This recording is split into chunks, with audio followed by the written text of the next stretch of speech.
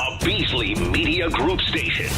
Official home of the Sixers, Flyers, Union, and the best Eagles talk in Philadelphia. 97.5, The Fanatic.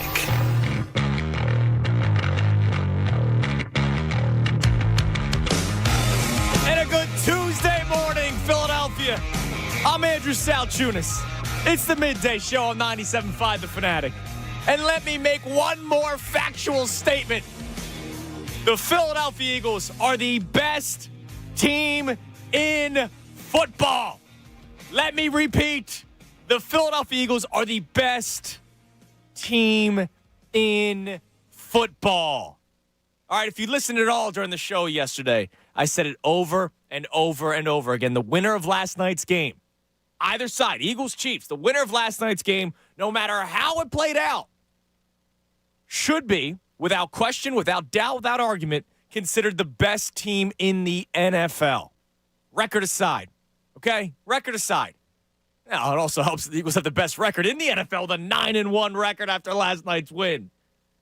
But without a doubt, the winner of last night's game should be considered the best team in the NFL. No doubt, no question, absolutely no argument whatsoever. And I didn't care how ugly it was going to be. I told you yesterday I didn't care if the final score was 3-0. You play the team in front of you, and the better team ends out winning. And that's what you saw again yesterday. 17-7 halftime deficit, 10-point deficit. We've seen that before between these two teams. Eagles down 10 points going into the half. The offense sputtering. The defense hanging on by a thread. And then the second half starts, and the Eagles shut out Patrick Mahomes, Travis Kelce, and Andy Reid in the second half of the game. 0 points, zilch, nada. Timely turnovers. I tweeted this out last night. I can't tell you if I ever saw a member of the Eagles defense do a Peanut Tillman punch-out of a football. You saw it yesterday from Bradley Roby against Travis Kelce, of all people. I knew that game was going to be ugly. That was going to be an absolute fight. It was the rematch of the Super Bowl. I know that Nick Sirianni said that game didn't mean any more than any other game. It's all bull. It's baloney, okay? That game meant something. I know he said after the game that he would have rather have won the Super Bowl than last night. Yeah, no duh. I understand that.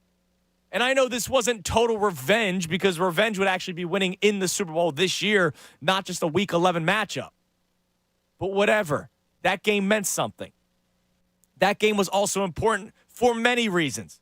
The Cowboys won again this past weekend. You're now 2 games up still in the NFC East. The Lions, they won over the weekend. You still have a full game lead over the Lions. And now you welcome a sputtering Bills team to town. You got the big matchup with the 49ers. You got the rematch against the Cowboys, this time in Dallas. And then you have Seattle. This gauntlet that we've been talking about, that we've been hoping for a 3-3 record or a 4-2 record. Some people went as crazy as saying 6-0. I still remember a call that said 6-0.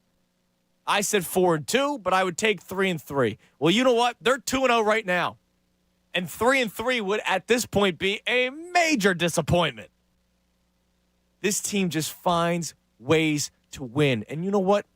Good teams find ways to win. The best teams find ways to win. The offense wasn't playing great the first half. The defense was.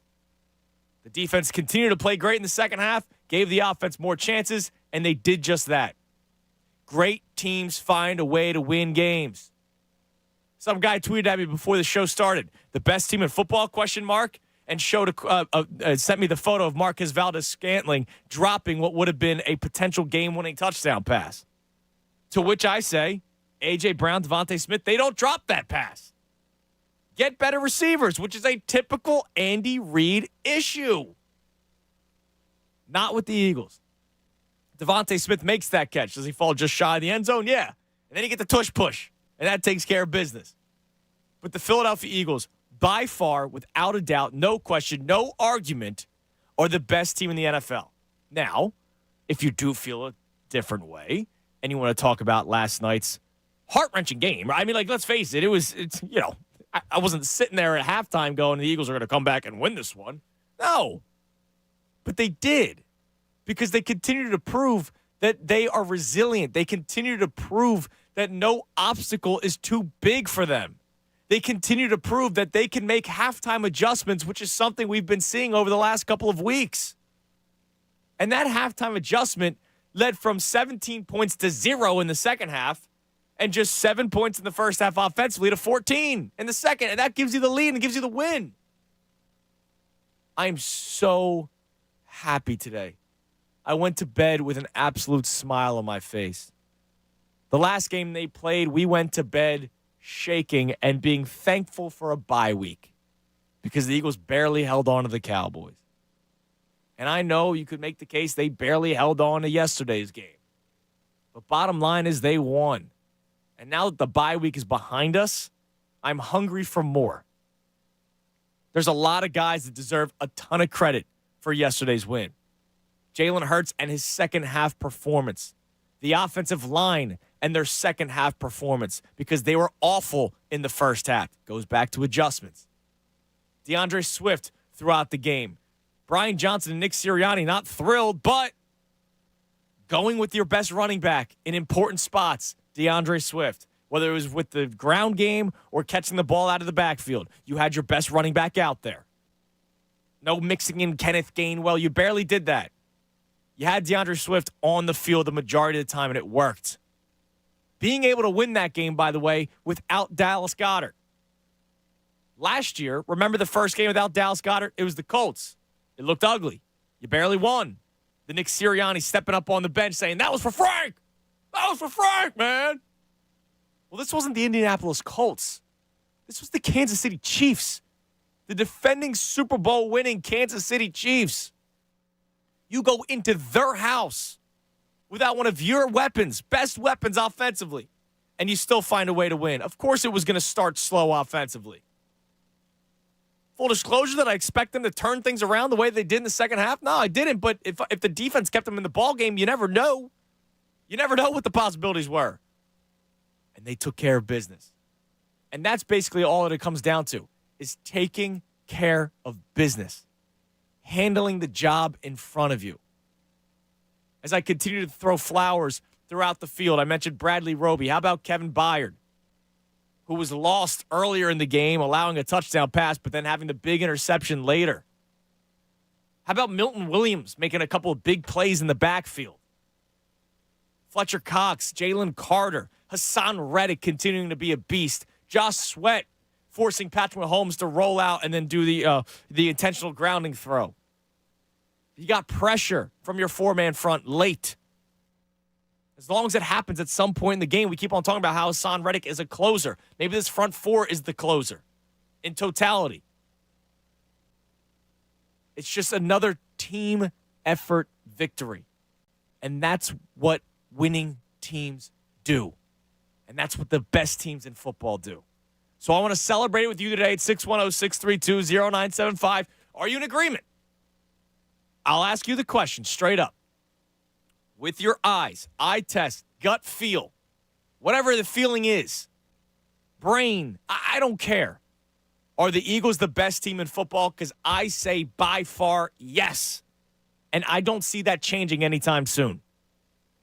I really don't. They just continue to find ways to win. That's what good football teams do. I'm going to react with you next at 610-632-0975. I'm also going to play some clips for you from last night. Jalen Hurts, immediately after the game, on the field with Lisa Salters. Jalen Hurts at the podium, and Nick Sirianni at the podium. And all three clips are a similar message, because I saw a lot of ugly win tweets yesterday. You know what? That doesn't matter, man. A win is a win, especially this late in the season, especially against a team like that, especially when you look behind you and you see the Lions right behind you, the Cowboys right behind you, the Niners right behind you. You have teams right behind you in the standings. You need to keep on piling up wins, and you're not piling up wins against the Jets and Giants and Commanders and, the Cardinals. No, you're piling up wins against the Dallas Cowboys and the Kansas City Chiefs. The Philadelphia Eagles, I will say it once again, are the best team in football. Do you agree? 610-632-0975. I'll get your calls, Ray's thoughts, and a lot more next right here on 97.5 The Fanatic. Fanatic Sports Update. A gutsy win for the Birds. I'm Ray Dunn. This update is brought to you by Boost Infinite. Switch to Boost Infinite wireless. Call 8555-BOOST. Visit boostinfinite.com or go to amazon.com and search for Boost iPhone 15. The Eagles won 21-17 over the Chiefs on Monday Night Football. Eagles trailed by 10 points at halftime and battled back for a big win on Monday night. The defense did not allow a single point in the second half, forcing 4 punts and a fumble in that second half. DeAndre Swift had a big night with over 100 yards from scrimmage and a touchdown. Devontae Smith also had a big game with 6 catches for 99 yards, including 1 to set up the go-ahead touchdown. Birds now 9-1, still holding the best record in the NFL, and of course, with that, the top seed in the NFC. The 76ers back in action tonight at home against the Cavaliers, trying to win their 3rd in a row. The game is another in-season tournament game. You catch the live call right here on 97.5 The Fanatic. In local men's college hoops action, St. Joe's took Kentucky to overtime at Rupp Arena before falling 96-88. LaSalle is at Cameron Indoor tonight to face 9th-ranked Duke. Keep it locked here for all the latest news and information. I'm Ray Dunn, the home for the Sixers, Flyers, and Union. 97.5 The Fanatic. The Philadelphia 76ers play here. Every game, home and away. We'll have the play-by-play tonight. Presented by Corona, official partner of the 76ers, the Phila Cerveza. This is the exclusive home for Sixers basketball. 97.5 The Fanatic. Texting privacy policy and terms and conditions posted at textplan.us. Texting enrolls for recurring automated text marketing messages. Message and data rates may apply. Reply stop, opt out. Go to nomoredraftywindows.com for full offer details. Attention all homeowners. Do you know when to replace your windows? Feeling too hot or cold? It's time to replace. Fog between the glass. Time to replace. Spending too much on expensive energy that literally goes out the window? It's definitely time to replace. If you've put off replacing windows in your home because it's too expensive, here's great news. You can now get a free in-home window consultation and free price quote from Renewal by Andersen, the company with the most 5-star reviews among leading full-service window replacement companies. And right now you can save $359 off every window and $887 off every door. Just text ENERGY to 200-300 for your free consultation on top quality affordable windows or patio doors for no dollars down, no payments, and no interest for a year. That's right, you don't pay a dime for an entire year. Plus save $359 off every window and $887 off every door. But hurry, these big dollar savings end this month. Text ENERGY to 200-300 right now. Text the word ENERGY to 200-300. Don't wait, text ENERGY to 200-300. Hey guys, Bob Cooney here. Imagine if your favorite casino came with an undo button. Well, guess what? You get that with FanDuel Casino's Play It Again. Get up to $1,000 back if you're down after your first day. Play your favorite table games and hundreds of slots for real cash. See why FanDuel Casino's the #1 rated online casino app? I've told you so many times how much fun it is to look at their daily and their weekly promotions. And when you play with a live dealer. And should you ever have any questions, the best in-class customer support team, they are there all the time. Sign up for FanDuel Casino with FanDuel.com/Bob today and play it again with up to $1,000 back if you're down after your first day. That's FanDuel.com/Bob. 21 plus and present in PA must not have previously placed any wager on FanDuel Sportsbook, FanDuel Casino, Betfair Casino, Mohegan Sun Casino, or Stardust Casino. Refund issued is non-withdrawable casino-only site credit that expires 7 days after receipt. Restrictions apply. See full terms at FanDuel.com/casino. Gambling problem? Call 1-800-GAMBLER or visit FanDuel.com/RG. To me, the most important word in the world is dignity. There are certain God-given rights to be fed, to have shelter, medicine, and clothing. When many of our clients come to us, they face the great risk of losing much of what they have. In some cases, losing everything. I'm John Morgan of Morgan & Morgan. In one instant, an accident, a natural disaster, or the intentional acts of others can threaten our dignity. Whether it's the loss of a paycheck, paying medical bills, enduring a life of pain and suffering, or a claim with your own insurance company, or a business dispute, and you can't afford to pay a lawyer by the hour, your dignity hangs in the balance. You only pay us if we recover for you. Let my firm fight for you, your family, and your dignity. Call us for a free consultation. Dial pound law on your cell phone. That's pound 529.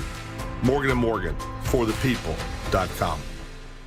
Hi, I'm Henry Winkler. My eyes are very important to me. My eyes connect me with things I love. I loved my late father-in-law dearly. He always lit up a room, but his vision dimmed with age. He had age-related macular degeneration, or AMD. And since partnering with Apellis, I've learned there's an advanced form of the disease called geographic atrophy, or GA. His struggle with vision loss made me want to help others know about GA's warning signs. For some, straight lines seem wavy, like when looking at a door frame. For others, blurry or missing spots can make it hard to read or see loved ones' faces. Many have trouble seeing in low light, making driving at night difficult. GA gets worse over time and cannot be reversed. If you've been diagnosed with AMD and notice vision changes, don't wait. Talk to your eye doctor about GA today. Learn more at GAWon'tWait.com. That's GAWon'tWait.com. In the world of Counter-Strike esports, no team matters more than G2 esports. Not only does G2 have the most popular players in the world, but they've also won 3 massive tournaments within the last 2 years. This causes fans to scratch their heads this week as G2 just announced the benching of their player Justin JKS Savage. Will this change lead to G2 losing their dominance in the new era of Counter-Strike? The latest esports and gaming news. Find it online at checkpointxp.com.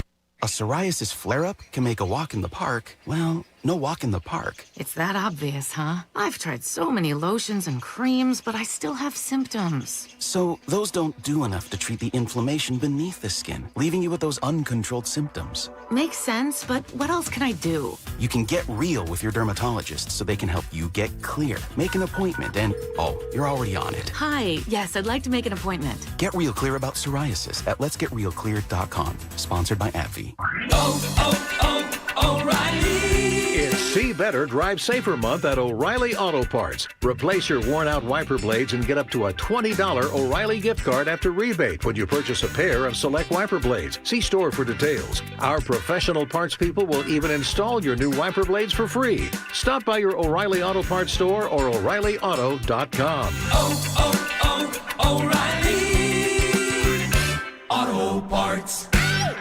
Amazon's got the best deals on Black Friday. Oh, the best deals are on Cyber Monday. Friday comes first when it comes to saving. Monday's worth the wait for what you've been craving. Deals so good it'll feel like stealing. Real cool message, could you make it less appealing? What's with the beef? You can get that too. Why don't you call us? What's triggering you? Whichever day you're shopping on, you'll save a bunch at Amazon. On Black Friday, Cyber Monday too. Ricky Bowe here for Alpha Men's Center. Did you know that most men over age 50 have ED? Over 60%. Don't let that number get you down because Alpha Men's Center has a 96% success rate treating ED. Yes, 96%. Right now, your first consultation is only $99, which includes the visit, blood work, and test dose. Schedule yours today at alphamencenter.com or call 484-685-1235. Get off the sidelines and back in the game with Alpha Men's Center. Comcast Business is introducing the Small Business Bonus. For a limited time, you can get up to a $1,000 prepaid card with a qualifying gig bundle when you switch to Comcast Business, the company with the largest, fastest, reliable network. Don't wait. Call or go online to learn about the $1,000 bonus today. Comcast Business, powering possibilities. Ends 12/5/2023. New customers with Gigabit Extra Internet, Security Edge, One Voice Mobility Line, and Connection Pro or Wi-Fi Pro with 2-year agreement. Other restrictions apply. Call or go online for details. Philly sports fans, the energy of the city. 97.5, The Fanatic.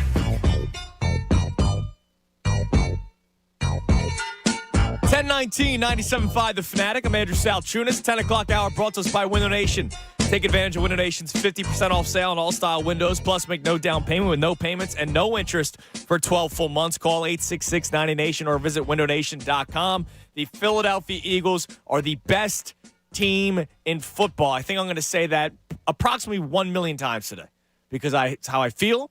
It's to me, it's fact.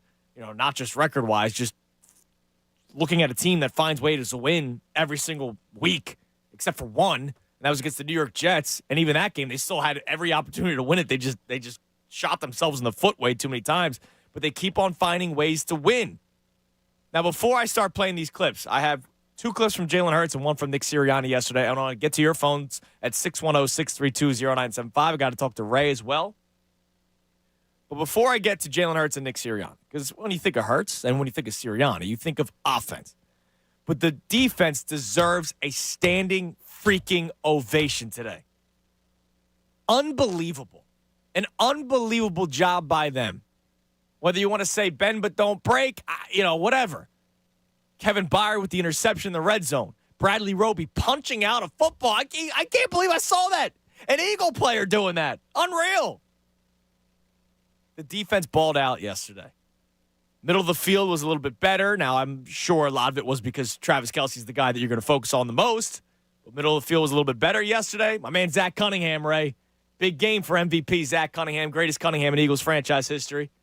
But probably the biggest moment, the biggest turnaround, or a couple of moments to lead to the turnaround for the game yesterday. The Eagles come out in the second half with 2 more terrible drives. And now we're all sitting there going, uh-oh. What is Brian Johnson cooking here? Why is he cooking with mold? What's going on here, man? Two punts to start the second half for the Eagles. But 2 punts to start the second half for the Chiefs. The Eagles defense forced 2 punts for the Chiefs after the Chiefs defense forced 2 punts for the Eagles. And then the Eagles on that third drive to start the second half finally score a touchdown. And they get it in the end zone. And they make it 17-14. Who knows, man? If the Chiefs just score 1 touchdown out of those first 2 drives to start the second half. Just 1. It's a totally different ballgame in which the Eagles probably lose. Because of the way the game was played out, 17-14, now you could stick with the run game. You could stick with the short passing game. You don't have to take shots downfield in an ugly weather game. Because let's face it, if you're down 3 scores in the second half in a rainy, cold, miserable Arrowhead Stadium, you just start taking shots downfield. And between the pass rush for the Chiefs in the first half, the weather, Hurts not having much time, Hurts rolling to his right a lot, it didn't seem like that would be something that would have worked for the Eagles. But thank God for that defensive performance for the Eagles yesterday. All right, let's start with Jalen Hurts. Clip number 1 for you. This was Jalen Hurts right after the game on with ESPN, with Lisa Salters. And the reason why I want to play this is because there was a lot of notion on social media yesterday that it was oh, man, what an ugly win. Well, a win's a win in the NFL. Jalen Hurts talks about it. This is a very competitive game, man. 2 really good teams going at it in a hostile environment. We showed up when it matters the most, man. That's a complete team win, a complete team effort. Sloppy weather. We found a way. I don't even know what to say, I love it. When she first asked the question, you can't hear it. It's not audible, but I was watching it it's right after the game ended. He basically almost laughed. He was smiling because he knew that was not a great game. But like you just heard him say it, hostile environment against a very, very good football team. Obviously the team that just won the Super Bowl a mere 9 months ago. And a rainy, ugly game. Now here's Hurts at the podium. Now that he had some time to actually think about it, he gives a little bit more of an answer here. I don't think we played clean tonight. I don't think we played to our standard, nowhere near our standard. But I think the thing that you can't test or quantify is the resilience that a team has and the ability to persevere and see through things and overcome things. And this team has that. We've yet to put up a performance to our standard, but, we continue to find ways to win. And when you win games like we've won games, that builds a ton of character. We're kind of in, character development mode with the games we've played and how we've won. And it'll only serve us great things in the future. Resilient. That's the word of the season. You know how the best show ever does the word of the day? The word of the season for the Eagles is resilient. Because it doesn't matter how the game's being played out. It doesn't matter if the Eagles' offense is playing poorly, the defense got them. Vice versa. Special teams. To start the season, Jake Elliott was your team MVP. Yesterday, good punts by Braden Mann. The coverage not so great. Kadarius Toney all of a sudden looks like a player against the Eagles. Just against no other team. Just against the Eagles. But then Britton Covey, a couple of big returns in that second half to set up, good field position for the Eagles. One area of the game might be lacking at times for the Eagles. The other 2 are going to pick them up, and that's why they're 9-1. Here's Nick Sirianni talking about it after the game as well. It really showed itself tonight how together we were.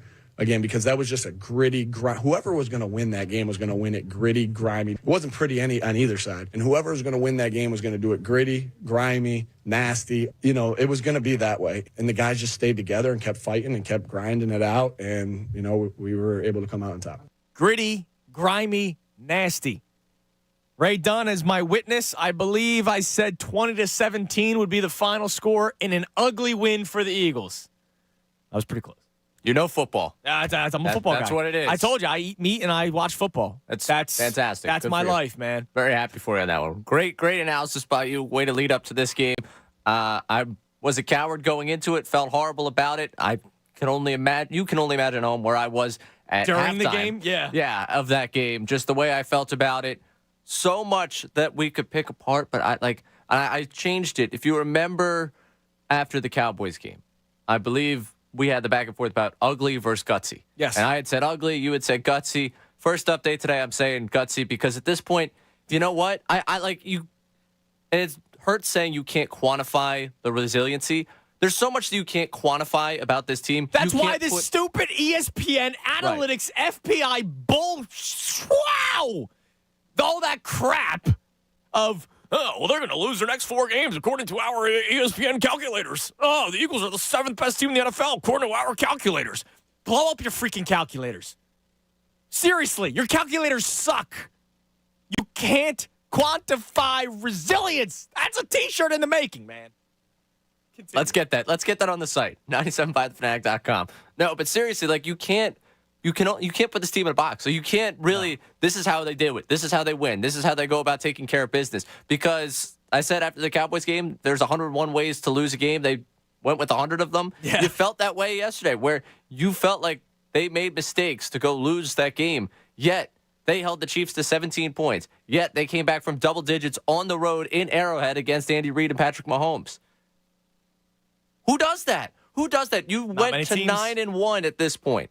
You went to 9-1, and no matter how those 9 games have looked, you've won them. And you've put yourself in the driver's seat to go get the top seed in the NFC and put yourself in position now to where we're talking about the end goal of this season. Obviously, it was the Super Bowl or, whatever you can get out of the season. Your end goal is still very much attainable, and you're in a better spot than I would have anticipated before the season. I thought you probably have 3 losses at this point. You only have 1. You have 1 loss. You have 1 loss. You just went and beat the team that beat you in the Super Bowl. And I'm sure 2 of those 3 losses are last night and how it looked like it was going to go against the Cowboys toward the end. Am I correct? Yeah. Well, they keep on winning football games, and they're 9-1. They find ways to win, and that's what the best teams in football do year in and year out, and they continue to do that last night. Now, I do think the best thing for my mentality, Ray, is that I am always watching from behind. I'm not living in the live with you guys because I make the trip home from pregame and I watch on delay and I fast forward through the commercials. So I don't really have time to sit there and stew over the bad things that are going on. Oh, I did. And that's the thing, though. Like, by the time the game ends, all of that erased for me. All of that went away. Like, there are things that when we end up, we got 4 hours here to talk about. We'll get into some of the things we didn't like. But I can't come on here today and be upset, think that they're not as good as we think they are. Like, oh, here's that flaw, here's that. Because every time they show you something that they don't do well, they correct it. And it's not that they correct it and make the mistake, like they correct the mistake, but they find a way to compensate for what they didn't do well and go out there and take care of business. Dude, Jalen Hurts yesterday threw 150 yards in the air, okay? At one point in the third quarter, I took note of it. At one point in the third quarter, ESPN showed a graphic of Patrick Mahomes on third downs. And it was like 6 of 8, 60 yards, something like that. This was just on third downs. Jalen Hurts had thrown for 59 yards at that point in the third quarter. This is their start to second half, something like that. Or late second quarter, start to second half, whatever it was.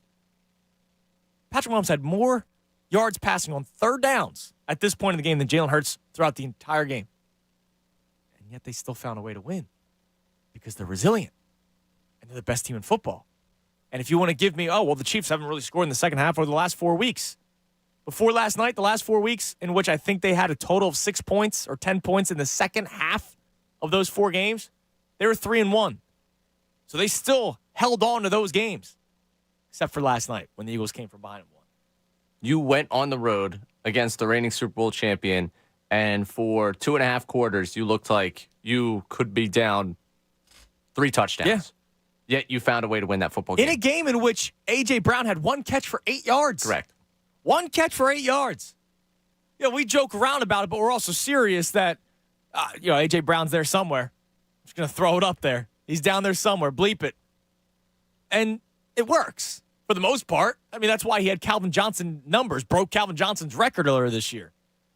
Yesterday, they did a tremendous job. L'Jarius Sneed, the cornerback for the Chiefs, did a tremendous job locking up A.J. Brown. You had Devontae Smith, 6 catches, 99 yards. DeAndre Swift, second half, catching the ball out of the backfield, 3 catches for 31 yards. And then the ground game the rest of the way. Grimy, gritty, gutsy win, ugly win, whatever you want to call it. A win is a win, especially against the Kansas City Chiefs in Arrowhead Stadium this late in the season, coming off of a bye in which Andy Reid is historically good at. Coming off the bye with teams right behind you in the conference, right behind you in the NFC East, and yet you continue to pile up wins. 610-632-0975. Let's go to the phone. Celebrate the victory from last night. Let's go to Mike and Voorhees. Mike, you're on the Fanatic. Hey, guys. Good morning. What's up, Mike? Nothing. In the car going to work. Got to touch on last night. Everybody that's off the rack with this, it wasn't pretty. Down 10. Going into the second half. Reigning champs. On the road. Miserable weather. That is a huge character win. Absolutely. Huge character win last night. And it just shows you that it doesn't matter how the game is looking or who isn't playing well. They find a way to come back and win. Exactly. And this isn't college where we're going to drop in a pool because we didn't win pretty. Right, exactly. You're still on top in the standings. You're on top of the NFC East. You're on top of the NFC. You're on top of the NFL with your 9-1 record. You're spot on, Mike. Exactly. And, again, I like that we mixed DeAndre Swift in last night. That was huge. And look what happened. Smitty, 6 for 99. Okay. Their game plan had to be, we're not going to let A.J. beat us. And he didn't. That's a better defense than they had last year as far as I'm concerned. Oh, absolutely. Oh, yeah, absolutely. You know, and I just wanted to touch real quick. I'm not a baseball aficionado.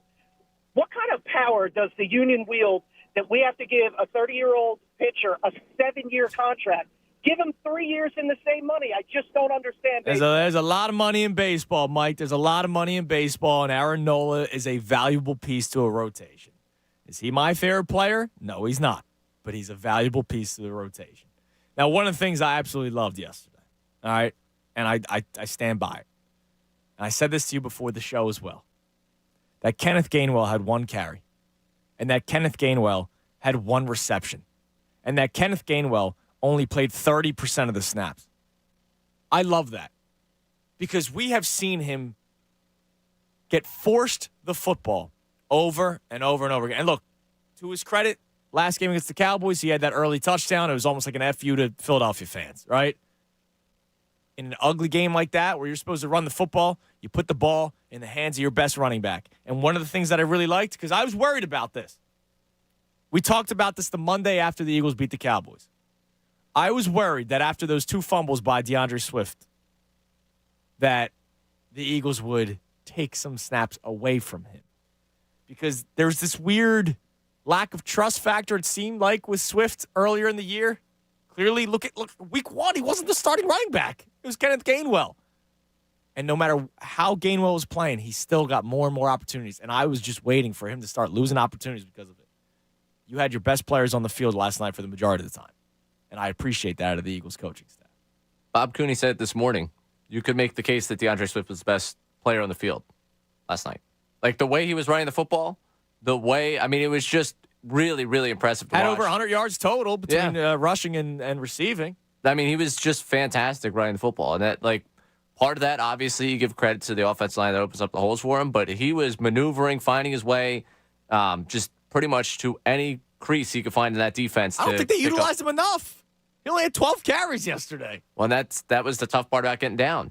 Like that to me, because I think he only has 4 second-half carries, if I'm correct. And the 3 receptions, I think, were second half. But yeah, he doesn't get the ball enough in that situation because you fall behind. That was the one thing when they go down 17-7 that you become terrified with, especially after you punt that first series coming back to start the second half.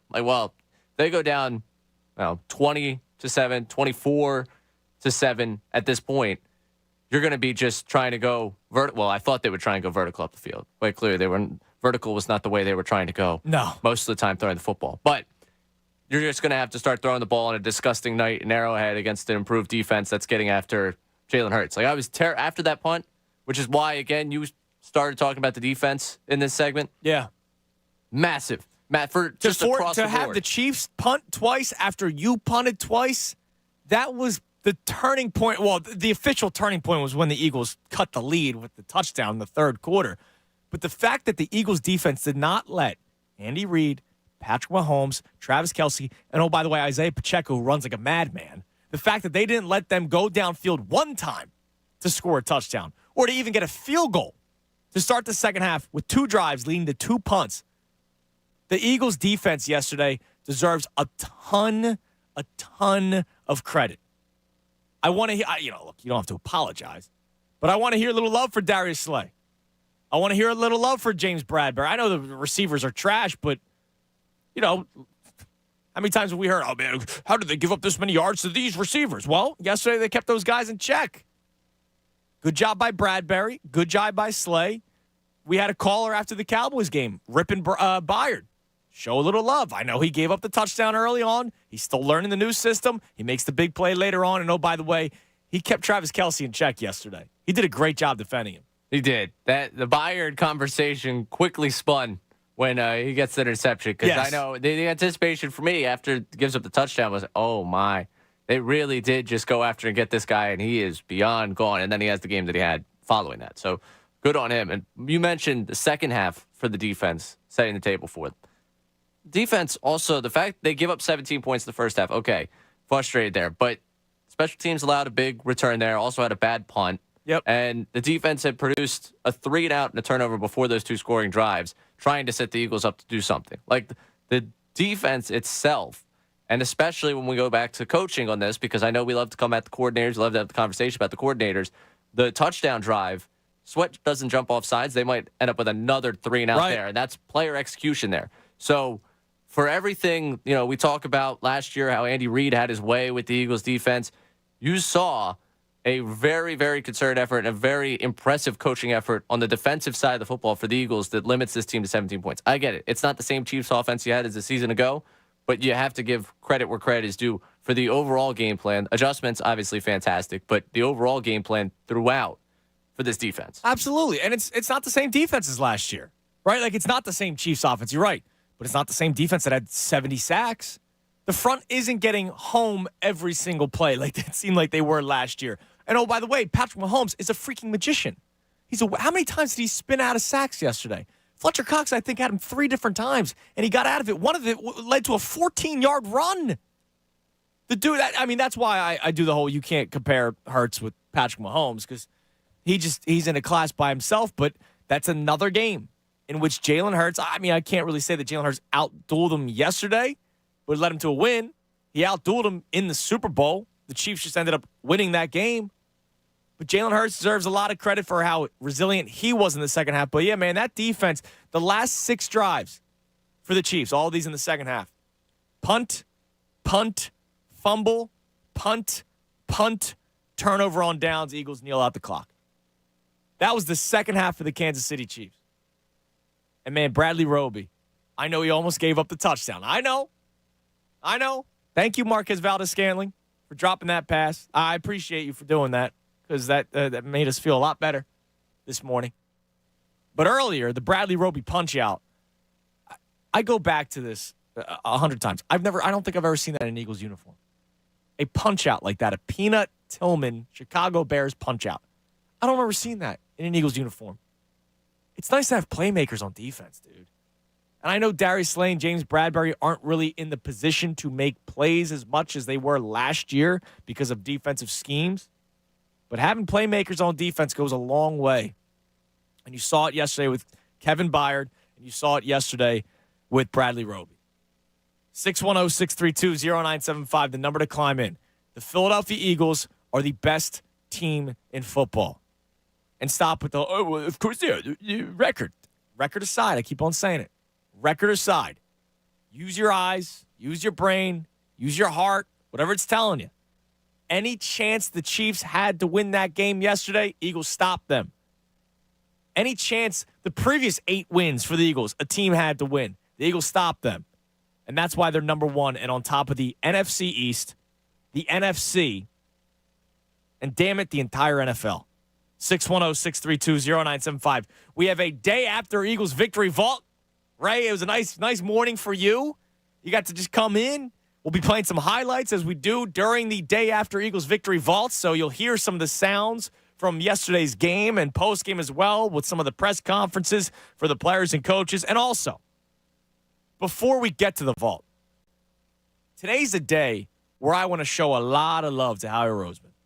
And if you don't know why, I will explain why next, because he had his fingerprints all over the game last night.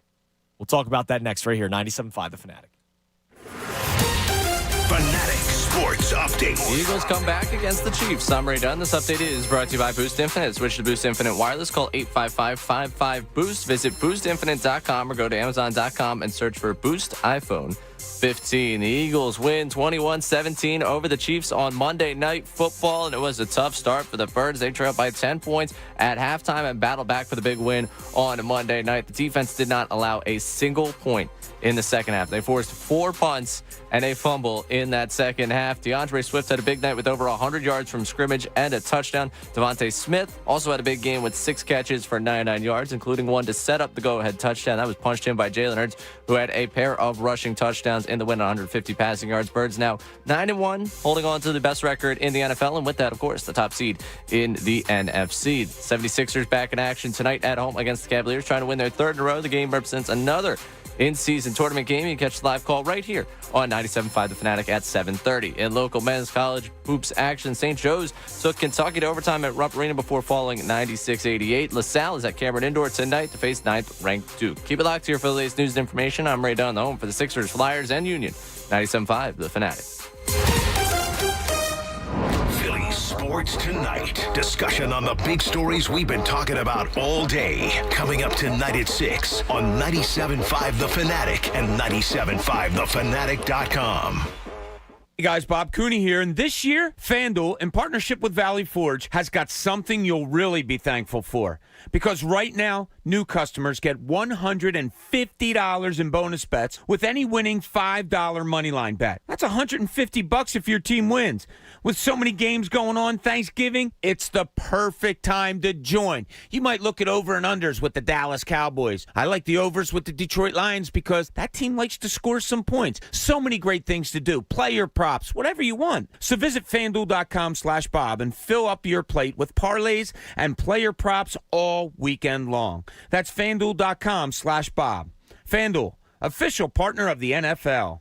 21 plus and present in PA. First online real money wager only. $5 pregame moneyline wager required. $10 first deposit required. Bonus issued as non-withdrawable bonus bets that expire 7 days after receipt. See terms at sportsbook.fanduel.com. Gambling problem? Call 1-800-GAMBLER. Texting enrolls you in a recurring automated marketing text messages. Consent not required to purchase. Message and data rates may apply.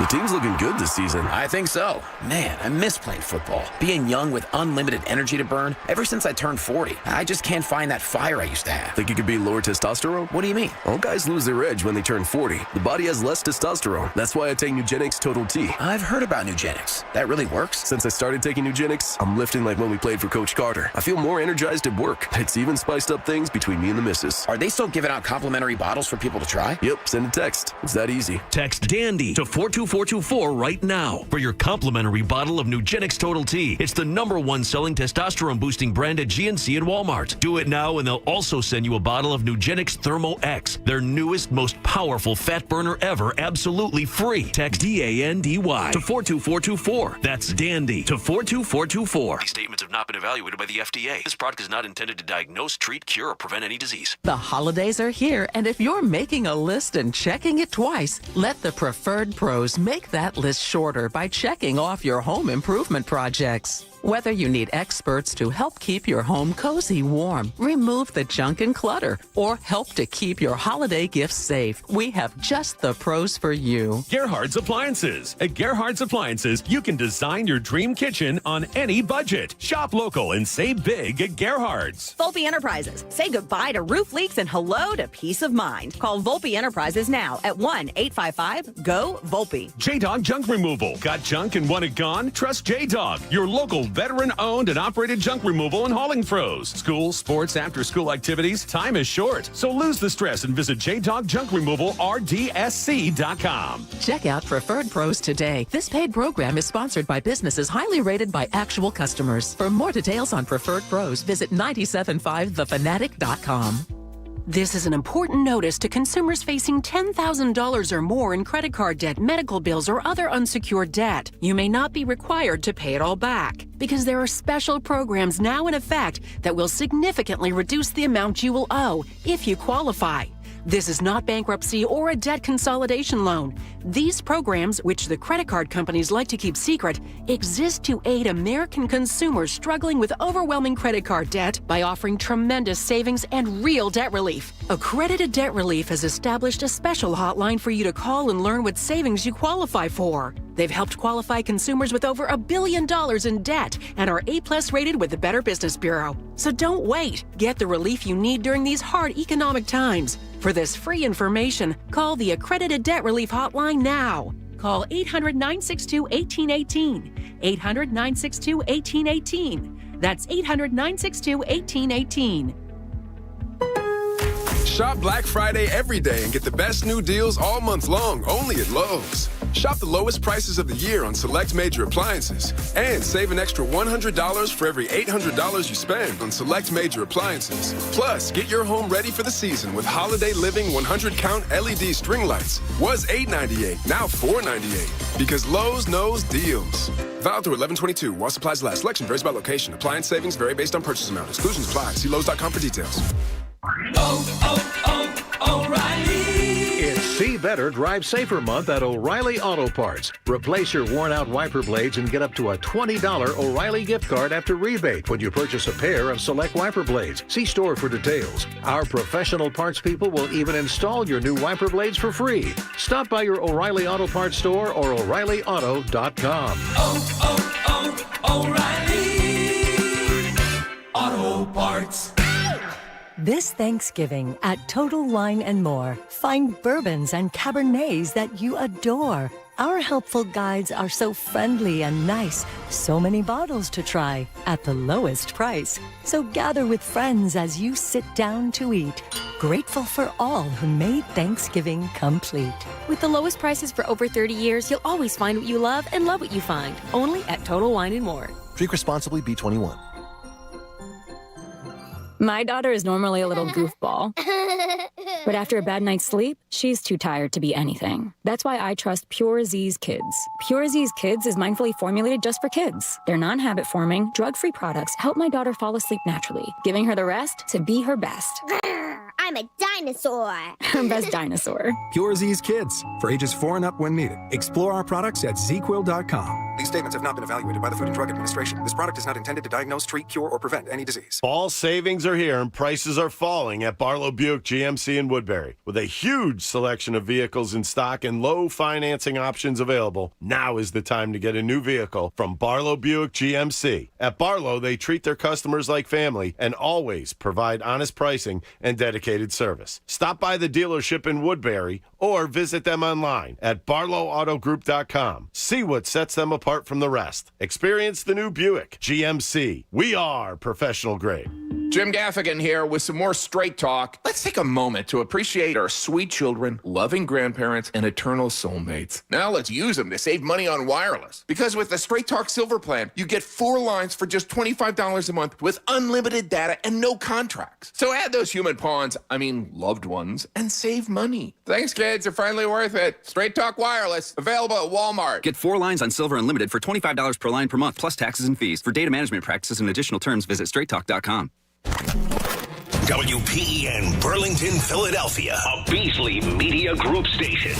Official home of the Sixers, Flyers, Union, and the best Eagles talk in Philadelphia. 97.5, The Fanatic.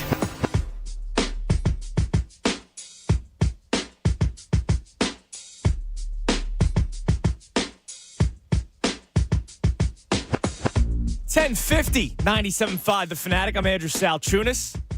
We got the Vault coming up in 10 minutes. An Eagles victory Vault. It's weird. It's Tuesday because Eagles played Monday Night Football, so it's Tuesday. This is a great week, man. It's a great week because we got Thanksgiving in 2 days. So, off for the holidays. We'll have football all day on Thursday.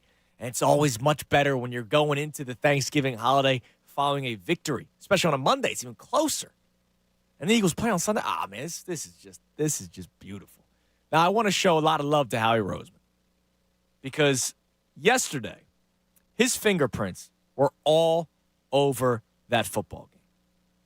And here's what I mean. Forget the Jalen Hurts and the offensive line and keeping that intact and all that kind of stuff. I mean the little moves. The little moves that Howie Roseman made that came up so big yesterday. Start on offense. DeAndre Swift making that trade. Something that Howie Roseman seems to do every year the last couple of years. A trade for a guy that's on an expiring contract. Now, this actually goes back to when they traded for Jordan Howard. Remember when Jordan Howard was on the Chicago Bears? They traded, I think, the second-round pick for him. A guy that was on an expiring contract, and he provided you a lot of yards on the ground. LeGarrette Blount, J.J., these trades in the middle of the season. DeAndre Swift, right when the Lions draft Jahmyr Gibbs, you're going, all right, so what are they going to do with DeAndre Swift? And Howie Roseman strikes and goes, here, I'll give you like a mid-round pick for him. And he's now your lead back. Howie Roseman has his fingerprints there. How about defensively? Man, we need safety help. Goes back to last year. Man, the Eagles' interior defensive line, they need help. Fletcher Cox out there playing 80, 90% of the snaps, and he's getting up there in age. They need help. So he goes out and gets Ndamukong Suh and Linval Joseph. This year, man, they need safeties because it's not working with Reed Blankenship and Terrell Edmonds, or Reed Blankenship and Justin Evans, or Reed Blankenship and Sidney Brown. Oh, let me trade for a former All-Pro safety in Kevin Byard. And oh, by the way, he's going to start alongside Reed Blankenship, who was an undrafted free agent. We need linebacker depth. Linebacker depth will be at a premium, but I'm not going to spend too much money on it. So I'm just going to go out there and get a guy who is a professional tackler. Might not be the best coverage linebacker there is, but a guy who's a professional tackler. Something that you just need. Something that T.J. Edwards was last year. He goes out there and gets Zach Cunningham during the offseason. Nicholas Moreau. Man, we need a slot corner. Vontae Maddox goes down again. We need a slot corner. All these young guys that were trying out there, it's not working. He goes out there and gets Bradley Roby. It doesn't matter the situation. This is why Howie Roseman should be celebrated. And look, this is coming from a guy who is a former Fire Howie dude, right? I was all about it. Get rid of Howie Roseman. Rightfully so. He got, I think, full of himself and made a lot of bad decisions and fell into the smallest man in the room syndrome, or smartest man in the room syndrome, sorry. Kind of fell into that mold. Now he's not overthinking things. Oh, I need an interior defensive lineman? Oh, let me get Ndamukong Suh. Oh, I need a running back? Well, let me think about this one. Okay, I could get like Ezekiel Elliott, who's cooked. Or I could trade for the guy, a mid-round pick, which won't really matter because our Super Bowl window is open right now, for a guy who's a lead back on this team, in DeAndre Swift. Howie Roseman, Ray, deserves a ton of credit just for last night's game. Oh, he certainly does. I mean, you're talking about the two biggest plays, and you mentioned in the last segment, two biggest plays you got defensively. Byard, Roby. There you go. Who are we talking about being the best player on the field? Swift. Like, all those guys brought in here by great moves on his part. You know, Byard, I understand. I saw the Robert Quinn comparisons when he gave up the touchdown. People were ready to say, oh, here's a bust of a midseason move by Howie, and Byard ends up having himself a fantastic game. Roby, we've been sitting here pining for Bradley Roby, which sounds incredibly weird for a guy so weird that we saw for like a half of football and then was out, and we didn't know if there was much left there. And yeah, maybe the conversation, well, not maybe. Conversation's certainly different if they have a competent wide receiver going down the field there on Bradley Roby at the end of the game. Yeah. But he made the big play for the fumble and was able to put you in a good position there and has been serviceable in terms of just really, really playing that slot corner position like he knows what he's doing. And that's no disrespect to the other guys. It's just brand new for them. No, it's just being a professional, which is why I go back to the Cunningham thing. Like, I joke around with the whole best Cunningham in Eagles franchise history. I texted you last night. MVP Zach Cunningham, question mark? he's just a professional middle linebacker, right? Which is something that Nakobe Dean, I hope, gets to one day. He's still very young. We talked about this yesterday during the pregame show. You know, we all have high hopes for Nakobe Dean because he's from that Georgia Bulldogs all-time defense in college football history and was the leader of that defense when you still had names like Jordan Davis and Jalen Carter on. He was the leader of that defense. He was the signal caller on that defense. We were all excited for him. He didn't get much playing time last year because he was a rookie. He was hurt when he first got drafted. Remember, allegedly, TJ Edwards was on the final year of his deal and had been a very sneaky good player for the Eagles the last couple of seasons. So he was your every down linebacker.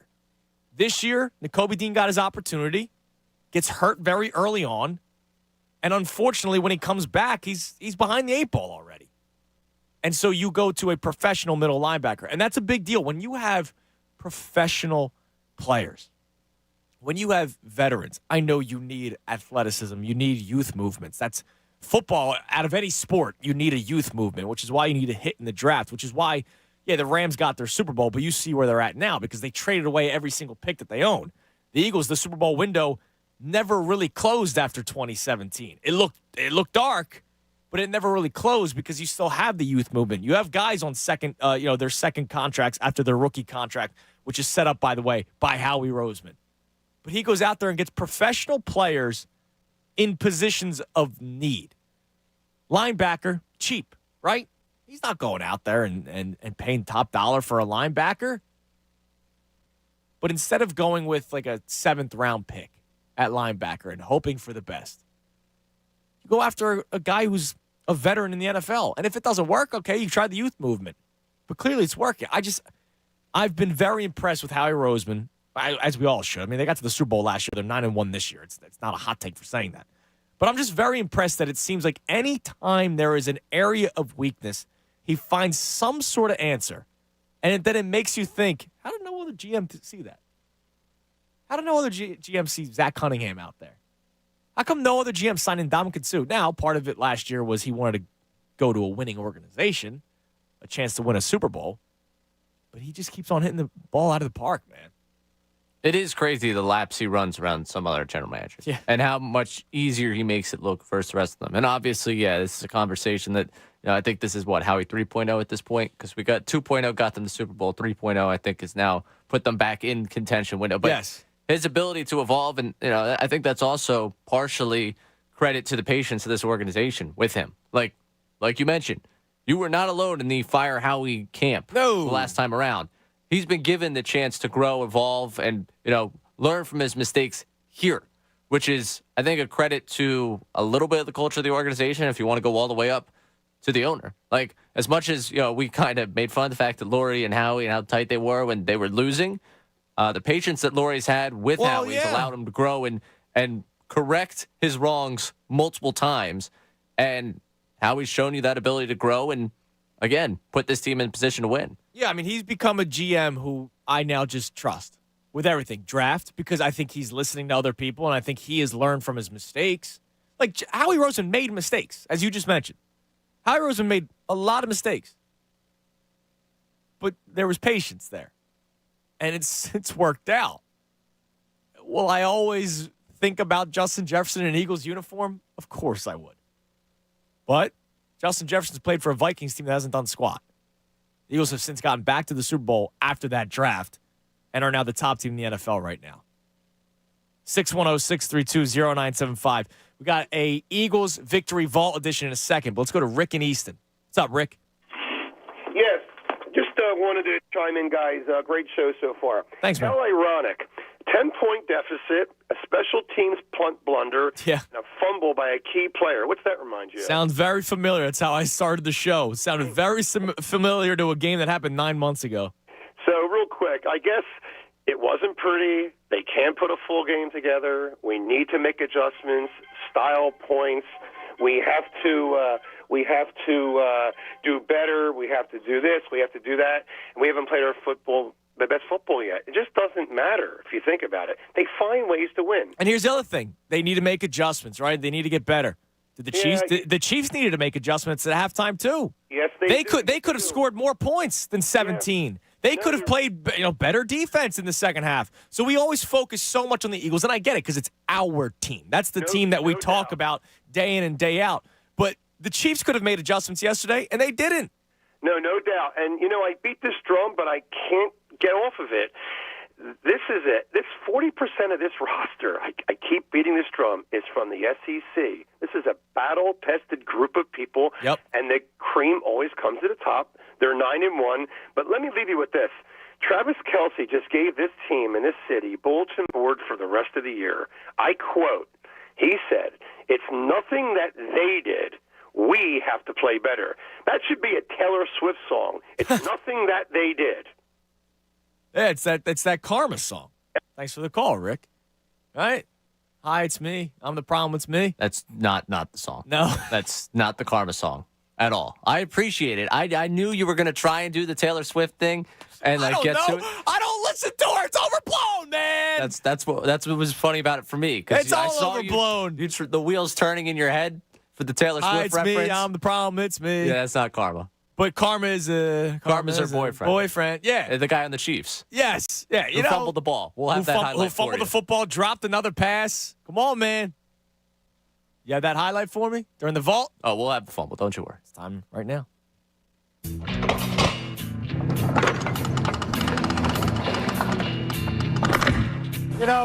When we began opening this vault nearly 2 hours ago, we had no real idea what we'd find inside.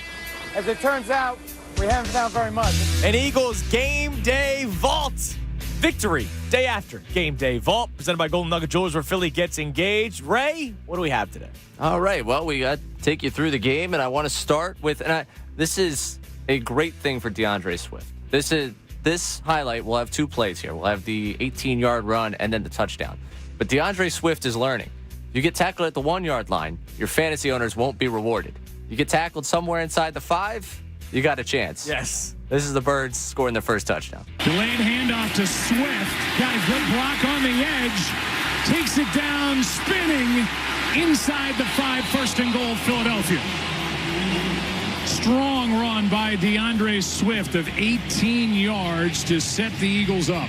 Well, do you think Jason Kelce's done yet? I mean, watch this block. And left tackle Jordan Mailata, the job that he does, he leads it, and then Kelce's right up in the hole. And what a great block that he has right up on the safety, Justin Reed. Excellent execution. Here is Swift again to the edge. What an answer by Philly. Touchdown Eagles. You're so right. It's so hard to bet the anytime touchdown bet on the Eagles because Devontae Smith could fall 1 yard short, and they're not throwing a fade to Devontae the next play. No, it's going to be a Jalen Hurts tush push after that. Jason Kelce, second half, played very well.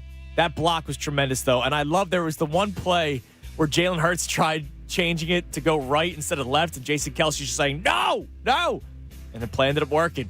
Listen to the vet, Jason Kelce. He knows. And yeah, they were giving him his love throughout the game, and rightfully so. I mean, well, that's because Tay wasn't there, so they couldn't talk so much Taylor and Travis. Yeah, but they had to talk more Jason. And Jason gave them good reason to for a number of times. Yeah. Now, someone that we had good reason to talk about, we've already given him his flowers so far through the show, and I'm sure we'll continue to do that, is Kevin Byard, because Hurts throws the ugly interception with the miscommunication with A.J. Brown.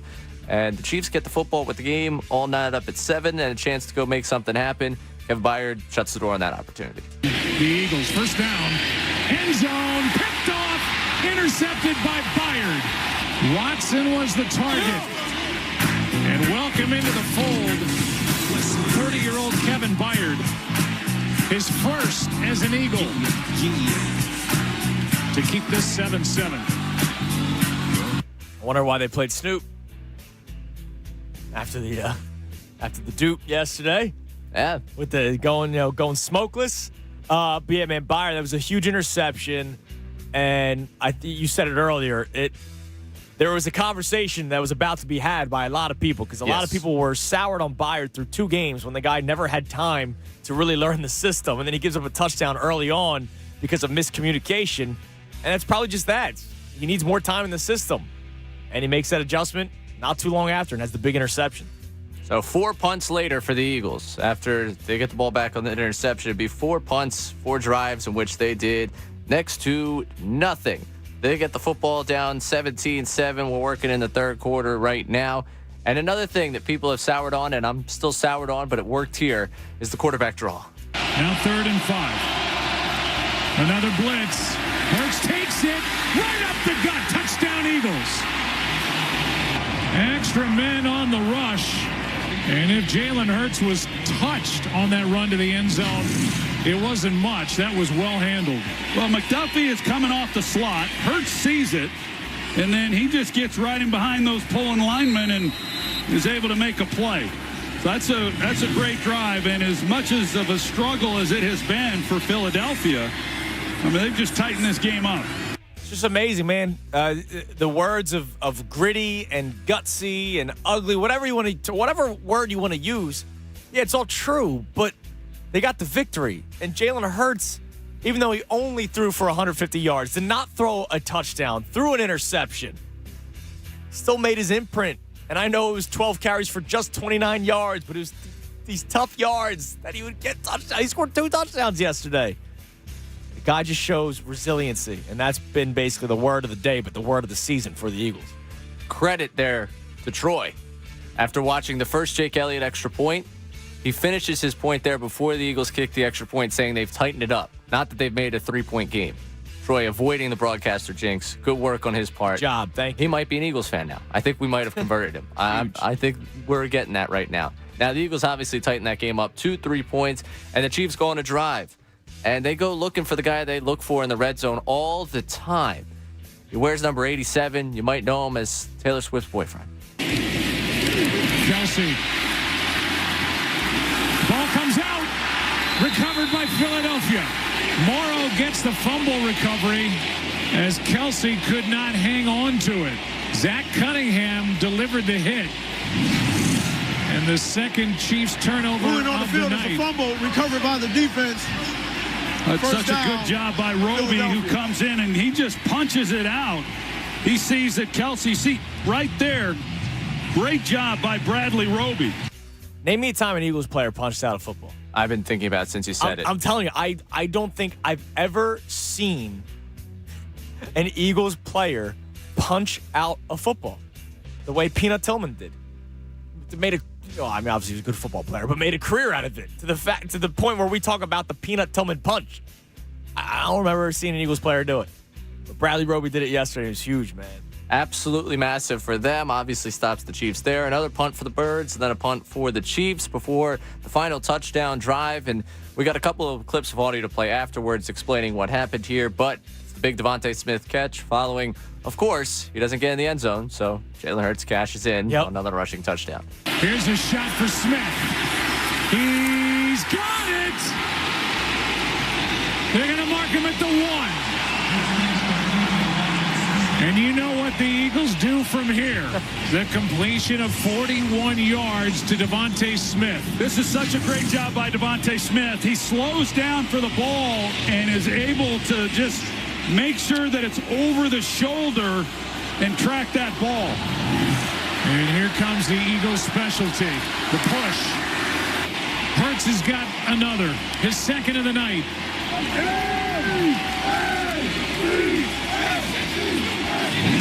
And the Eagles are on top. I love how Joe Buck knew as they were going up to the line of scrimmage what was coming next, and it was the tush push. And I saw a tweet last night.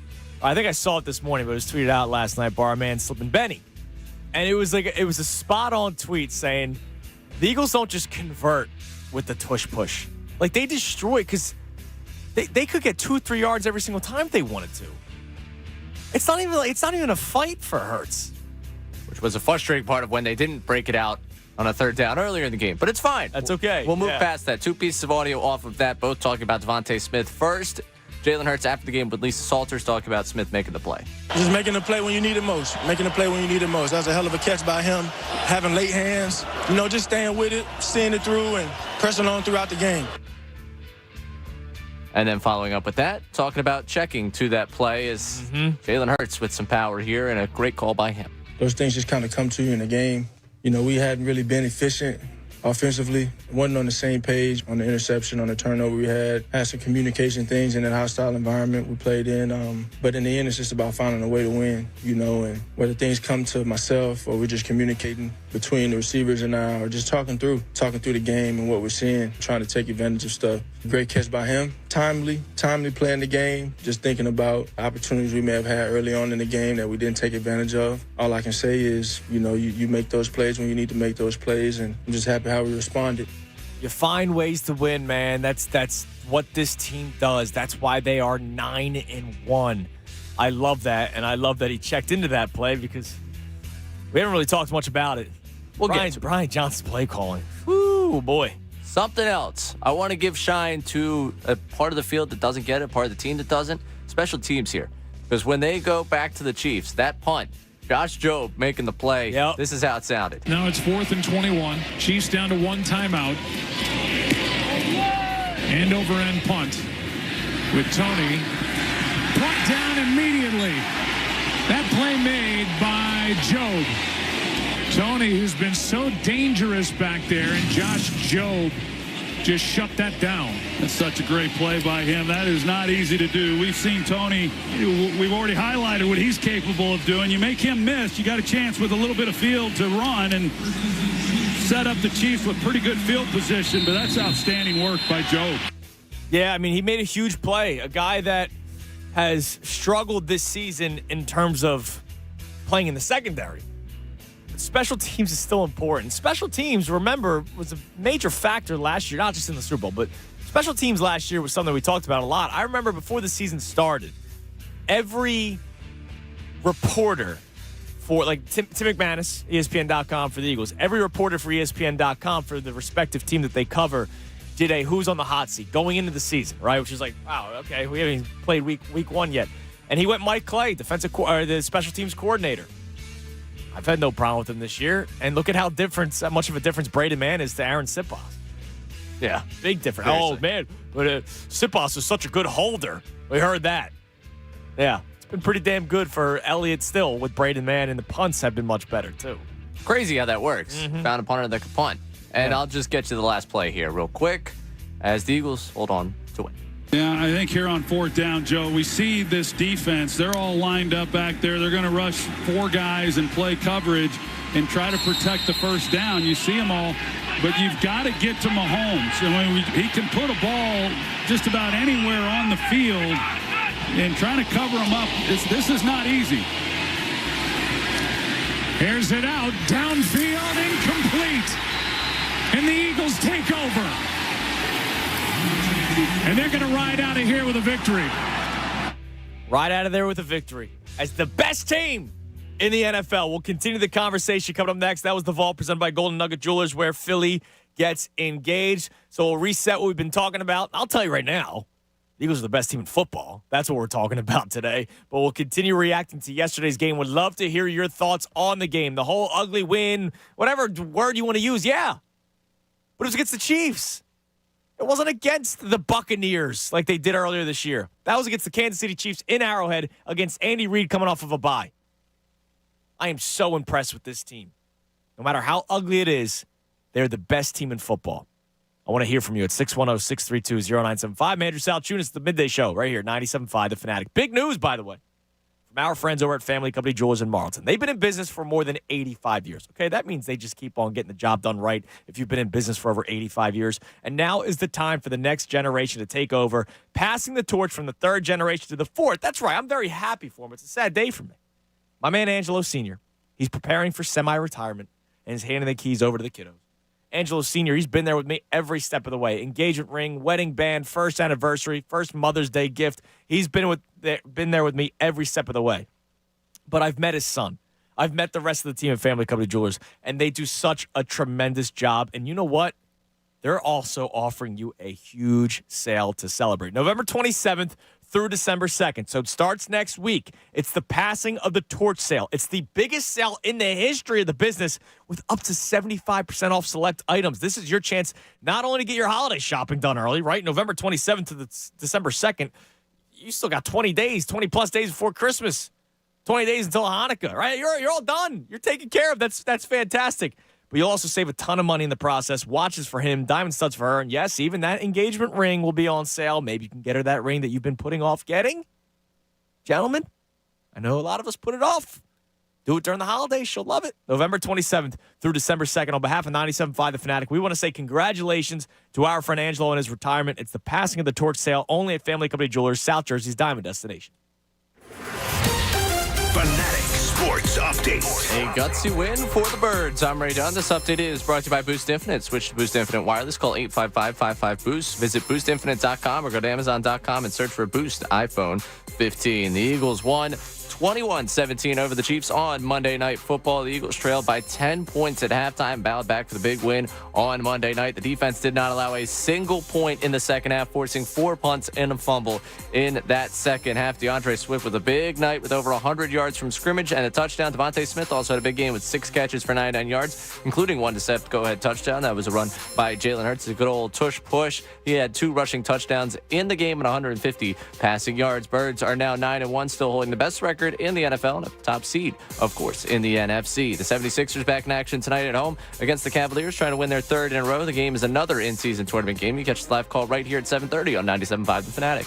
In local men's college hoops action, St. Joe's took Kentucky to overtime at Rupp Arena before falling 96-88. LaSalle is at Cameron Indoor tonight to face 9th-ranked Duke. Keep it locked here for all the latest news and information. I'm Ray Down, the home for the Sixers, Flyers, and Union. 97.5 The Fanatic. The Philadelphia 76ers play here. Every game home and away. We'll have the play-by-play tonight. Presented by Corona, official partner of the 76ers, the Phila Cerveza. This is the exclusive home for Sixers basketball. 97.5 The Fanatic. This week's Pro to Watch is brought to you by Bradford White. Bradford White water heaters. You know, they're built to be the best. This week's Pro to Watch is not a Philly athlete, but he could become a Philly fan favorite by Sunday night. The way he turns the ball over, the way he makes bad decisions. I'm talking about Bills quarterback Josh Allen. But don't get it wrong. He's extremely dangerous, too. You know he's got a great arm, and you know they're going to be a desperate team coming into the link. So just think of it this way. You want Josh Allen to have a really bad day. You want him to become our fan favorite. Bradford White water heaters have always been built to be the best, loaded with innovative features that separate them from the rest. And now, Bradford White tank-style water heaters give you additional peace of mind with Microban antimicrobial protection. How you heat your water matters, so don't settle for anything less than the proven performance of a Bradford White, the only water heaters with Microban antimicrobial technology. Visit BradfordWhite.com to learn more and to find an installation pro near you. Texting privacy policy and terms and conditions posted at textplan.us. Texting enrolls for recurring automated text marketing messages. Message and data rates may apply. Reply stopped, opt out. Go to nomoredraftywindows.com for full offer details. Attention all homeowners. Do you know when to replace your windows? Feeling too hot or cold? It's time to replace. Fog between the glass. Time to replace. Spending too much on expensive energy that literally goes out the window? It's definitely time to replace. If you've put off replacing windows in your home because it's too expensive, here's great news. You can now get a free in-home window consultation and free price quote from Renewal by Andersen, the company with the most 5-star reviews among leading full-service window replacement companies. And right now you can save $359 off every window and $887 off every door. Just text ENERGY to 200-300 for your free consultation on top quality affordable windows or patio doors for no dollars down, no payments, and no interest for a year. That's right, you don't pay a dime for an entire year. Plus save $359 off every window and $887 off every door. But hurry, these big dollar savings end this month. Text ENERGY to 200-300 right now. Text the word ENERGY to 200-300. Don't wait, text ENERGY to 200-300. This Thanksgiving at Total Wine & More, find bourbons and Cabernets that you adore. Our helpful guides are so friendly and nice. So many bottles to try at the lowest price. So gather with friends as you sit down to eat. Grateful for all who made Thanksgiving complete. With the lowest prices for over 30 years, you'll always find what you love and love what you find. Only at Total Wine & More. Drink responsibly, B21.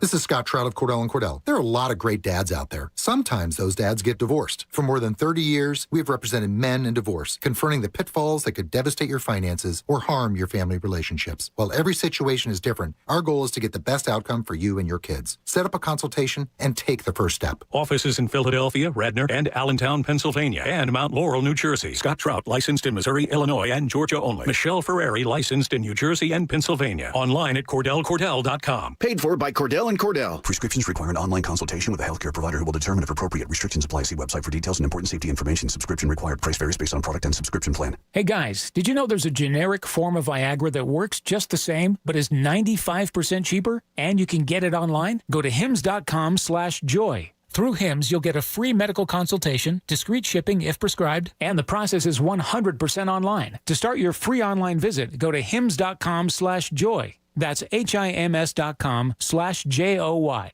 By the time you're finished listening to this Pepsi Zero Sugar, you'll be 15 seconds closer to kickoff. Stock up now because game day is so close you can almost taste it. Football watching. Better with Pepsi. Catch all the Sixers games this season at Ryan's Pub in downtown Westchester. Enjoy $6 Modelo Special Drafts, Corona Extra, and Corona Light bottles. Ryan's Pub has high-quality, interesting food served in a lively Irish-American pub atmosphere. Hey, it's Ricky Metallico to tell you about our friends at Schwartz Culleton. You've heard their ads and their iconic phone number for years, 1-800-JUSTICE. When you've been injured in a car accident, there is no greater resource than an experienced lawyer. The lawyers at Schwartz Culleton have well over 100 years combined experience prosecuting claims on behalf of individuals injured in car accidents. They have helped over 10,000 clients obtain the justice they deserve. The firm has become a bedrock of the Philadelphia community and the surrounding suburbs. From start to finish, they'll help you get your car repaired and ensure you have all the best doctors for your injuries. They have relationships with the top medical specialists and have a strong reputation with the insurance companies. There is no doubt you'll get justice if you call 1-800-JUSTICE. Again, that's 1-800-JUSTICE. Call 1-800-JUSTICE today. Philly sports. We're born into it. 97.5, The Fanatic. Woo! It's 11:21, 97.5, The Fanatic. I'm Andrew Salchunas. Our 11 o'clock hour brought to us by Golden Nugget Jewelers. That's where Philly gets engaged. Talking about the number one team in football, the Philadelphia Eagles. The Eagles are the number one team in football. Record aside, they are the best team in football.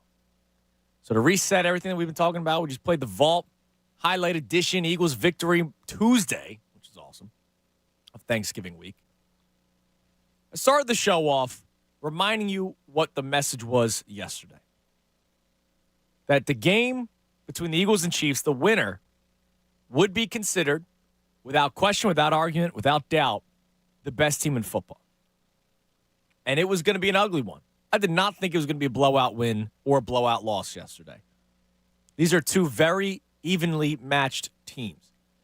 The Eagles having the better offense, the Chiefs having the better defense. The Eagles may have the better pass rush, but the Chiefs with the better secondary. Very evenly matched between these two teams. And you saw in the first half, even though it was 17-7, it felt like complete dominance by the Kansas City Chiefs. I was shocked that they were down 10 at halftime. Only 10 at halftime. I was shocked when the Eagles were only down 3 at one point. I actually tweeted it out. It felt like Kansas City was blowing the Eagles out, but the Eagles were only down 3, and all they needed was a touchdown to take the lead. And they did that drive. And they go up 21-17 and don't look back. It doesn't matter how the Chiefs looked through 3 quarters and how the Eagles looked through 3 quarters or the first half. What matters is the Eagles found a way to make adjustments both offensively and defensively, made plays when plays needed to be made offensively and defensively en route to a win. That's what good football teams do. Jalen Hurts kept on saying it, resilient. This team is resilient. Can you play once again Jalen Hurts? We'll start with the one off the field when he was with Lisa Salters. He got off the field, the Eagles win, and he started talking about how resilient this team is. Take a listen. This is a very competitive game, man. 2 really good teams going at it in a hostile environment. You know, we showed up when it matters the most, man. That's a complete team win, a complete team effort. Sloppy weather. I mean, we found a way. I don't even know what to say, you know. You found a way to win because you're resilient. And then do you have the other clip from Hurts? This was Hurts at the podium after the game, and the line that he uses in the middle is probably the best. He has a lot of good lines that are written down. I think this one was off the cuff from Jalen Hurts. I don't think we played clean tonight. I don't think we played to our standard, nowhere near our standard. But I think the thing that you can't test or quantify is the resilience that a team has and the ability to persevere and see through things, overcome things. And this team has that. We've yet to put up a performance to our standard, but, we're continuing to find ways to win. And when you win games like we've won games, that builds a ton of character. We're kind of in, character development mode with the games we've played and how we've won. And it'll only serve us great things in the future. You can't quantify resilience. You can't. All these FPIs, power indexes, ESPNs, all these analytics departments, right? None of it matters because the Eagles are a resilient group, the most resilient team in football, which is why they're 9-1. Quailman checks in. Did you ever watch that show? Doug? You're a little too young. Anyways, Quailman has checked in. Nice. What's up? He said give the whole offensive line some flowers for the second half, not just Jason Kelce, which we talked about during the vault. Yes, the whole offensive line deserves a ton of credit for the second half. Now, if I'm being real with you, because that's what we do, right? We're as real as possible on this show. I take notes in live time when I'm watching the game, and I was questioning the offensive line yesterday. If you have heard me in the past, I have mentioned the perfect marriage that is Jalen Hurts and the Eagles' offensive line. Jalen Hurts gets pressured a lot. The offensive line is still one of the best offensive lines in football. But let's not act like Jalen Hurts stands tall and has like 4 seconds to throw the football, right? He is on the move a lot. And yesterday was a lot more than I would feel comfortable with. Not saying that the offensive line stinks. Cam Jurgens was back for the first game since his injury, so they got to work on that communication again. Remember, he's playing in his first year as a right guard, different position that he was drafted by. Lane Johnson dealing with the ankle injury.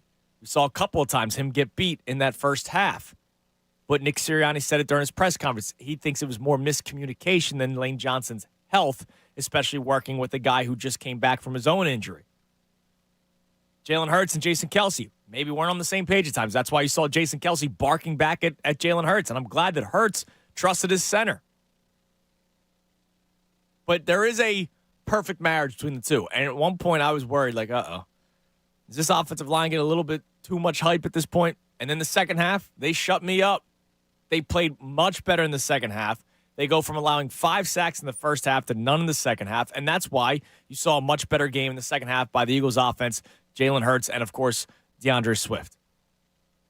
And so today's a day where you go, hey, no matter how a game looks in the first quarter, no matter how a game looks in the first half. Remember last year, the Eagles were historically the best second quarter team in NFL history, the way they outscored their opponents. We're not getting that this year, and that's okay because you're still finding ways to win, and that's all that matters. And now a lot of it also goes back to coordinators and Brian Johnson. So let's talk about that for a second. Brian Johnson had a horrible game yesterday. All right? He had a terrible game. I don't want to hear lack of, players converting on plays. I thought he had a terrible game yesterday. There was a play, two quarterback design runs that I for the life of me, don't understand. One was a 3rd and 8. You're going up against Patrick Mahomes, man. You're really hoping that Jalen Hurts. And I know the weather was bad, but the one catch that A.J. Brown had yesterday was an 8-yard slant route, right? Like, I would imagine you could design something, even to make it 4th and 4, 4th and 3, which is what they were probably doing. But the quarterback design run just isn't working. And then that wasn't even the most egregious one. Before you gave the ball back to the Chiefs for the final time, 2nd and 22. So here's what probably Brian Johnson's mindset was. All right, well, the clock's either going to tick or they're going to be forced to burn a timeout. All right, I understand the thought process. You're still giving Patrick Mahomes the football with a lot of time left on the clock. Timeout or no timeout. Let's say they don't burn the timeout and 25 seconds run off. Well, you'll have the timeout to spare later. Or you call the timeout.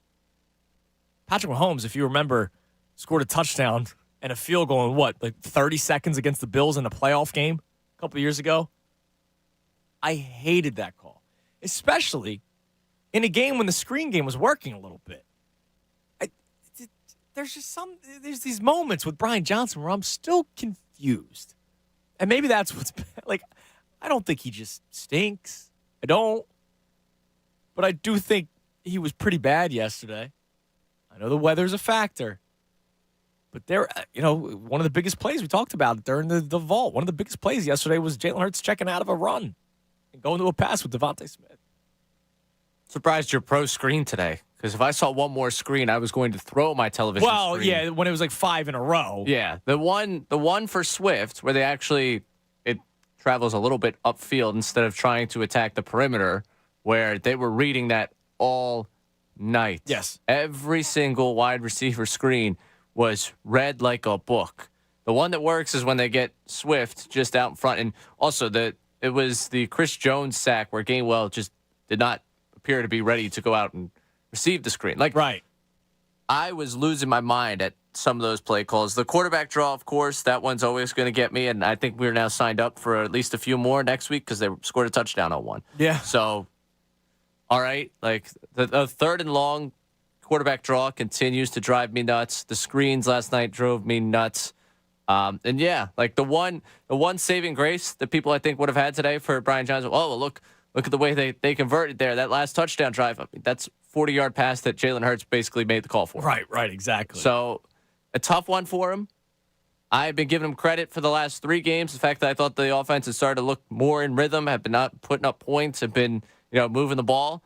Where the credit is for the last couple of games, there has to be the criticism for this one because absolutely there was just a brutal stretch. I think it was Jeff McClain that tweeted this one out, and it was at one point through 5 offensive possessions, 17 plays, 18 yards, and just 2 first downs.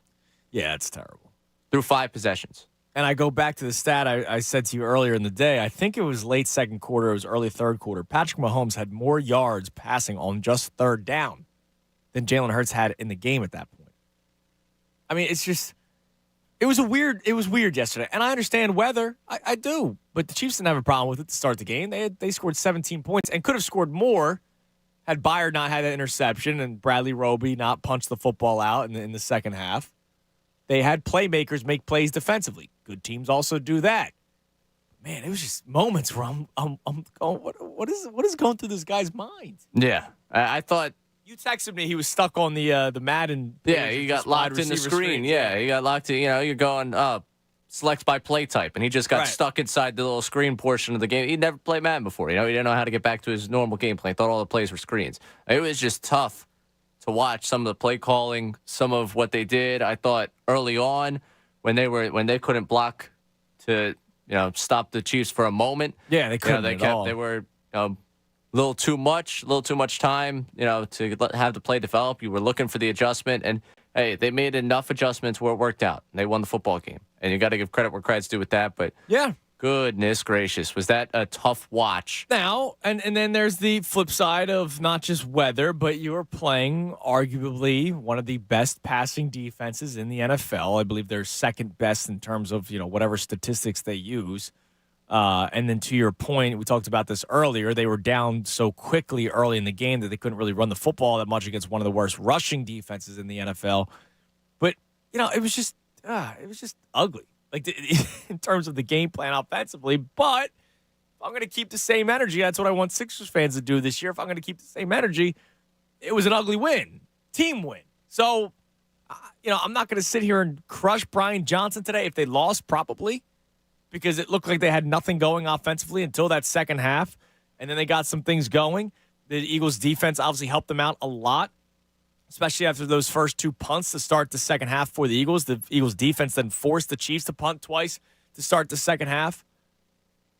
But the Eagles ended up getting the win. And that's why they're the best team in the NFL. No argument, no debate, no question about it, unless you think you have something. Now, it's been quiet today. I want to hear from you, 610-632-0975. Today's a celebratory day. The Eagles get that win and improve to 9-1. When you really take a step back and you see how important that win is for the Eagles, it wasn't just beating the Chiefs and beating Andy Reid and showing it to Patrick Mahomes and Travis Kelce and all the side drama with Taylor Swift. It's not just all about that. The Eagles are now 2 games up the Dallas Cowboys with the first part of the tiebreaker with the first win. Now, something can happen in a couple weeks. We'll see. Hopefully, the Eagles can sweep the Cowboys this year. But the Eagles have a 2-game lead with the head-to-head in hand right now against the Dallas Cowboys for first place in the NFC East. And now they gain ground against the Detroit Lions, still 1 game ahead of the Lions. If you lost yesterday, you would have been tied in the standings with the Lions. You would have still been number 1 because the Eagles are undefeated in the NFC, whereas the Lions have 1 loss in the NFC. But either way, you still would have been tied record-wise, which is scary. And, oh, by the way, common opponents is a tiebreaker. The Lions beat the Chiefs earlier in the season. The Eagles beat the Chiefs last night. So there's many factors for why last night was so important. And it wasn't just making yourself feel better about the team. Because let's face it, like, is anybody feeling better about the team today? I don't know if anybody's feeling better. I still say that they're the best team in football, and I think you should celebrate the fact that they find ways to win. But I get it if, as you were watching the game last night, you were basically miserable the entire time. There's that meme of I'm excited for the Eagles game, and then the large line of I'm not excited watching it. Well, the Eagles actually tweeted out a revised version this morning. Oh, did they Yes, really? Yes. So this is so stressful. Because that's been a running a running joke this year. Yes, and the Eagles cleaned up the meme for everyone and tweeted it out today. That's basically, we see what you guys are saying. Yeah. Yeah, because it's true. It's been very stressful. It's been quite... The whole season. But you say, like, do you feel better about the team today? I do. Honestly. Like, as weird as it is to feel like, the first half, obviously, I feel like this is a disaster. You also thought I don't know what your final prediction was. I know you didn't feel good. No, I thought they were going to lose the game. Okay, you thought they were going to lose the game, and they won. So that alone makes you feel better. And the fact that they're able, again, down double digits on the road, reigning Super Bowl champions, you do not play anywhere close to what is your best football. And you come out of there with a win. I feel better about this team because I'm really done with the conversation of, well, I guess a win's a win. Like, at this point, it is. A win is just a win. And for, like, the old tired sports talk radio phrase of, well, if they do this against fill-in-the-blank team, they won't be able to win. Guess what? You went out, did that against the reigning Super Bowl champions, and you still found a way to win. If they do this against the Bills, the Chiefs are the ultimate. If they do this against the Chiefs, they're not going to find a way to win. Well, guess what? They did it against the Chiefs, and they found a way to win. So I can't even begin to go into if they end up doing this they did it against the reigning Super Bowl champions, the best team in the AFC right now, and they still went and won the football game. I don't have anything more than that for you. I really don't. There's nothing beyond that realm. You can't sit here and say, well, if they make this many mistakes against this team, they won't win. This team. Yeah. They did it against their biggest rival, where they really, really nearly fumbled away a football game, and fumbled away in the sense of, they nearly gave the Cowboys the game, pretty much. They did it against the reigning Super Bowl champions. They did it against, this amazing offense, this, revolutionizing the game type Dolphins team on prime time. You've also seen them play up to these teams. Right. They're 3-0 against those teams. And every time it's, if they do this against this team, they won't win. They go out and find a way to win despite of their flaws, despite the mistakes they make. Yeah. So I can't sit here today and feel the same about the team as I did yesterday, because they went out there, showed me the flaws I thought they had, and guess what? They cleaned everything up, fixed everything, came back from double digits, and beat the reigning Super Bowl champions. That's exactly what they did. And you said that point this morning before the show started. I thought it was a great point, because how many times did we hear that? How many times did we hear? And look, I said it, right? We all said it. Man, going into this gauntlet, this 6-week stretch, and I keep on, people are laughing at the gauntlet term. Yeah, well. Look, you still respect these teams. I still respect Andy Reid, Patrick Mahomes, and Travis Kelce. They almost beat you last night. Josh Allen, he's a mess this year. The guy could still throw for 350 and 3 touchdowns. Stephon Diggs is still on that team, right? Like that weapon right there is still on that team. Gabriel Davis is still on that team. Dalton Kincaid, a rising now tight end in the NFL, is still on that team. It's teams that you still have to respect. We talk about spots all the time. You beat the 49ers, you might come down to earth the next week against the Cowboys because you may have won your in-season Super Bowl. Or you beat the Cowboys, then you go to Seattle and you lay an egg there. And that's a conference game. So all these things are important. But when it comes to this team, we had a caller yesterday. I thought it was a great point.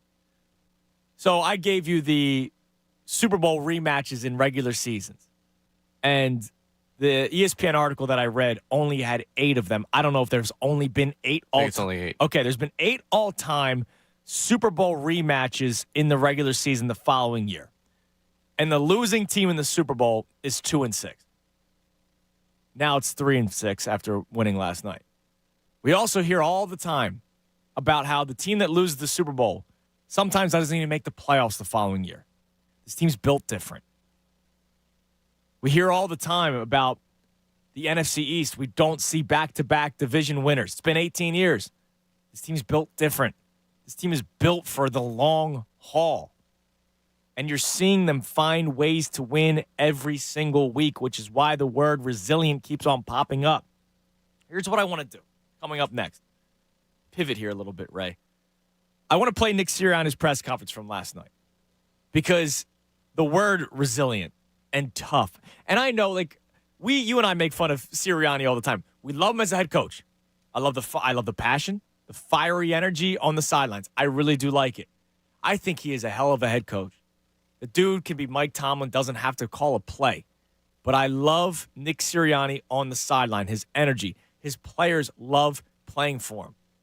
He's a guy that just lives and breathes and dies with football. And so I know we make fun of him because he, says a lot of cliche stuff too, and there's a lot of shoot, right? And we talk about competitive advantage, right? We make fun of him for that. The guy's a hell of a head coach. There's numbers to back that up. So I want to play that next because he basically talks about the resiliency of that team. I heard it last night. If you missed it, we'll play it coming up next right around 12 o'clock. Still to come on the show, we have the power rankings at 12:30 because it is indeed a Tuesday. And also coming up next, Ray had the idea, so blame Ray. But it was my idea against the Cowboys game. Remember, we played the final drive for the Cowboys after the Eagles beat them. And even though it was the next day, we still felt the stress hearing it. We will play the final moments from the Eagles-Chiefs game. Not a vault edition, but, start to finish in real time. We'll play that coming up next before you hear from Sirianni. And, of course, your calls as well at 610-632-0975. I'm Andrew Salchunas, and this is 97.5 The Fanatic. Fanatic Sports Update. Eagles come back against the Chiefs. I'm Ray Dunn. This update is brought to you by Regency Furniture. Affordable never looks so good. It's Regency Furniture's Beat the Clock Black Friday sale. Save up to 30% off furniture, free delivery, or 72 months no interest financing starting 7 a.m. Friday. Shop in-store and online. The Eagles won 21-17 over the Chiefs on Monday Night Football. They battled back after trailing by 10 points at halftime, and they got the big win on Monday night. The defense did not allow a single point in the second half, forcing 4 punts and a fumble against Patrick Mahomes, Travis Kelce, and that Andy Reid offense in the second half. DeAndre Swift had a big night with over 100 yards from scrimmage and a touchdown. Devontae Smith also had a big game with 6 catches for 99 yards, including one to set the go-ahead touchdown that was punched in by a tush push. Jalen Hurts with 2 rushing touchdowns in the game, threw for 150 yards. Birds are now 9-1, still in the best record in the NFL, and with that, of course, the top seed in the NFC. The 76ers are back in action tonight at home against the Cavaliers, trying to win their 3rd in a row. The game is another in-season tournament game. You catch the live call right here on 97.5 The Fanatic at 7:30. In local men's college hoops action, St. Joe's took Kentucky to overtime at Rupp Arena before falling 96-88. LaSalle is now at Cameron Indoor tonight to face 9th-ranked Duke. Keep it locked here for all the latest news and information. I'm Ray Dunn, the home for the Sixers, Flyers, and Union. 97.5 The Fanatic. The big sports stories everyone is talking about in Philadelphia. The John Kincaid Show. Tomorrow morning 6 to 10. 97.5 The Fanatic and 97.5thefanatic.com. Hey guys, Bob Cooney here. You know what you need to do? You need to give thanks because FanDuel, in partnership with Valley Ford, is giving all customers a no-sweat same-game parlay for Thanksgiving. Just place a 3-leg same-game parlay on any of the Thanksgiving Day NFL games, and you'll get bonus bets back if you don't win. NFL same-game parlays are the perfect way to combine your bets for a chance at an even bigger payout. Build your own or choose from one of the popular same-game parlays pre-built for you in FanDuel's top-rated sportsbook app. You might want to pick a running back for over yardage or a quarterback for touchdown passes. So many great things to lump together. Visit FanDuel.com/Bob. That's FanDuel.com/Bob, so you don't miss out on your chance to get a no-sweat same-game parlay on America's #1 sportsbook. FanDuel, an official sports betting partner of the NFL. 21 plus and present in PA. Minimum 3-leg parlay required. Refund issued as non-withdrawable bonus bets which expire 7 days after receipt. Max refund $5 unless otherwise specified. Restrictions apply. See terms at sportsbook.fanduel.com. Gambling problem? Call 1-800-GAMBLER. In the world of Counter-Strike esports, no team matters more than G2 esports. Not only does G2 have the most popular players in the world, but they've also won 3 massive tournaments within the last 2 years. This causes fans to scratch their heads this week as G2 just announced the benching of their player Justin JKS Savage. Will this change lead to G2 losing their dominance in the new era of Counter-Strike? The latest esports and gaming news. Find it online at checkpointxp.com. Texting privacy policy and terms and conditions posted at textplan.us. Texting enrolls for recurring automated text marketing messages. Message and data rates may apply or play stopped, opt out. Go to nomoredraftywindows.com for full offer details. Attention all homeowners. Do you know when to replace your windows? Feeling too hot or cold? It's time to replace. Fog between the glass. Time to replace. Spending too much on expensive energy that literally goes out the window? It's definitely time to replace. If you've put off replacing windows in your home because it's too expensive, here's great news. You can now get a free in-home window consultation and free price quote from Renewal by Andersen, the company with the most 5-star reviews among leading full-service window replacement companies. And right now you can save $359 off every window and $887 off every door. Just text ENERGY to 200-300 for your free consultation on top quality affordable windows or patio doors for no dollars down, no payments, and no interest for a year. That's right, you don't pay a dime for an entire year. Plus save $359 off every window and $887 off every door. But hurry, these big dollar savings end this month. Text ENERGY to 200-300 right now. Text the word ENERGY to 200-300. Don't wait, text ENERGY to 200-300. Hi, what brings you to the clinic today? Oh, the baby's not feeling well. I think she might have a fever. Oh, well, let's check her temp with the Exergen thermometer. You're right. These Exergen thermometers are very accurate. Reads 101.2. Oh, gosh. Well, that Exergen thermometer sure is fast and easy to use. Yes, and many doctors recommend Exergen for home use. Exergen thermometers, backed by over 100 clinical studies, are available at Walgreens and participating retailers. Learn more at Exergen.com. Honey, come here, quick. What is it? Shh, check it out. The prices on all these highly rated tequilas are amazing. Total Wine must have made a mistake. Nope, they always have the best deals in town. Remember that amazing reposado your sister brought over last week? See, it's right here. Whoa, that's a low price. I mean, whoa, that's a low price. With the lowest prices for over 30 years, you'll always find what you love and love what you find. Only at Total Wine & More. Drink responsibly. B21. Hey, you. The one on the couch who just told your friend you can't go out because you're busy? Ready to get real about your psoriasis? When your current treatments don't do enough to help control the inflammation beneath the skin, causing plaques and pain, stressing and scratching, it's time to stop hiding and get real with your dermatologist so they can help you get clear. Get real clear about psoriasis at letsgetrealclear.com. Sponsored by AbbVie. We all know Philly sports is big business, and we've got you covered every weekday with the Fanatic's Business of Sports reports that are powered by Pico for Business. For information on how your company can save with Pico's incentives, go to pico.com/business. I'm John Morgan of Morgan & Morgan. If you've been injured in an accident and would like to know the value of your case, go to forthepeople.com to see cases just like yours. You see, all lawyers are not the same. Morgan & Morgan. Visit forthepeople.com for an office near you. When your team's best players have all been traded and the latest pick is overrated, just raise a glass with a friend or two and tell them more, tell them more, tell them more do.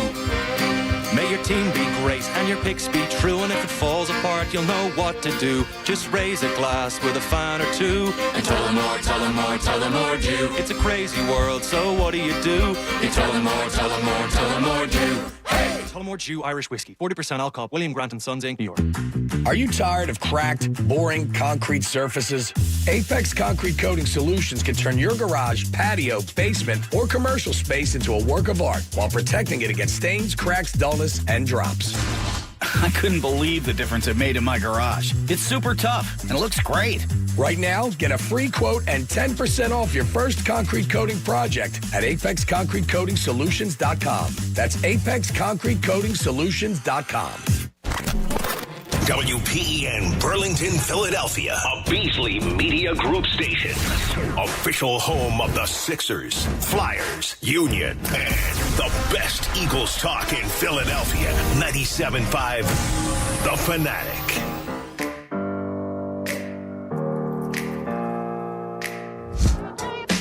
$11:49, 97.5 The Fanatic. I'm Andrew Salchunas on a Victory Tuesday. Monday Night Football win, the week of Thanksgiving. I'm very thankful for that. That's beautiful. It's beautiful knowing that my football team, the Philadelphia Eagles, my beloved Eagles, are the number one team in the NFL. Number one team. Not just NFC East, not just NFC. The number one team in the NFL. They are the best team in football. And last night's win once again proves that. And you can't tell me otherwise. You want to tell me about mistakes made? Yeah, I just saw a great tweet. I think it was from Eagles Nation saying, something to the extent of, sorry, I'm not going to sympathize with the team for dropping a potential game-winning touchdown pass. When you just look at what we've dealt with in this decade, let alone Pinkston and Thrash back in the day, just in this past decade. Arcega-Whiteside drops. Jalen Reagor dropped, 2 or 3 game-winning touchdown passes in his final year with the Eagles. So don't talk to us about drops. It happens. It's part of the game. That's what we always hear. It's all a part of the game. Eagles pull out the win. Good win. Good teams find ways to win. And they did just that. Get back to the phones in a second. But speaking of a drop, here is how it sounded the final couple of minutes of last night's wild Eagles-Chiefs game. 2nd down and 10.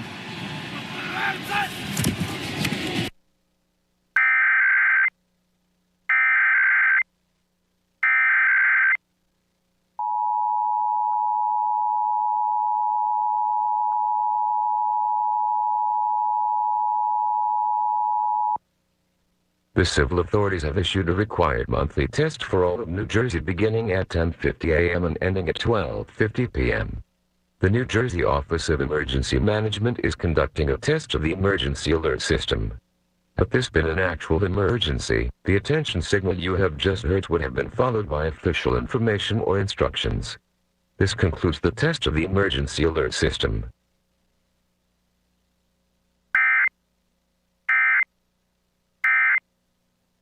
Back to the line of scrimmage. Well, in addition to that, there was nobody in the area, and they're going to throw the flag for grounding. I'll say if they didn't get it, Eagles fans were going to be going crazy. Offense number 15. Although he's outside the pocket, the ball did not make it back to the line of scrimmage. The ball we placed at the spot of the foul, lost it down, 4th down. And now it's 4th down and forever. With 1:35 to go and Kansas City out of timeouts. Yeah, I think here on 4th down, Joe, we see this defense. They're all lined up back there. They're going to rush 4 guys and play coverage and try to protect the 1st down. You see them all, but you've got to get to Mahomes. And when he can put a ball just about anywhere on the field and trying to cover him up, this is not easy. Here's it out, downfield, incomplete. And the Eagles take over. And they're going to ride out of here with a victory. Love that. Love that. Very stressful couple of minutes. We talked so much about the Valdez-Scantling drop, which would have given the Chiefs the lead, but that one was tight too. That play right there where Watson is at first, it's 4th and 26 all over again. Instead, it's 4th and 25, and it's not Freddie Mitchell holding on to the ball and getting a very beneficial spot on the play. Forward progress. Always forward progress. We'll talk about that another day. I'm never going to talk about that. But hey, that was another stressful moment. But the ball falls, hits the ground, and the Eagles did indeed win last night. And, of course, due to governmental FCC regulations, you missed half of it because of that EAS test that was apparently airing during the show. By the way, speaking of Josh Sweat, Josh Sweat forced the pressure on Patrick Mahomes to roll right, throw the football, didn't reach the line of scrimmage, and was charged for an intentional grounding. Patrick Mahomes was. Did you see what Josh Sweat said after the game about that moment? He deserves a sack. Yes. And he said it viciously. And I don't disagree with him. Here was Josh Sweat. Jimmy Kemsky put this tweet out yesterday, so I appreciate Jimmy Kemsky for putting it out. Josh Sweat on the intentional grounding calls not counting as sacks. Quote, "That's so bull spit. You know he's going down. Reward the guy for bleeping getting the bleep. Gee damn. Excuse my language, but bleeping like it's the same yardage, same outcome. Just give me the mother bleeping sack." You know, he speaks the truth. It is weird that they don't give a sack for that, because he's right. Like, you know, it's a spot foul, and the foul happens because you're avoiding a sack or trying to avoid a sack. So it is weird that they don't get a sack for it. And you're messing with the man's money. Yeah, because of, you know, if you reach a certain amount of sacks, I'm sure he gets a bonus. But yeah, very strange. Should count as a sack. I don't disagree with Josh Sweat. All right, we'll hear from Nick Sirianni in about 5 minutes. Let's go to the phones. VT Ron, my man VT Ron. What's up, Ronnie? It's a great morning, isn't it? Isn't it really beautiful. We have the best team in football yet again. Hey, I'm going to tell you something. The second half was a championship second half. I'm going to qualify. It was a championship second half. Yeah. Just the way the team carried itself through some adversity. And I always tell you, out of adversity comes greatness, and it showed up in the second half yesterday. Props to Desai. Man, the adjustments that he made in the second half were stellar. To force two punts after the Chiefs forced the Eagles to punt twice to start the second half was a major turning point in that game. Andrew, it was brilliant. It was brilliant. But I got to go to Johnson now, and I like him. You know, I always was a Johnson guy. But sometimes coordinators, especially new coordinators, get stuck in their comfort zone, and I think he got stuck in his comfort zone. You know, with the quarterback runs, you know, with the screens left and right, bubble screens, not outside, inside screens. Yeah, it worked a couple times, but the one with Swift made it happen himself. Yes. It really wasn't the screen that got set up. So my take on it is, and correct me if I'm wrong, I think you get, as a coordinator, you get stuck in what you like the best, and you don't know how to get out of that to change it. Well, hey, we knew that with Andy back in the day when he was the coach of the Eagles, right? I mean, we've gone through it multiple times. Yeah, and he was stubborn about it too. I mean, if it wasn't for Jalen checking out of it and going long, yeah, who knows what it would have been the end of the game. But anyway, I am just excited that this is our team. I think out of this game will come a lot more positives, and they still haven't played a complete game yet. They still haven't, and I think that's the best thing. The fact that the best team in football still has room for improvement. Thanks for the call, Ronnie. Always enjoyed talking with you. The best team in football can still get better. That's the beauty of this, man. And they're 9-1. I'm not saying, like, man, trust me, they're still the best team in football, and they're 5-5. No, they're the best team in football, and they're 9-1. There's Cowboys fans out there today. They're 7-3. They think they have the best team in football. It's a joke. The Eagles are clearly the best team in football. They just beat the Cowboys. They just beat the other potential best team in football last night, and they're 9-1. Record, eye test, gut, whatever you want to say, they're the best team in football. Let's go to Marty in Roxborough. What's up, Marty? Hey, guys. Been a while. Yeah, how you doing, man? Pretty good. Just a lot of thoughts on last night. I'm stoked that we won that game. Absolutely. It feels so good being 9-1 right now. I just got to say, I'm really missing Shane Steichen, man. I'm grateful that we have Sean Desai. I do not miss Gannon at all. Nope, neither do I. He's a failure, and I really am missing Steichen, man. I feel like Brian Johnson never got the memo. Our offensive line's forte has not changed since 2018. We are best when we're moving forward. Look at the brotherly shove. We can't keep dropping back, especially against teams like Kansas City. You give them that extra step. You're stepping back. You're dropping back with a guy with a bad knee, and you're throwing, underneath the line of scrimmage. I don't get it. I really don't get it. The 5 straight bubble screens and yeah, it was and VT Ron just brought it up. We talked about it a couple of times today. The best play offensively was Jalen Hurts checking out of the original call. you're not alone in missing Shane Steichen. Now, Shane Steichen got a head coaching job, so of course he left. But you had to find a replacement. And the Brian Johnson hiring still was the right hire. He's a guy that's been in-house, a guy that was with this team last year. So it's not like they made a mistake hiring Brian Johnson. We're now just waiting for him to get better and better at what he does. And he has had some good weeks before last night, but last night was a tough one for him. I think the straw that broke the camel's back with him, when I completely lost my patience with him, I think we get a turnover. We're right in front of our own end zone, and you're dropping back, bro. Move forward. I don't care if you're giving it to Boston Scott, Kenny G, whatever. Pick up 3 yards. Get another 3 yards. Get out of there. Then you can look to air the ball out. I know you're missing Dallas Goedert. It's no excuse. You're talking about the Bradley Roby punch out. This was the fourth quarter, and here's your plays in a 3-and-out. Hurts incomplete to Devontae Smith. Hurts short for no gain to Julio Jones, and then Hurts scrambles because there was nothing there, and then they have to punt, and you give the Chiefs another chance to score. I was furious. Yeah, I was furious. You're not wrong in feeling that way. Run back. Yeah, no, I hear you, Marty. Listen, you're not wrong. I appreciate the call, man. You're not wrong. Like Brian Johnson, thank God the Eagles won today. If the Eagles did not win today, like Brian Johnson we'd be talking about him all day long. We'd also hear, see, the Eagles are fraudulent, right? Like, we would have heard all that kind of crap today. Brian Johnson's very fortunate that they won. I saw a great meme during one of the commercial breaks, and it was a truck that was broken down, and there were 3 dudes behind the truck pushing it. And then there was a guy in the bed of the truck pushing it. So think about it. He's doing nothing. And the tweet was like Brian Johnson celebrating after the Eagles win. He's lucky the Eagles pulled this one out last night. Here's Nick Sirianni after the game talking about the resilient Philadelphia Eagles, his post-game press conference. This is another game. All right, and this is the next game. And you ain't going to sucker me into saying that. This is a big game because it was our next one. Felt good to get a win against a really good football team in a hostile environment. And our guys were resilient. We just got a bunch of guys that know how to win. They know how to be resilient. They know how to be together.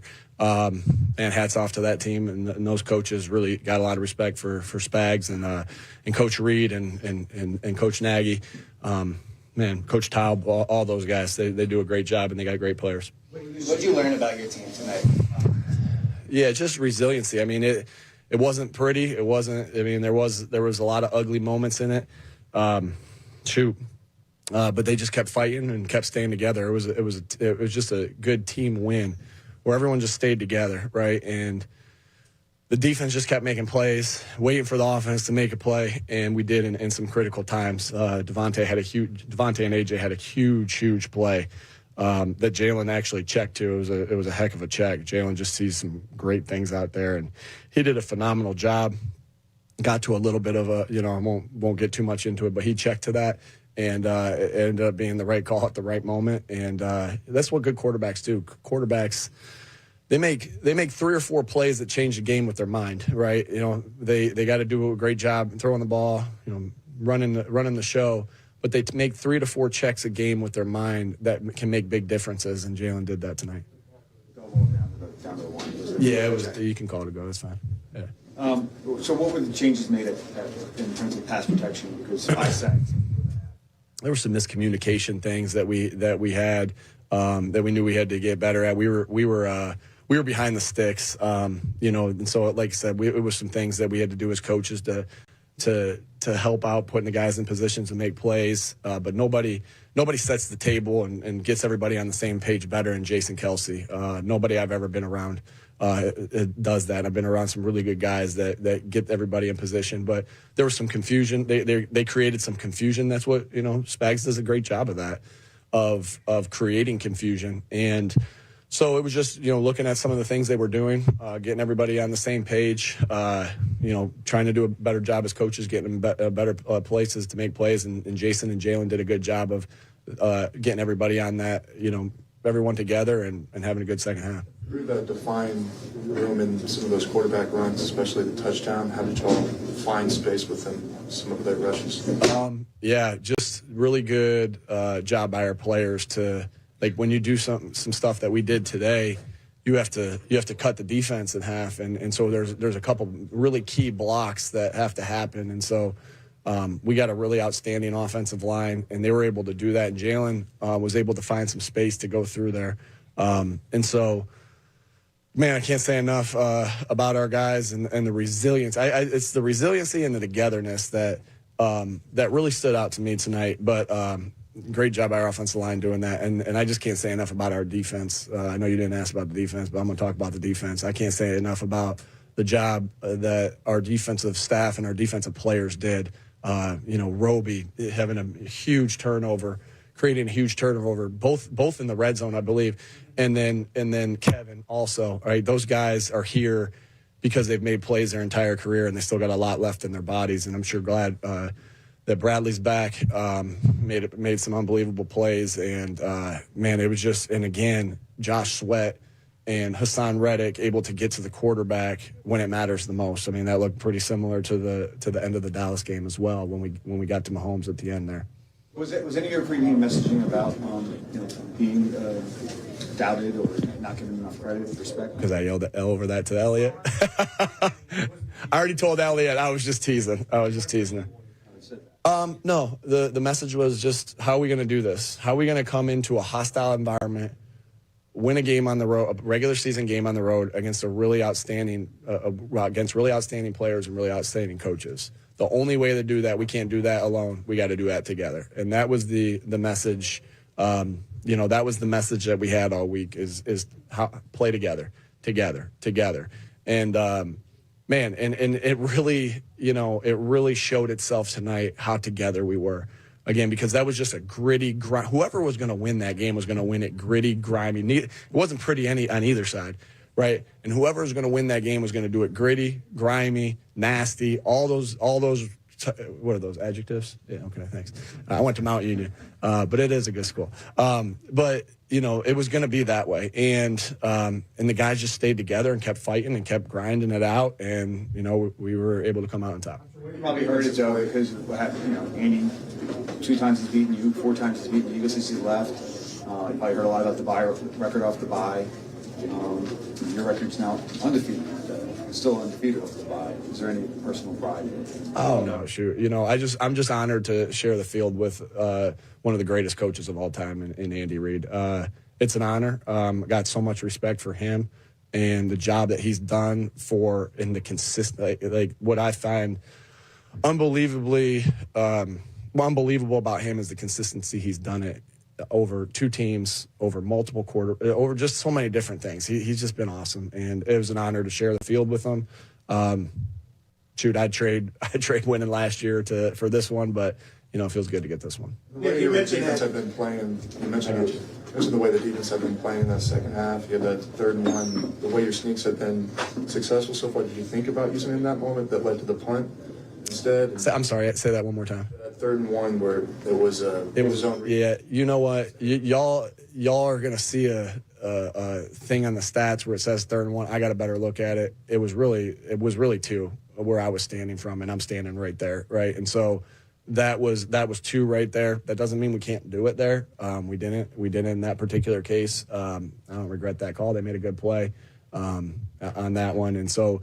I just have better views, than the guys in the box. Than you guys might get the guys in the press box giving me, information, and because I'm just standing right there. So, yeah, that's why we. Well, I'm sorry.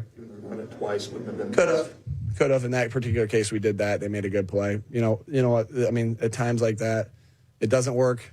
It is what it is, and when it does work, it's what it. I understand, when it doesn't work like what we called right there, I mean, you put it on me.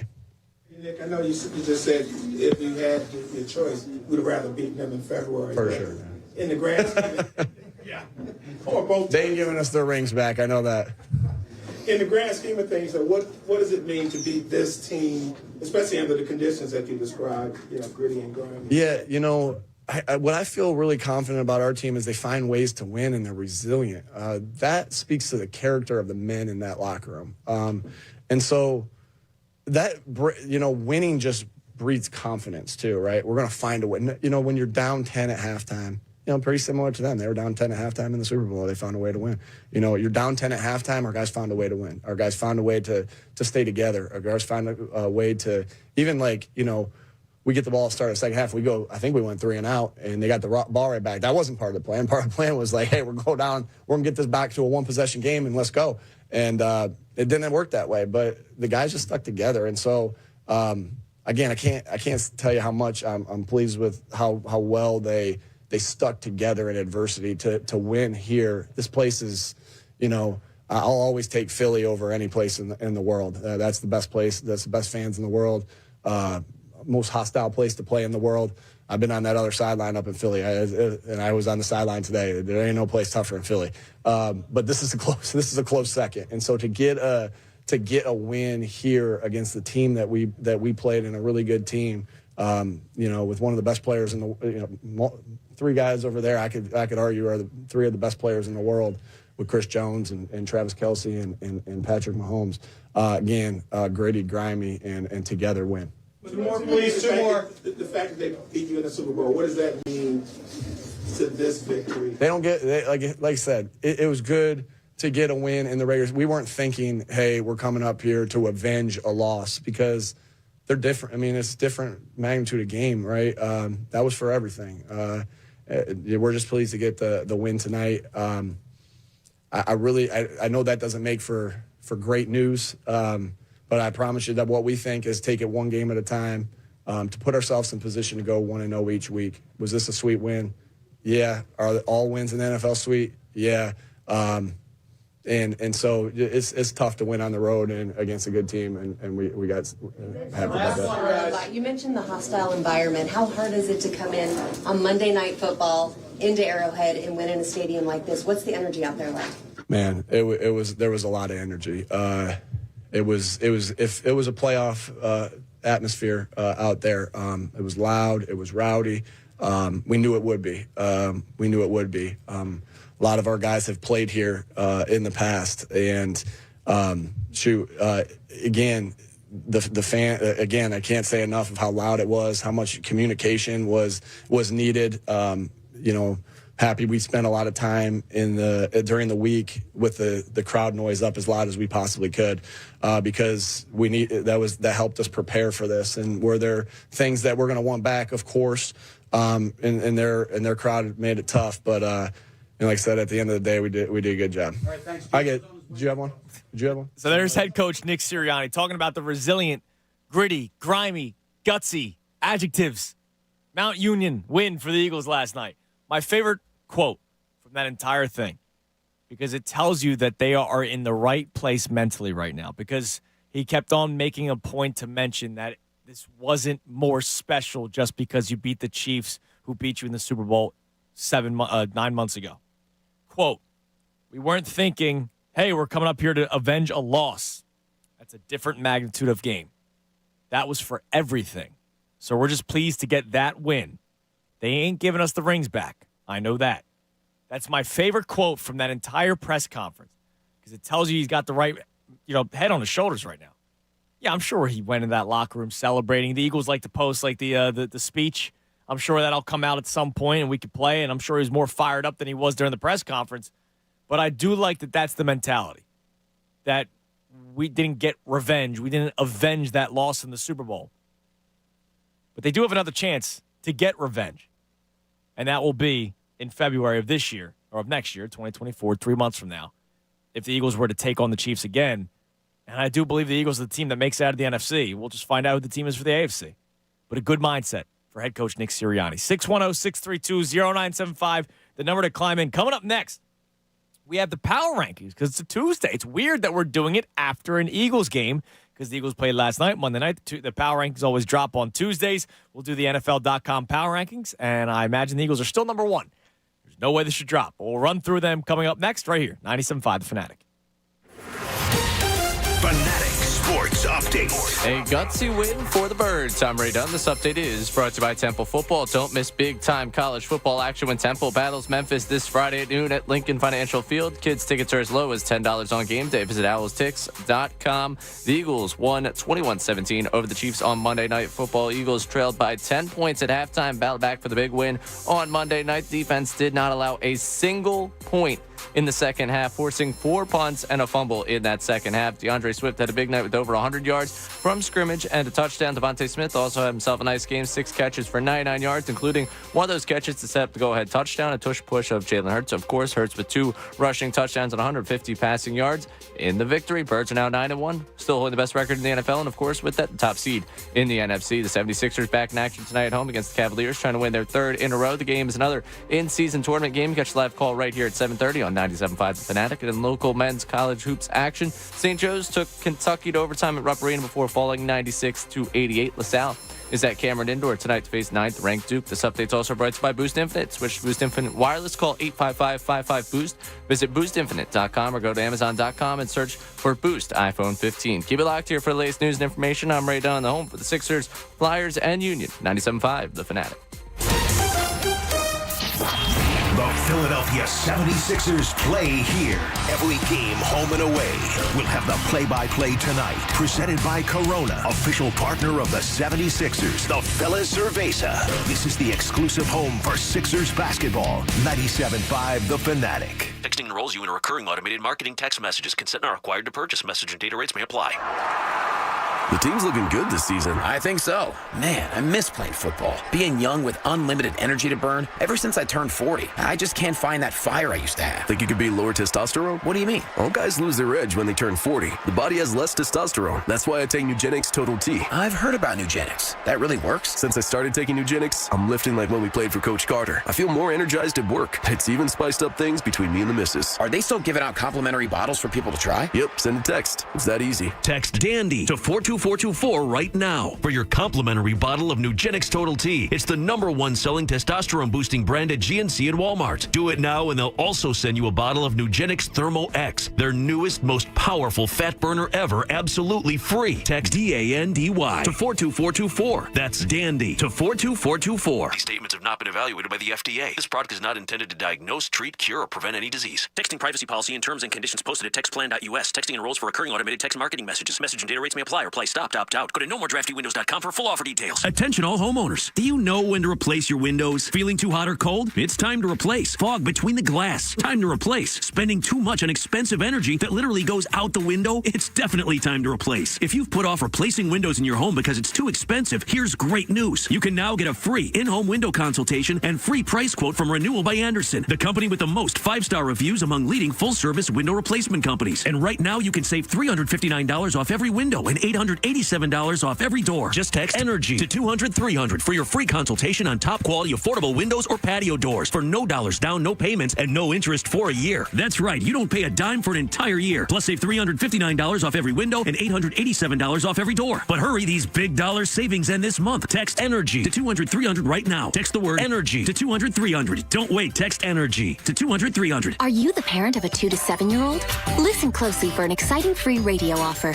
By now, you've probably heard of ABC Mouse, the Parents' Choice Award-winning online learning program that's actually changing the lives of early learners everywhere. ABC Mouse is like a little one-on-one teacher. It has helped her so much. Right now, we're offering a special radio promo to try it free for a month. But you have to go to abcmouse.com/radio to claim your free month. That's abcmouse.com/radio. Sponsored by Age of Learning. This Thanksgiving at Total Wine & More, find bourbons and Cabernets that you adore. Our helpful guides are so friendly and nice. So many bottles to try at the lowest price. So gather with friends as you sit down to eat. Grateful for all who made Thanksgiving complete. With the lowest prices for over 30 years, you'll always find what you love and love what you find. Only at Total Wine & More. Drink responsibly, B21. What's for dinner? Burgers? After last week, no thanks. Avoiding foods due to fear of diarrhea, gas, bloating, stomach pain, or loose, oily stools? It may not be just stomach issues. It could be EPI, or exocrine pancreatic insufficiency. EPI can cause uncomfortable symptoms because it's a condition where the pancreas doesn't release enough digestive enzymes to break down food. But EPI can be managed. Use the symptom checker on identifyepi.com and talk to your doctor about your symptoms. That's identifyepi.com. Sponsored by AbbVie. This is Scott Trout of Cordell & Cordell. There are a lot of great dads out there. Sometimes those dads get divorced. For more than 30 years, we've represented men in divorce, confronting the pitfalls that could devastate your finances or harm your family relationships. While every situation is different, our goal is to get the best outcome for you and your kids. Set up a consultation and take the first step. Offices in Philadelphia, Radnor, and Allentown, Pennsylvania, and Mount Laurel, New Jersey. Scott Trout, licensed in Missouri, Illinois, and Georgia only. Michelle Ferrari, licensed in New Jersey and Pennsylvania. Online at CordellCordell.com. Paid for by Cordell & Cordell. When your team's best players have all been traded and the latest pick is overrated, just raise a glass with a friend or two and tell them more, tell them more, tell them more do. May your team be great and your picks be true, and if it falls apart, you'll know what to do. Just raise a glass with a fan or two and tell them more, tell them more, tell them more do. It's a crazy world, so what do? You tell them more, tell them more, tell them more do. Hey! Tullamore Dew Irish Whiskey, 40% alcohol, William Grant & Sons, Inc., New York. Wait, was he tackled or did he slip and fall? Looks like the coaches are demanding a replay. Too bad they can't demand Rand. What? You know, Rand and Mike Spear, the accident lawyers. They are personal injury specialists, and they have the best 1-2 punch in the game. They won over $750 million for their clients. If you want to win, don't settle for the second string. Call 1-800-90-LEGAL and demand Rand. Or start your claim online now at randspear.com. 1-800-90-LEGAL. The AAA Eagles MVP membership is in full flight. Eagles MVP members receive all of the amazing benefits of AAA, along with Eagles rewards and experiences no Eagles fans will want to miss. Get discounts at the Eagles Pro Shop, chances to win tickets to every home game, pre-game sideline passes, exclusive invites to MVP events, and more. Join now and new members will get a $20 gift card to the Eagles Online Pro Shop, and you'll be immediately eligible to win Eagles rewards. Go to AAA.com/Eagles for details and join the flock today. Kick off your holiday shopping with a $60,000 Slay the Season giveaway at Live Casino and Hotel Philadelphia. From Friday, November 24th to Monday, November 27th, all Live Rewards members can earn daily entries for the chance to win their share of $60,000 cash. That's right, $60,000 cash. 15 lucky winners will be drawn each day to win. Only at Live Casino and Hotel Philadelphia. Visit LiveCasinoPhilly.com for details. Must be 21 or older. Gambling problem? Call 1-800-GAMBLER. Adam Schefter plays on one station in Philly, 97.5, The Fanatic.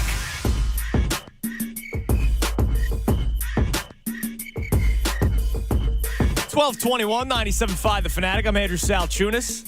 Our 12 o'clock hour brought to us by Service First Heating and Air Conditioning. Get 0% financing for 72 months and a $500 rebate when you purchase a complete heating and cooling system from Service First. Learn more at ServiceFirstHVAC.com. We got the power rankings coming up at 12:30. Now, we will find out if the Eagles are still at number one, which, spoiler alert, I believe that they are because they were number one last week and they just beat the Chiefs, so I don't see why they would drop from number one. But we like to go through all 32 to see where some of the other teams stand around the NFL. But my question for you is, forget power rankings, forget record. My question for you, do you agree with my statement? I started off yesterday saying the winner of last night's game would be, without argument, no question, no doubt, the best team in the NFL. And the reason why I say that was because if the Chiefs were to have won last night, I would have said that the Chiefs were, without question, no doubt, no argument, the best team in the NFL, and the Eagles were not.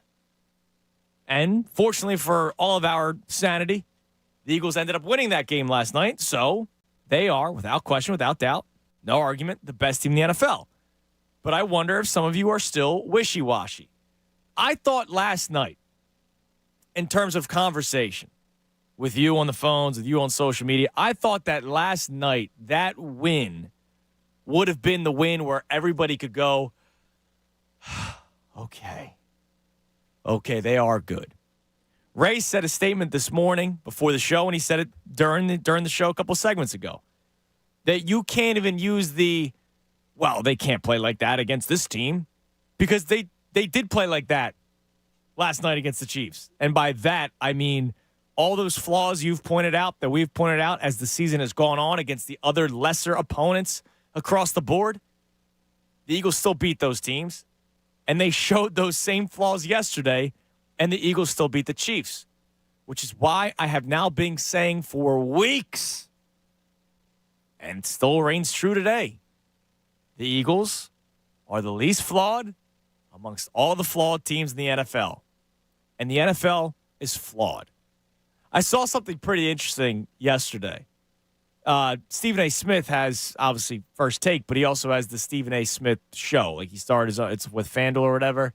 Whatever it's with, it's one of the best things going. It is, because there's a lot of, like, sex and life and drug conversation as well. And he's a funny man. He's a very entertaining man. He is so good. But he had Brady on yesterday, and they got into today's football. And now Brady, more time removed from the league, has had a chance to sit back and watch. Remember, he was at the game week 1 for at least a half before he took the helicopter out of there when he was honored at Foxborough. But he talked about how the league is just not the same because coaching's not the same. The rules. He made a great point about, and I actually really love the point. Like, I'm not the biggest Tom Brady guy. I respect his greatness. He is the GOAT quarterback. He's the greatest of all time in NFL history. He made a great point that it's strange that it is now up to defensive players to keep offensive players safe. Think about that for a second. It is up to the defensive player to keep the offensive player safe and not the offensive player to be able to brace themselves from certain contact or to avoid certain hits. I know some of them you can't avoid. Like if you're catching a pass over the middle of the field and you're a defenseless receiver, I get that. But I agree with that point that it is so strange that, I mean, think about the quarterbacks. Quarterbacks can't get touched anymore. Now, part of that was Brady, right? Brady getting hurt changed a lot of things in the league because Tom Brady not being in the league may have affected ratings. So they had to change that a little bit, make sure he was still safe, make sure all top quarterbacks in the league were safe. And so obviously Brady kind of had something to do with that. And I saw a great tweet from Mark Schlereth because they were talking about, they used to be able to practice more.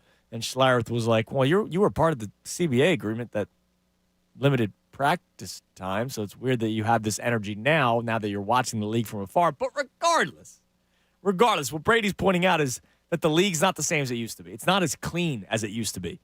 I read you those stats earlier this year that offensive numbers are down across the board. Red zone offenses are down across the board. Look at last night. Arguably the best team in football in the last 10 years. Dynasty. 2 red zone turnovers.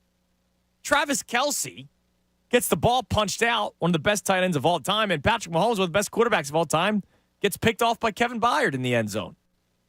It's been like that across the board. It's not just with the Eagles. But let's talk to Pat and Ben Salem because I see Pat has an interesting point of view on this. What's up, Pat? Hey, man. How's it going? Good. How are you? Pretty good. So pumped up about the win. Love the resilience that they have. I like the fact that the defense is playing better and better. Those are the good things. The bad thing, and I'm not trying to sound negative, but there's just something about all these wins, man, where one play goes different and they lose. And that's the thing that concerns me, like, going forward. Like, they're kind of winning by the skin of their teeth every single week. And it shows resilience, which is great. It shows that they're a very good team. But does last night, you're spot on, Pat. I mean, the Eagles have not blown out a team all season long. The biggest margin of victory was against the Dolphins, which was a very impressive win. But last night, the fact that they won that kind of game that you're talking about, winning by the skin of your teeth, but it was against the Kansas City Chiefs. Yep. Like, that tells me, all right, it doesn't matter who the opponent is, even if it's the worst team or the best team, like Kansas City could be in a lot of people's eyes, they still found out a way to win. No, you're absolutely right. And, I like the fact that the defense is coming up big. The thing that concerns me is the offense. Is I do think that they need to mix it up a little bit more with the run. And those plays where they do that quick out, they got to just throw that play out. That play never works. It really doesn't. It really doesn't, man. Yeah. And that goes back to Doug Peterson. Like, I mean, I feel like the last 5 years of Eagles bubble screens, maybe 1 or 2 has worked. Never works. And the teams, if you look at the way they're game planning us, the defenses, they're playing up close. They want to take away that short game, whether it's the run or the pass.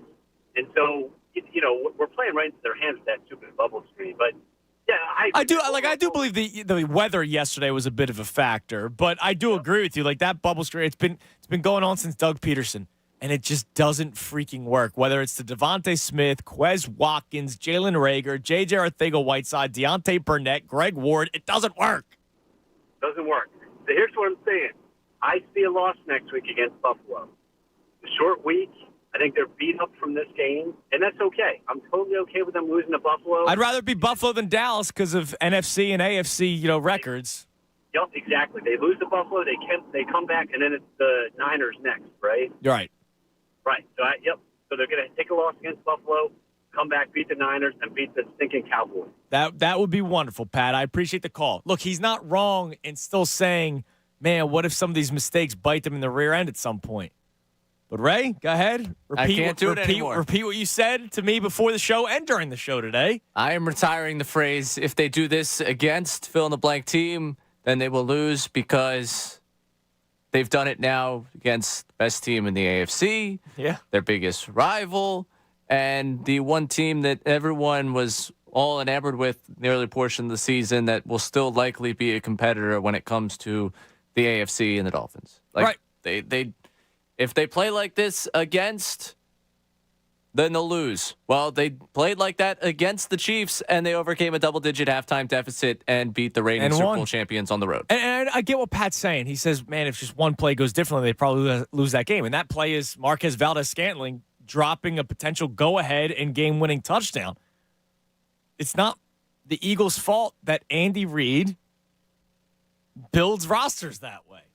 Andy Reid will go down as one of the greatest coaches of all time. The fact that they are 7-3 with that kind of an offense is extremely impressive. It's not my fault that the Eagles have A.J. Brown, Devontae Smith. They're not dropping that pass. They're not. And we have complained ad nauseum about Eagles wide receivers in history dropping passes. It's nice that for once it's another team, damn it. Well, and that goes back to the credit you gave Howie earlier. You see, wide receiver position, like, for example, if he was in charge of the Chiefs, you look at the wide receiver position they've got, and you would say, that doesn't look like it's going to be good enough. You go out and address that. Yes. They didn't. That's on them. If you don't address the wide receiver position, you get burned by the fact that your wide receiver can't catch a pass. That's on you. You didn't go out and address that need. I can't sit here. When you talk about the best team in football, it does come down to the roster sometimes. And one of these teams is a roster that, was built out to win that football game. And the other one, their shortcomings on the roster were the reason they were not able to win the football game. Yeah. And the Eagles' depth and Howie Roseman finding guys off the street or making trades for Kevin Byard, those are the reasons why you won. 610-632-0975. I have some insane stats that I want to give to you coming up in a little bit. But it's 12:30 on a Tuesday. That means it's time now to check the NFL Power Rankings. Ray?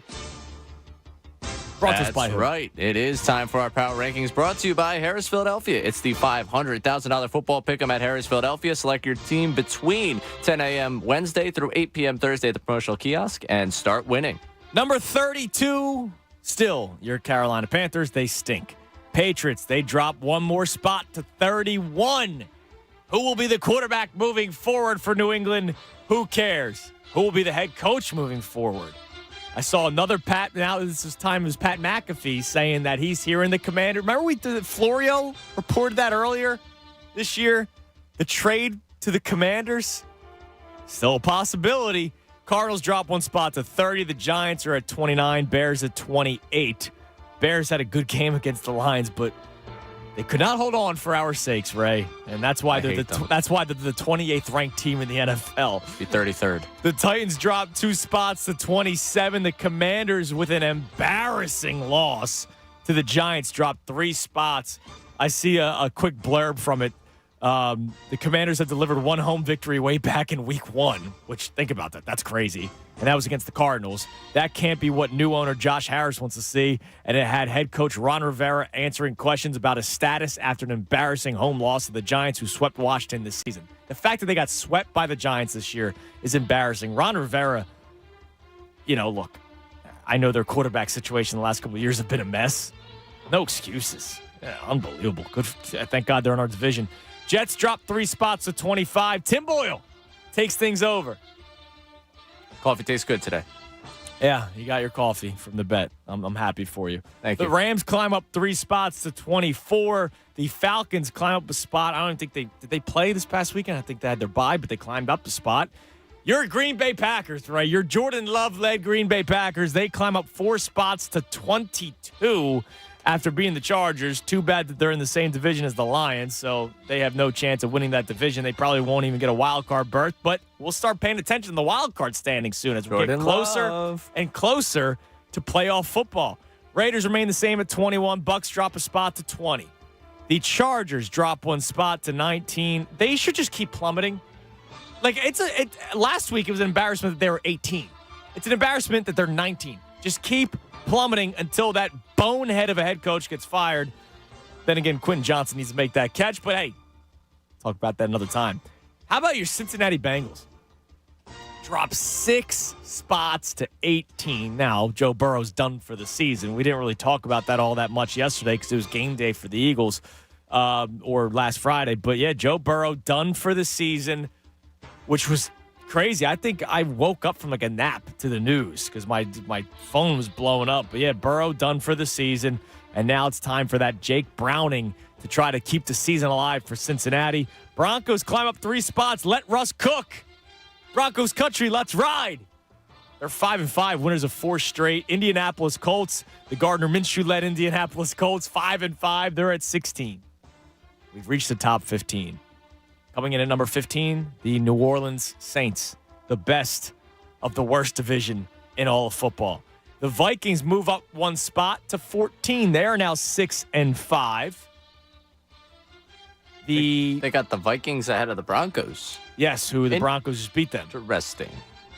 It's the Josh Dobbs show, man. Well, listen, I love me some Dobbs. And Justin Jefferson will be coming back soon. I imagine. There was a lot of talk of last week, so I imagine he's back this week. There was also, I think Adam Schefter suggested that it was week 14 following the bye. They're going to get him back. Oh, okay. All right. Well, never mind then. The Steelers, they don't move. They stay at 13. They fired Matt Canada this morning, the offensive coordinator. So maybe they're just waiting to see who Matt Canada, how the offense looks now that he's gone. Absolute party out there in Pittsburgh right now. Yeah, yeah, I know. They've been chanting it. Fire Canada at it was at Penguins game. Yes, it's their prevailing conversation every day. Every single day, I imagine, on Sports Talk Radio. Seahawks drop a spot to 12. The Bills climb up 3 spots because they finally get a win. They move up to 11 as the Eagles are about to take them on. The final little bit of this paragraph is the true test will come on the road for the Bills against the Eagles and Chiefs over the next 2 games with a Week 13 bye in between. Win those, and Buffalo can make a real statement. Win both of those? They're not winning both of those. Win one of those. Yeah, win one of those, and we'll talk. Houston Texans, they remain at number 10. So we're at the 10th spot. We're in the top 10 right now. Browns stay at number 9. The Jags stay at number 8. The Cowboys stay at number 7. So no movement. 10, 9, 8, and 7. It remains the same at 6 as the Miami Dolphins don't move. Devin Achane, of course, done for another, who knows how long. He's going back to IR. It could be the rest of the season. And now we get our first movement. Dropping 3 spots after last night's loss.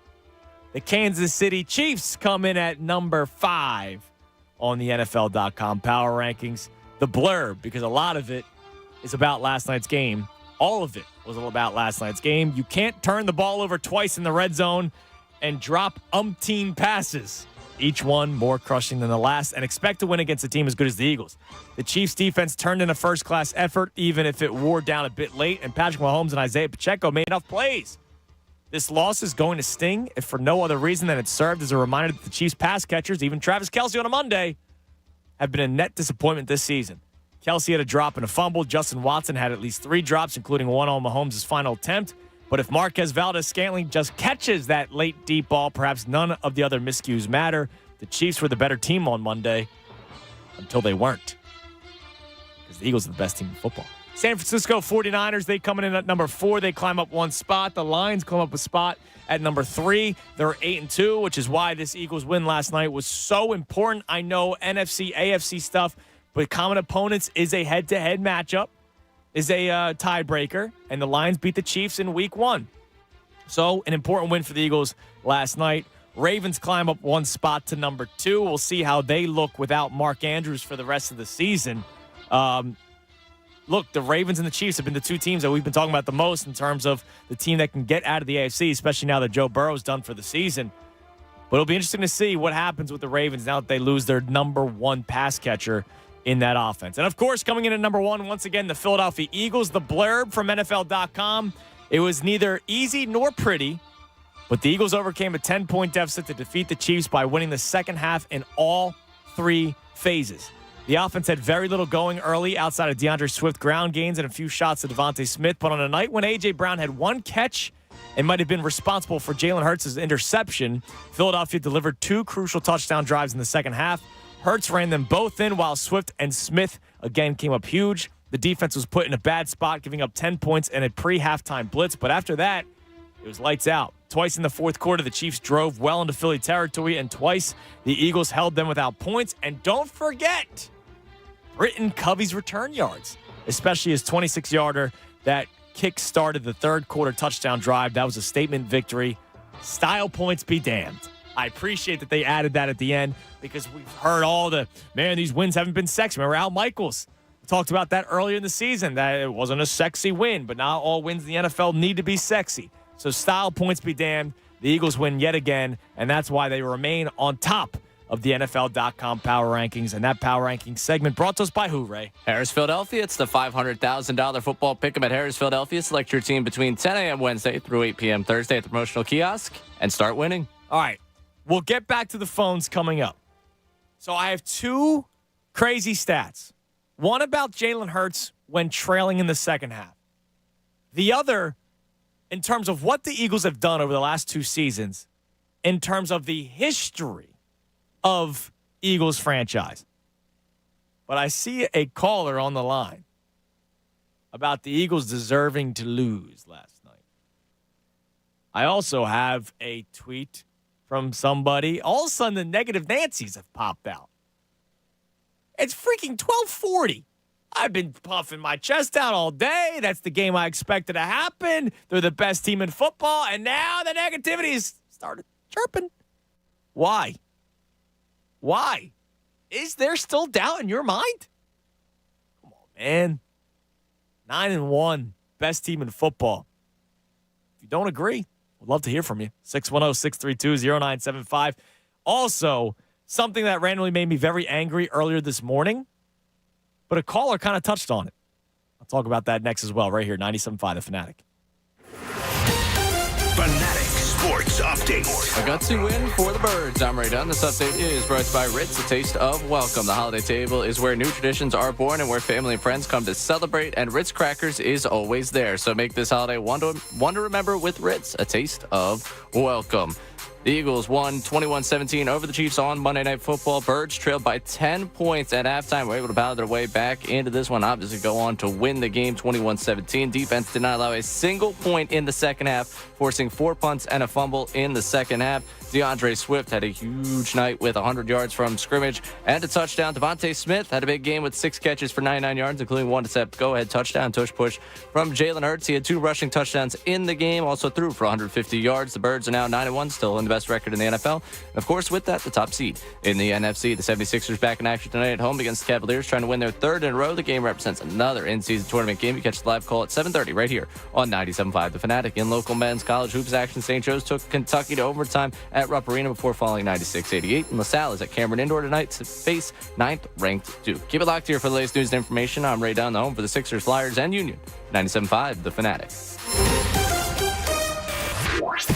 John John Kincaid, Bob Cooney, Pat Egan. Listen for the big storylines in Philly sports that matter to you. The John Kincaid Show. Weekday morning 6 to 10. 97.5 The Fanatic and 97.5thefanatic.com. Hey guys, Bob Cooney here, and this year, FanDuel, in partnership with Valley Forge, has got something you'll really be thankful for. Because right now, new customers get $150 in bonus bets with any winning $5 moneyline bet. That's $150 if your team wins.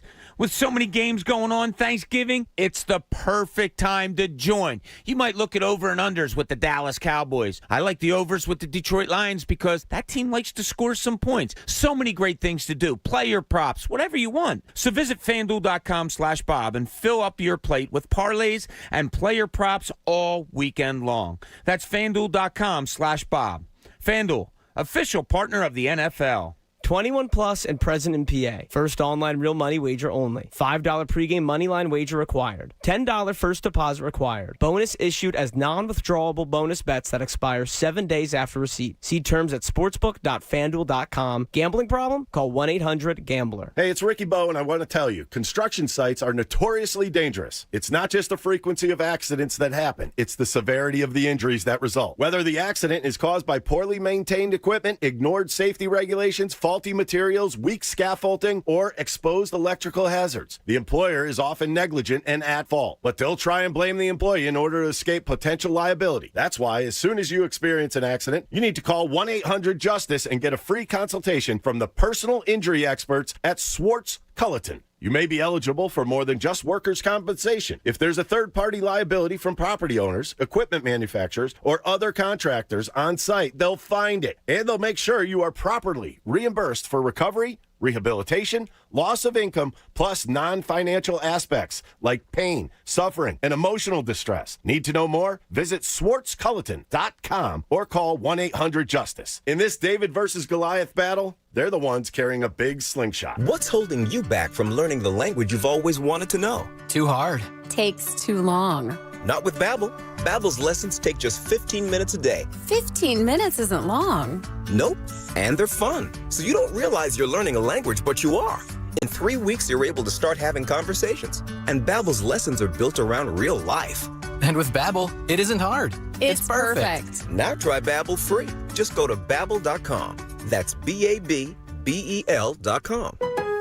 Hey, this is Travis Kelce, NFL tight end and proud member of the Lowe's home team. Lowe's knows when you've got the best price, you've already won. That's why we offer the lowest price guarantee. If you find a better price online or in store, we'll match it. Now you can score on the top brands from the Lowe's home team picks, like Scotts, LG, and DeWalt. So take on your projects with confidence. Lowe's is the exclusive home improvement retail partner of the NFL. Price match applies to same item, current price of qualifying retailers. Exclusions and terms apply. Learn how we'll match price at Lowe's.com/lowest price guarantee. O'Reilly. It's See Better, Drive Safer month at O'Reilly Auto Parts. Replace your worn-out wiper blades and get up to a $20 O'Reilly gift card after rebate when you purchase a pair of select wiper blades. See store for details. Our professional parts people will even install your new wiper blades for free. Stop by your O'Reilly Auto Parts store or O'ReillyAuto.com. O'Reilly Auto Parts. This Thanksgiving at Total Wine & More, find bourbons and Cabernets that you adore. Our helpful guides are so friendly and nice. So many bottles to try at the lowest price. So gather with friends as you sit down to eat. Grateful for all who made Thanksgiving complete. With the lowest prices for over 30 years, you'll always find what you love and love what you find. Only at Total Wine & More. Drink responsibly, B21. To some, this might sound like a typical family dog. But at Dog Chow, we know that for a veteran suffering from PTSD, this could be the sound of life-saving therapy. Thanks, Betty. That's why we've made it our mission to connect every military hero in need with a canine hero of their own. To learn about the simple ways you can help Dog Chow in our mission, visit dogchow.com/veterans. Sponsored by Purina. Catch all the Sixers games this season at Iron Abbey in Horsham. Enjoy $4.50 Corona bottles. Iron Abbey is a Belgian-American gastropub and bar with incredible chef-curated menus. Iron Abbey strives to create taste and quality. The Head Strokes back and it's better than ever to the rescue. It's the Hess police truck and cruiser with sirens, lights, wheelie action, and battering ram. Free shipping and batteries included. Only at HessToyTruck.com. He's too hot, she's too cold. He's stripped down to his tidy whities. She's wearing an extra layer of flannel over her extra layer of flannel. Sound familiar? Relax. A new Train high-efficiency HVAC system with whole house air filtration will make everyone comfortable. Save now with federal tax credits up to $2,000, local utility rebates on new high-efficiency systems, and PICO rebates of up to $650 on qualifying gas furnaces. See dealer for details. Visit Train.com to find an independent Delaware Valley Train comfort specialist near you. It's hard to stop a train. Hello, Avello. Hello, low fares. Do you know Avello Airlines? Did you know there's a new way to fly south for the winter? Avello is now flying out of Wilmington Airport with nonstop flights to over 10 cities, including 7 cities in Florida, Nashville, the Carolinas, San Juan, Puerto Rico. Gotta love it. Say hello to low fares, affordable parking, industry-leading reliability, and convenience. And with fares as low as $34 one way, why are you waiting? Fly Wilmington, fly Avello, and book your next trip at AvelloAir.com. That's AVELOAIR.com today. WPEN Burlington, Philadelphia, a Beasley Media Group station. Official home of the Sixers, Flyers, Union, and the best Eagles talk in Philadelphia. 97.5, The Fanatic.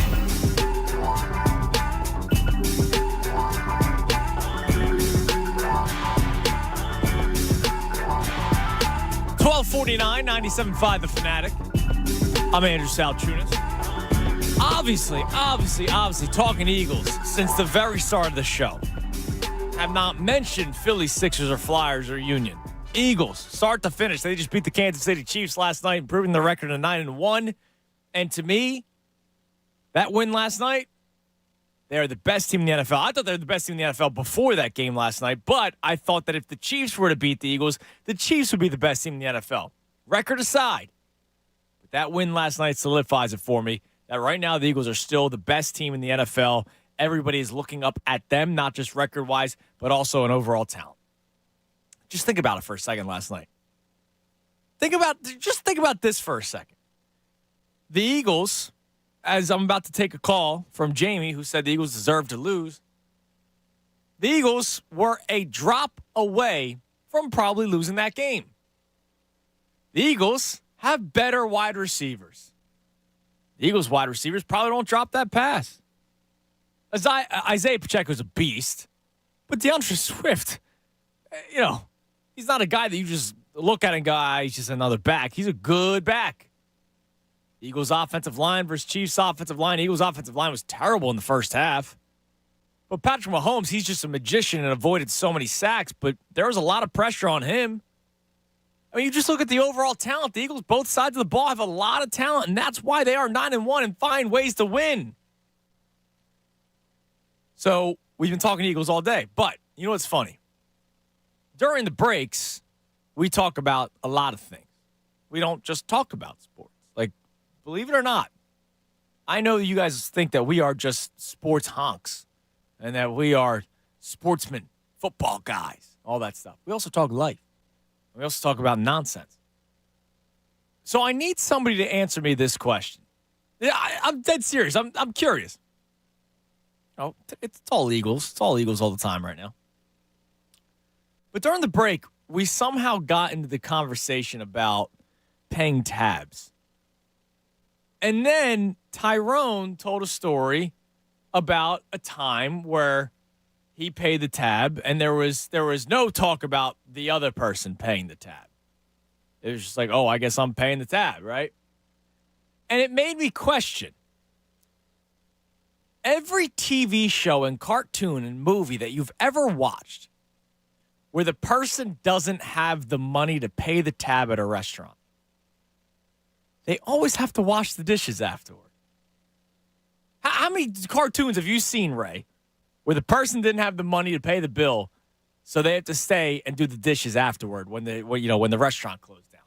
All of them. All of them. Every cartoon, a lot of TV shows, because it's like the thought of, you got to put in your time, make up for what you are not paying in terms of the restaurant.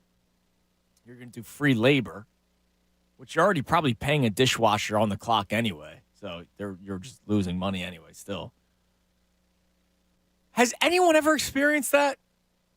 In real life, I'm asking the question. We got an hour and change left in the show. The Eagles conversation continues. But has anyone in real life experienced the, I know somebody that wasn't able to afford their bill, so they had to wash the dishes at the restaurant. Have you ever heard that in real life? No. Then who got this idea? Because it's in every show and every movie when that kind of situation occurs. It's got to be a generation or two above us. I guess. I think that's what it is. Because this like leads me to like one of my grandfather's stories. Oh, we had to back in our day. Yeah, that's just what I got from it. I've never actually heard a real life story, and it's one of these random things that I've never thought about until we have this random conversation about paying bills and paying tabs on dates. And then all of a sudden, I made me think about that because that's my mind wanders at times. So I'm just confused. All right, let's go to the phone. 610-632-0975. I have some crazy stats for you, and I have a negative tweet to read. But first, let's go to a potential negative call. Let's go to Jamie in Harrisburg. What's up, Jamie? Hey, guys. Hey, I missed the Cubs, but you guys are doing good, so I appreciate you guys. Thank you, Jamie. I'm just keeping it real. I mean, if, Chelsea didn't need the Swift's parents, he was all nervous, he probably would have caught that, had a better game. Hey, and if you heard me yesterday, I said before the game yesterday that the meeting of the parents, I actually said this last week, the parents meeting each other is more stressful than me meeting the girlfriend's parents because I know me. I'm not a wild card. I will be fine. But the meeting, you never know how the parents mingle. I mean, I don't understand why they only, the Eagles offense only threw the ball one time to A.J. Brown. He's the best receiver in the league probably, and he only got one touch for 8 yards. That's crazy. Yeah, they deserve to win. I mean, they deserve to lose.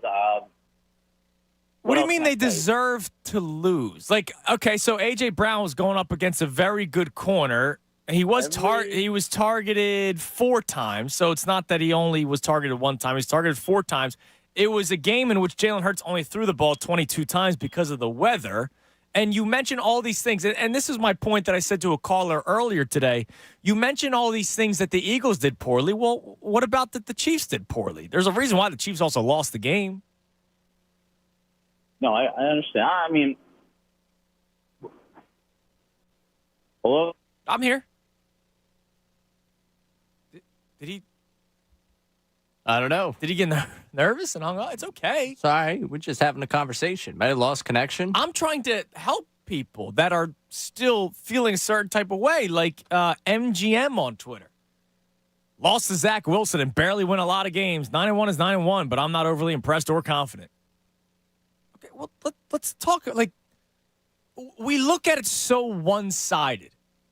Yes, the Eagles did not play, I don't know, a game in which you will go down in history as one of the best games ever played by the Eagles. Of course not. Not even close yesterday.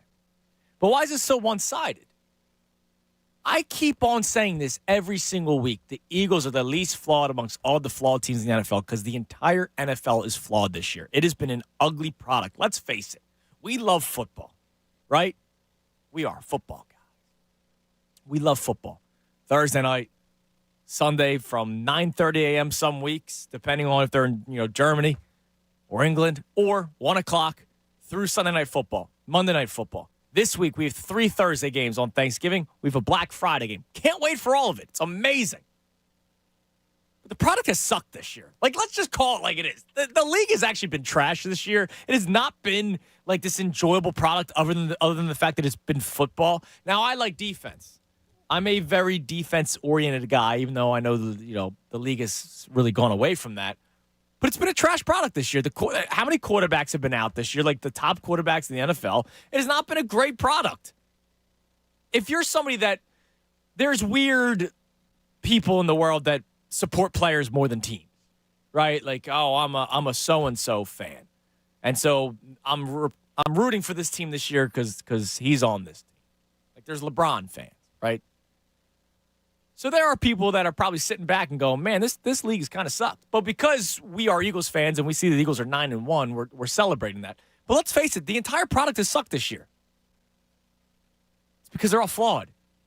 But the Eagles are the least flawed team. We just look at it so one-sided because we focus on the Eagles so much, whereas the last 2 weeks have been our best chance to really see that clearly, that the whole whole league is flawed.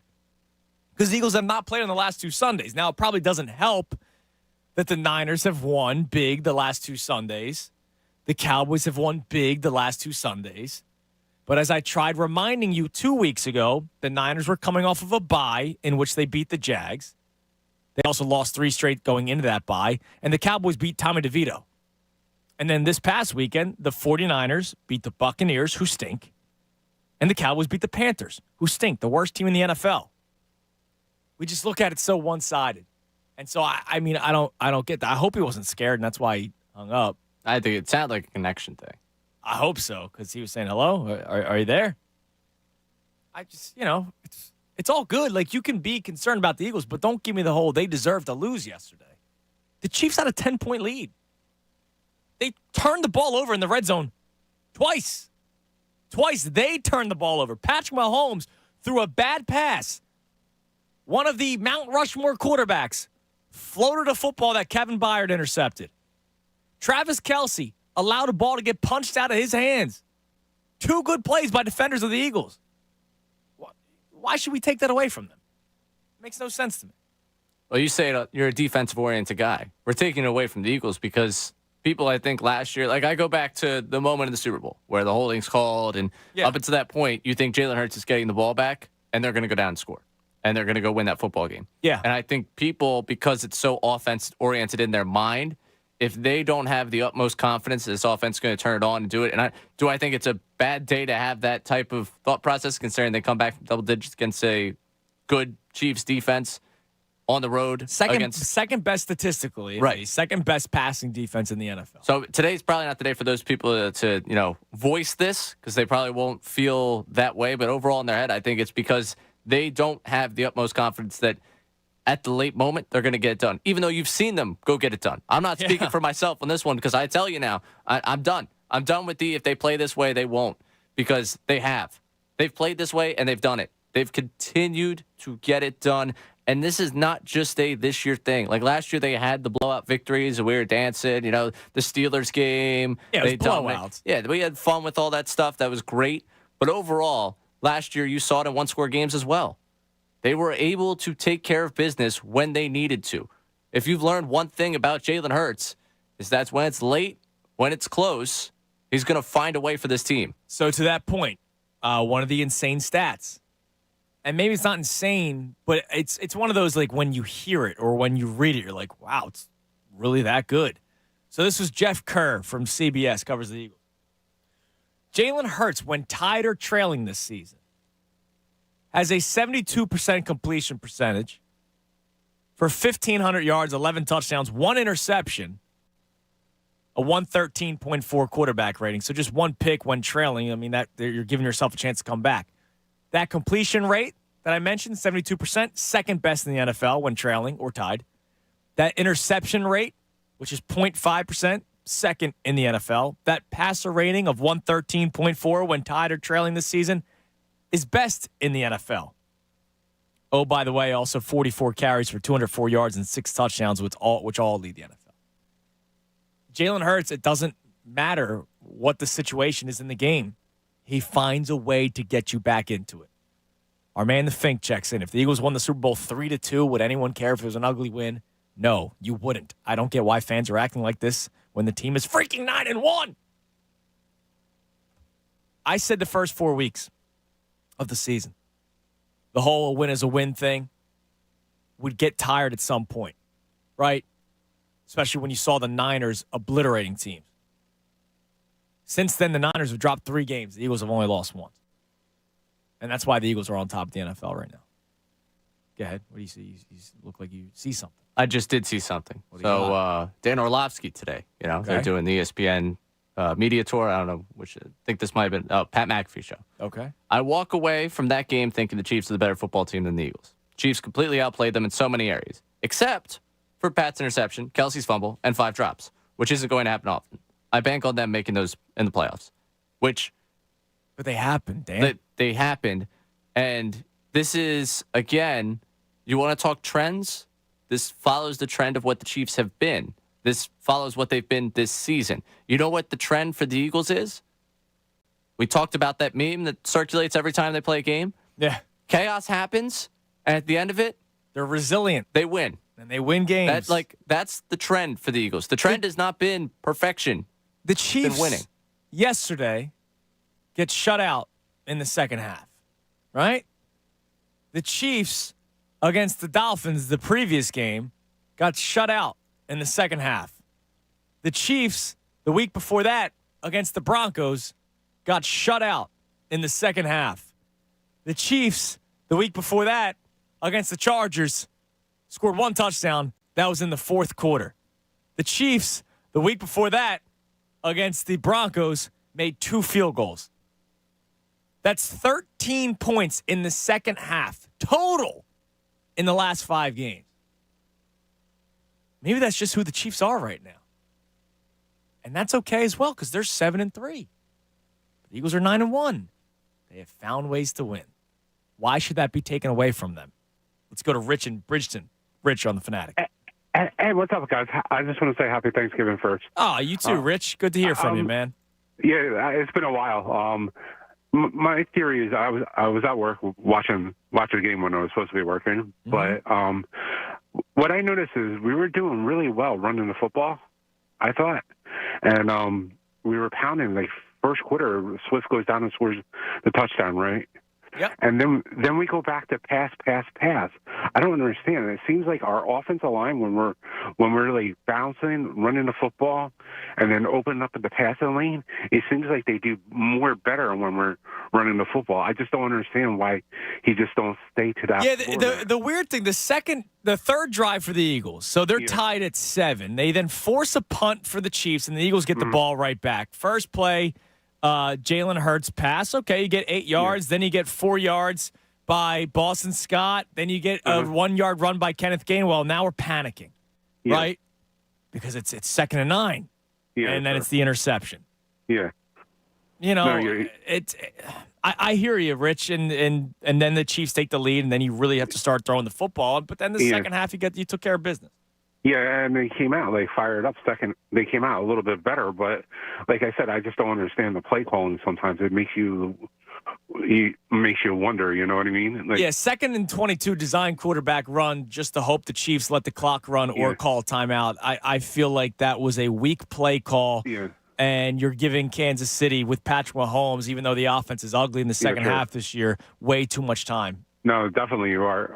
I have a fan violation for you, the guys. What do we got? Okay, I was at my grandmother's 90th birthday party, right? Okay. My cousin's husband is 3 years younger than me. He was a 49er fan all his life, right? Now he turned around and became a Kansas City Chiefs fan since they won the Super Bowl. Oh, yeah, it's a violation. Thanks for the call, Rich. That's a violation. Hey, don't be a fraud. Don't be a fraud. Stick with your team, man. It's gross. That is one of the more disgusting turns. I thought he was about to say he then became an Eagles fan because he's local, and I would still look at him with distrust. But that's gross. Yeah, all of a sudden he's that's terrible. Chiefs fan. He's probably a Chiefs fan because he hates the Eagles. But the Chiefs beat the Eagles in the Super Bowl, so he's probably like, I'm a Chiefs fan. All right, man. Just take the weird victory lap that teams do when they lose and they need something. Like the Braves fans, take the victory lap on behalf of the Diamondbacks. Right. Take that weird. Don't go change your entire. That's gross. Real quick to the point about the run, because I'm if I will say one thing here, it'll be game script entirely, because I'll come not necessarily to bat for Brian Johnson on this one, but the interception after that, the offensive line was a disaster in those last 2 drives in the first half. It was, which they get 5 sacked. sacks. Yeah, they get sacked a million times. You didn't really get the opportunity to set up the run there, and then all of a sudden you found yourself down double digits. That was. It kind of goes back. There was play call I didn't like from Brian Johnson. I'm not excusing the effort from him at all during the night, but in terms of when we talk about run the ball. If we have an idea in our head of this many times they should run the football in the game, that also means that the game has to follow the exact thought process you had about to get to those runs. That was the big thing. How did the Broncos beat the Chiefs? Well, they ran the ball really well. Okay, but how did that game start? the Broncos were able to get ahead of them and play keep away. Right. It would be totally different. Russell Wilson only had to throw for, 80 yards in that game? Right, yeah, exactly. He would have had to throw the ball all over the field if they found themselves down 10 points That's true. at halftime. That's true. Yeah, that's a good point. All right, so this other crazy stat, this in terms of the success the Eagles have had recently. The Twitter account is TGP Schmenk. All right? He should apply here because here's his bio. Baseball stats, trivia, and other useless info. That's basically all of us, right? That's the show. That is the show. It's a show about nothing. So he puts out a tweet. The Eagles have now won 27 of their last 32 regular season games, which is wild. This dates back to December 5th of 2021. It's the only time that they've done that in the 90-year history of the Philadelphia Eagles. The only time. Nick Sirianni, 27-5. Now, Coach Neal was close, 26-5-1. He had a tie mixed in there. Andy Reid had a 26-6 stretch from 2002 to 2004, and Dick Vermeil had a 25-7 stretch from 1979 to 1981. But Nick Sirianni, greatest 32-game stretch in Eagles franchise history. And I don't see that slowing down anytime soon right now. Let's go to Mike in Charleston. Mike, you're on the Fanatic. Tunis, Dickie Dunn, what's up, guys? What's up, Mike? So something I'm not hearing people talk about, and you just touched on it, one thing, Tunis, about the interception that was created by the Eagles, the fumble that was created by the Eagles. We're not getting credit for that. Something else, the grounding, the intentional grounding you brought up earlier, like those things the Chiefs didn't screw that up. We made those Right, plays. Josh Sweat forced that pressure. Kevin Byard intercepted the pass. Bradley Roby punched the ball out, which I've never seen an Eagles player ever do. So, like, all those things were pro-Eagle. But one other thing, though, that I think is getting missed here is even if Scantling catches that ball, he's going to end up in the end zone. It's a touchdown. There's still 1 minute and 40-some seconds left. I have no doubt that Jalen brings him down the field to at least kick a field goal to tie it, send it to overtime. I have a little doubt.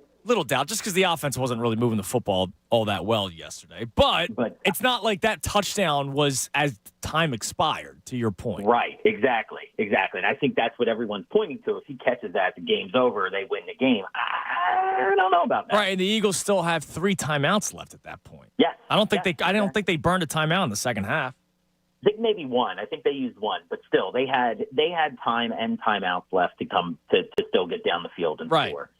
So that's just something. No, I think that's a great point, and it's a different way to look at it because we've talked a lot about the Scantling drop, and everyone said, "Oh my God, if he made that catch." Well, he didn't make the catch because Andy Reid, typical, doesn't have the greatest wide receivers. But to your point, if he does make the catch, the Eagles still have over 90 seconds to drive downfield with timeouts in their pocket. And yeah, I mean, I just read those stats from about Jalen Hurts when tied or trailing. He's been pretty damn effective. That's what I'm saying. That's why I trust them at this point until they lose a game. Like other than the Jets game, I trust them. I actually go into these games. Last night was probably the most fired up I've been for a game in a while, but still had. Oh, dude, you wait for the San Francisco game in a couple of weeks, man. This place is going to be going nuts. And thanks for the call, Mike. I mean, it's been wild here in Philadelphia for a couple of games. Obviously, the Dallas game was here in Philly. But December 3rd, 4:25, Niners here. Like, that's one of those things where don't bring your kid to the Eagles game. I'm not saying there's going to be violence, but there's going to be words that kids should hear yet. I disagree. Bring your kid. Bring them while they're young. This is seasoning right here. This is going to be like we talked about getting back to the old true days of Eagles fandom. I wonder how much some sicko, and I say that out of love. Always. How much some sicko would spend to have a seat behind the Niners bench or their sideline just to chirp the whole time. Don't tempt me with a good time. Hey, you've opened up your pocket for some big games in the past. I ain't going to make it in there. Whatever pocket is left. But look, you do it for the service. Talk about tabs. I'll need some picked up. We got a couple open lines. You can climb in at 610-632-0975. The text that you sent me that made me angry, not about you, But the text that you sent me that made me very angry, and a caller kind of touched on it earlier, your calls, and seriously, I like Dan Orlovsky a lot. But with this whole, the Chiefs won't do this in the playoffs. What if they do? And they did it last night. The Eagles won that football game. Yes, the Chiefs helped hand the win, but the Eagles took it. It could go both ways, people.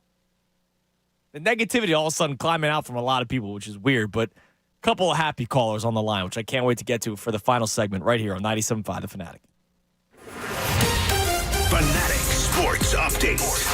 Eagles come back against the Chiefs. I'm Ray Dunn. This update is brought to you by Live Casino and Hotel Philadelphia. Live Casino and Hotel Philadelphia is your game day headquarters pregame. The Birds at the ultimate tailgate steps away from the stadium. Join Bob Cooney, Andrew Salchunas, and Pat Egan for the Fanatic pregame show every home game only at Live Casino and Hotel. The Eagles won 21-17 over the Chiefs on Monday Night Football. Birds trailed by 10 points at halftime before battling their way back for the big win on prime time. The defense did not allow a single point in the second half, forcing 4 punts and a fumble. In that second half, DeAndre Swift had a big game with 100 yards from scrimmage and a touchdown. Devontae Smith also had himself a night. 6 catches for 99 yards, including one to set up the go-ahead touchdown. That touchdown scored by Jalen Hurts on the tush push, of course.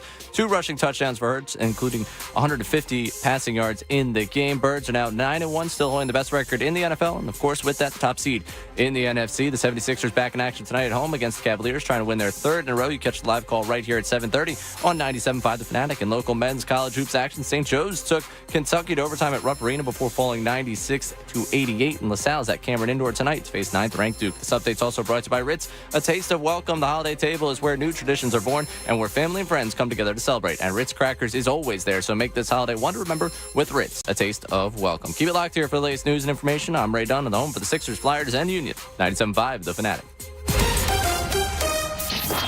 The Philadelphia 76ers play here. Every game home and away. We'll have the play-by-play tonight. Presented by Corona, official partner of the 76ers, the Phila Cerveza. This is the exclusive home for Sixers basketball. 97.5 The Fanatic. I've been asked 1,000 times, did you plan on becoming the largest injury law firm in the world? And the answer is no. When I started, there were just 2 of us. Today, Morgan & Morgan has almost 800 lawyers alone. No injury firm in the country has anywhere close to that. We set out to be focused on our clients and to have a commitment to trying cases and winning. And when you have those results at trial, you're able to settle most of your cases quickly and fairly. Reputation matters. We grew like this because we worked hard and so many former clients referred family and friends. And what I believe is the main reason is we delivered for our clients a lot. Hard work and client satisfaction was our plan. It worked. Hope is not a plan. Morgan & Morgan, America's largest injury law firm. Visit forthepeople.com for an office near you.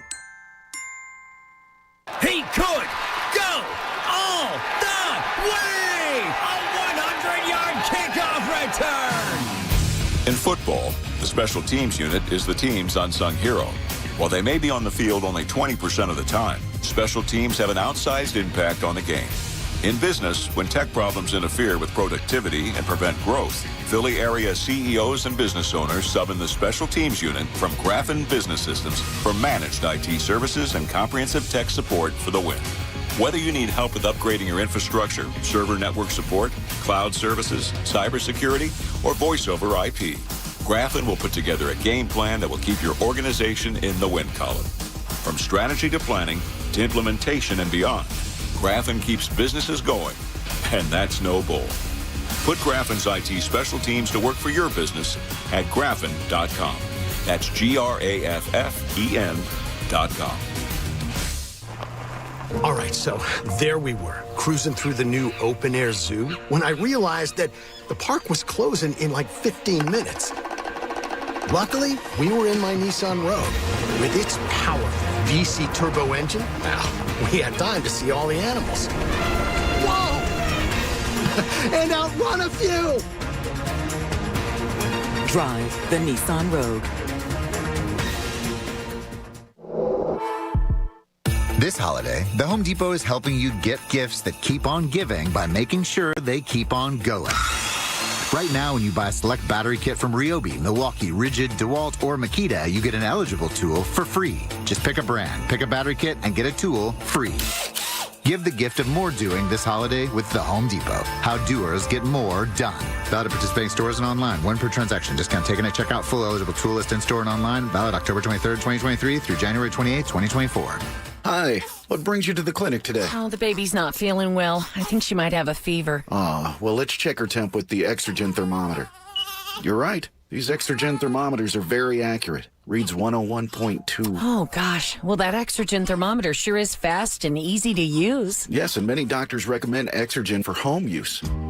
Exergen thermometers, backed by over 100 clinical studies, are available at Walmart and participating retailers. Learn more at Exergen.com. My daughter is normally a little goofball.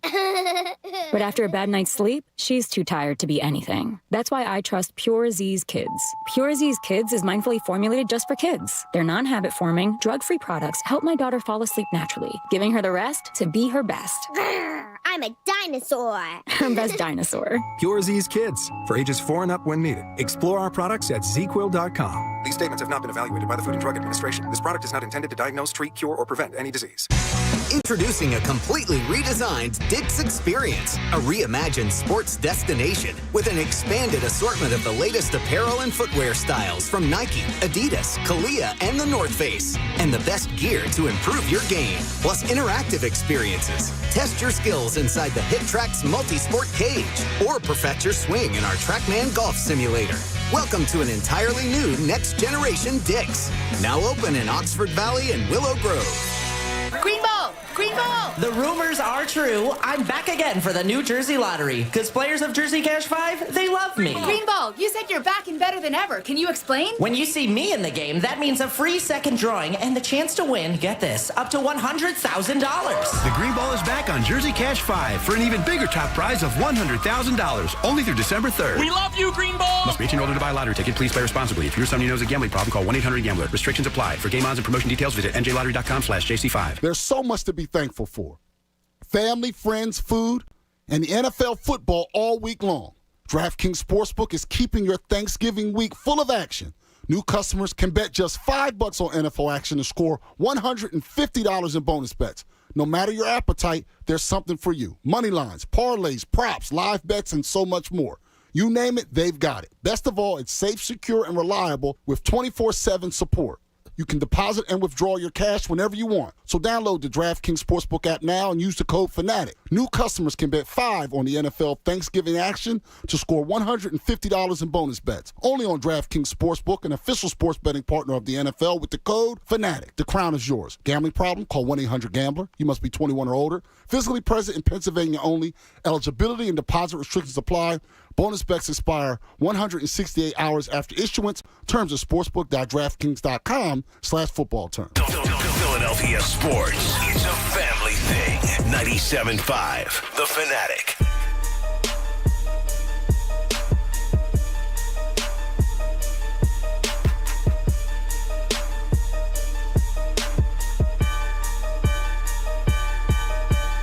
$121.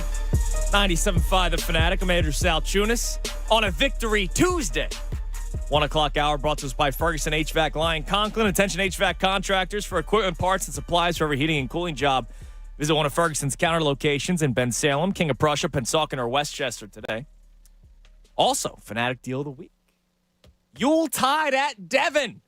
Bring in the holidays and save big with the Fanatics Deal of the Week. This week only, get 2 tickets to Yuletide at Devon, a European-inspired Christmas festival, for just $35. That's half the price.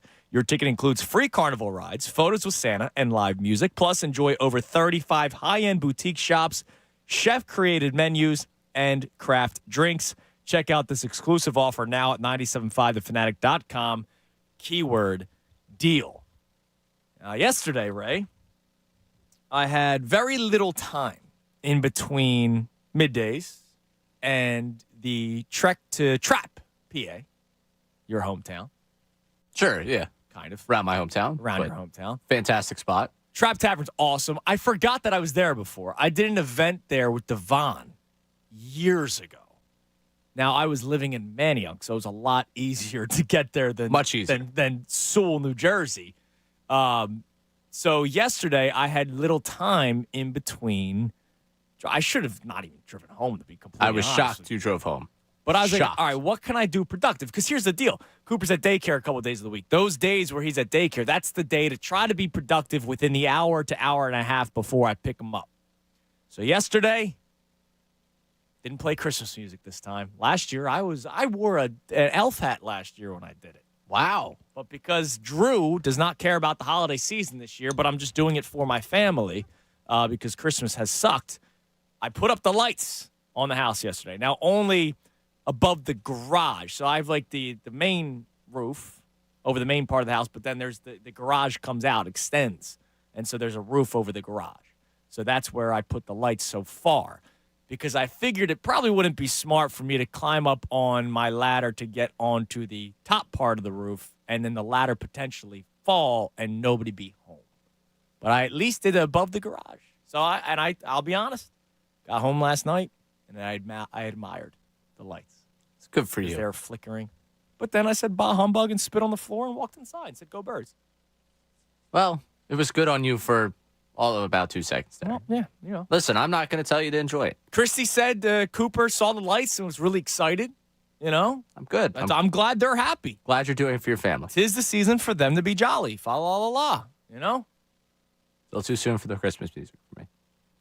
Talk to me in okay, I'm about 48 hours. Kirsty was playing. Oh, what are you, an after Thanksgiving guy? Once I stand up from the meal, I'm all in. Okay. All right. Fair enough. All right. So the text that you sent me that made me angry. I'm sorry. And you didn't even really mean it in any sort of way. And then a caller brought it up earlier. But it was about Jonathan Gannon in the Super Bowl last year. That guy should be freaking arrested. He is a fraud. He's not a good defensive coordinator. I hate him. He's one of the, if not the biggest reason why you lost the Super Bowl last year. I hate George Toma, the sod father. I hate that referee for that terrible holding call. I hate a lot of things about that Super Bowl last year. But Jonathan Gannon had a piss-poor effort last year. And then he tried blaming the players. Remember that weird, he was, I think he got interviewed by The Athletic, and he tried blaming the players, saying, oh, man, we were fine against it all year. Dude, that's not the answer you want. And as much as I got annoyed by Chauncey Gardner-Johnson during this entire offseason, the best thing was that he put out that tweet saying that Jonathan Gannon did not put them in a position to make plays, and then he since deleted it because he's a coward, but at least he said it. And so a game like last night reminds me how much I hate Jonathan Gannon because it's the exact same players. It's Kadarius Toney. The only guy that's missing was Juju. Other than that, it's pretty much the exact same offense. Patrick Mahomes was healthy yesterday. Not the second half of the Super Bowl. And yet, Jonathan Gannon allows 38 points. Well, 31 because of the fumble. But Sean Desai yesterday puts it on the table. And they win 21-17. Sean Desai greater than Jonathan Gannon. I will go down on that ship. Screw you, Jonathan Gannon. Glad you got that one out. But yeah, Sean Desai easily better. In-game adjustments. It's cool. It's cool. It's your amazing. defense looks a little different than what it did on the first snap at the last snap. That's nice. I enjoy that. Yeah. Wow, And it's not this game plan's not working. Let me mix it up. The Watson catch along the sideline. Beautiful pass by Mahomes. Yeah, incredible play. You got beat by an incredible play right there. Them bringing a blitz to try and make something happen. Wild. And it almost worked. Wild. It was just Patrick Mahomes who made the throw, and it was a perfect dime. Right. And I did think Watson at that point was going to be the receiver I came in here today hating. Yeah, you were feeling that at some point. I remember you were saying that all of yesterday. Well, all of the last week. Yeah, because I've been I had been dreading yesterday. I was a coward. You weren't a coward. A little bit. Kind of. A little cowardly. A little cowardly. But that's okay. The Eagles got the win, and everybody's happy. And I hate Jonathan Gannon. All right, let's go back to the phone. Let's talk to my man, Tasty Cake Dom. What's up, Dommy? Hey, Andrew. Hey, Ray. How are you, man? I just don't think I could be better, Andrew. I really don't. That was unbelievable, unexpected. I should have listened to you yesterday. By the way, I really have been enjoying the show the last couple of days because I took a part-time job, and it feels cool. really good to be out I'm filling all the stuffing displays in the stores. So oh, nice. I'm back to listening to you guys and keeping my hands busy, and that's put me in a good mood. That's great. But I was concerned about that game last night. But this team, they just win. They just win, Andrew. You said it yesterday, and they just win. They're just unbelievable. And the other thing I wanted to say to Andrew is, I never ever in my life thought that anybody would get the Doc kind of love around here. I think Jason Kelsey's there. Oh yeah. Yeah, he's. I mean, look, you just look at his podcast. That podcast was number one before Travis Kelce started dating Taylor Swift. You know what I mean? Like the Kelsey brother thing is really cool, and obviously his mom's now become a legend. It's all stems from Jason and Travis getting in the Super Bowl. But Jason Kelsey here, man, and I think one of the biggest things for him is that he is just so real. I love the photos of him down the shore during the summer where he's just walking around like he's another guy. Yeah. I thought what was a big play, Andrew, was when Jalen wanted audible out of it, but Kelsey turned back and say run the play, and Yes. they ran that. They picked up that first. I thought that was a big play. And I love that Jalen Hurts listened to his all-pro future Hall of Fame center in that.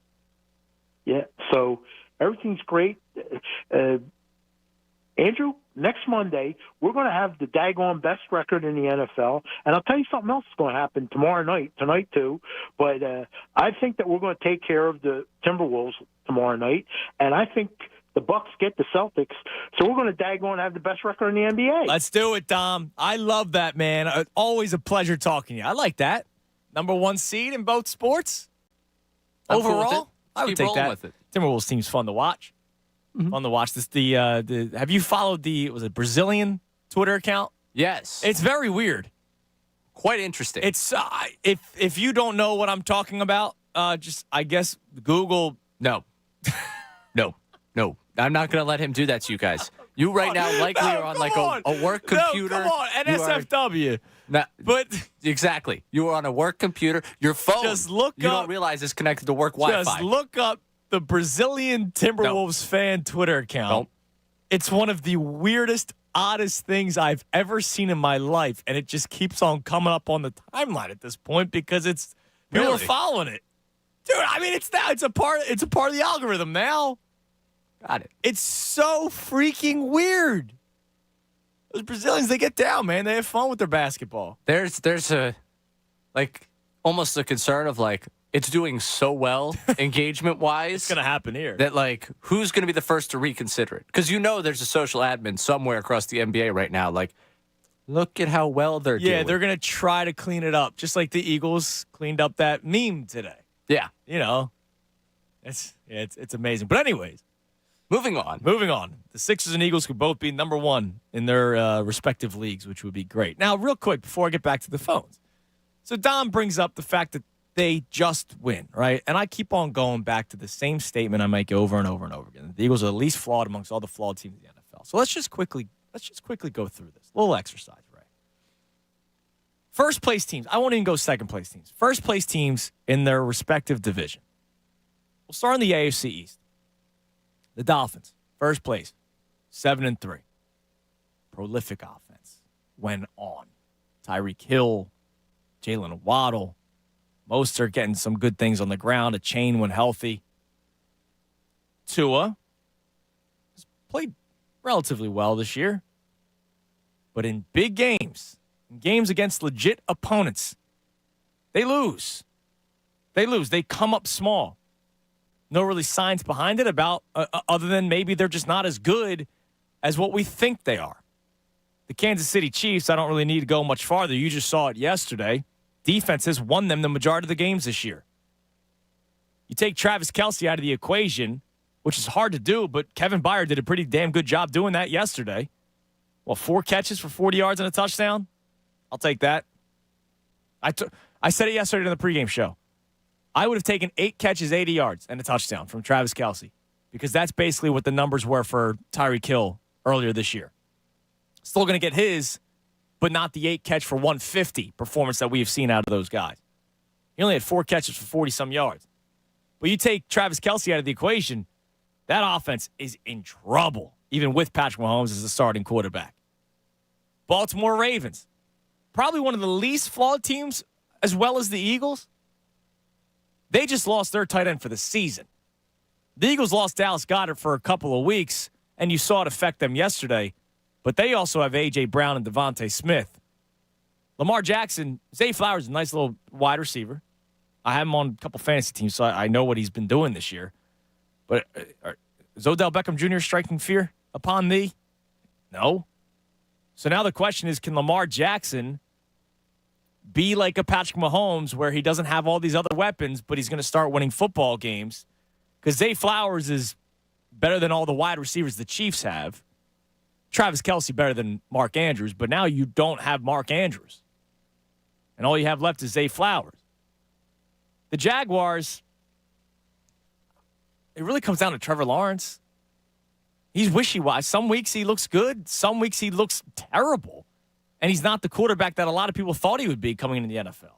Which Doug Peterson quarterback are you talking about? Talk about Trevor Lawrence. Oh, okay. Just checking. Yeah. But Doug Peterson just does a good job, man. He's a good head coach. But they're 7-3. Defense is good. They force a lot of turnovers. But are the Jags freaking you out?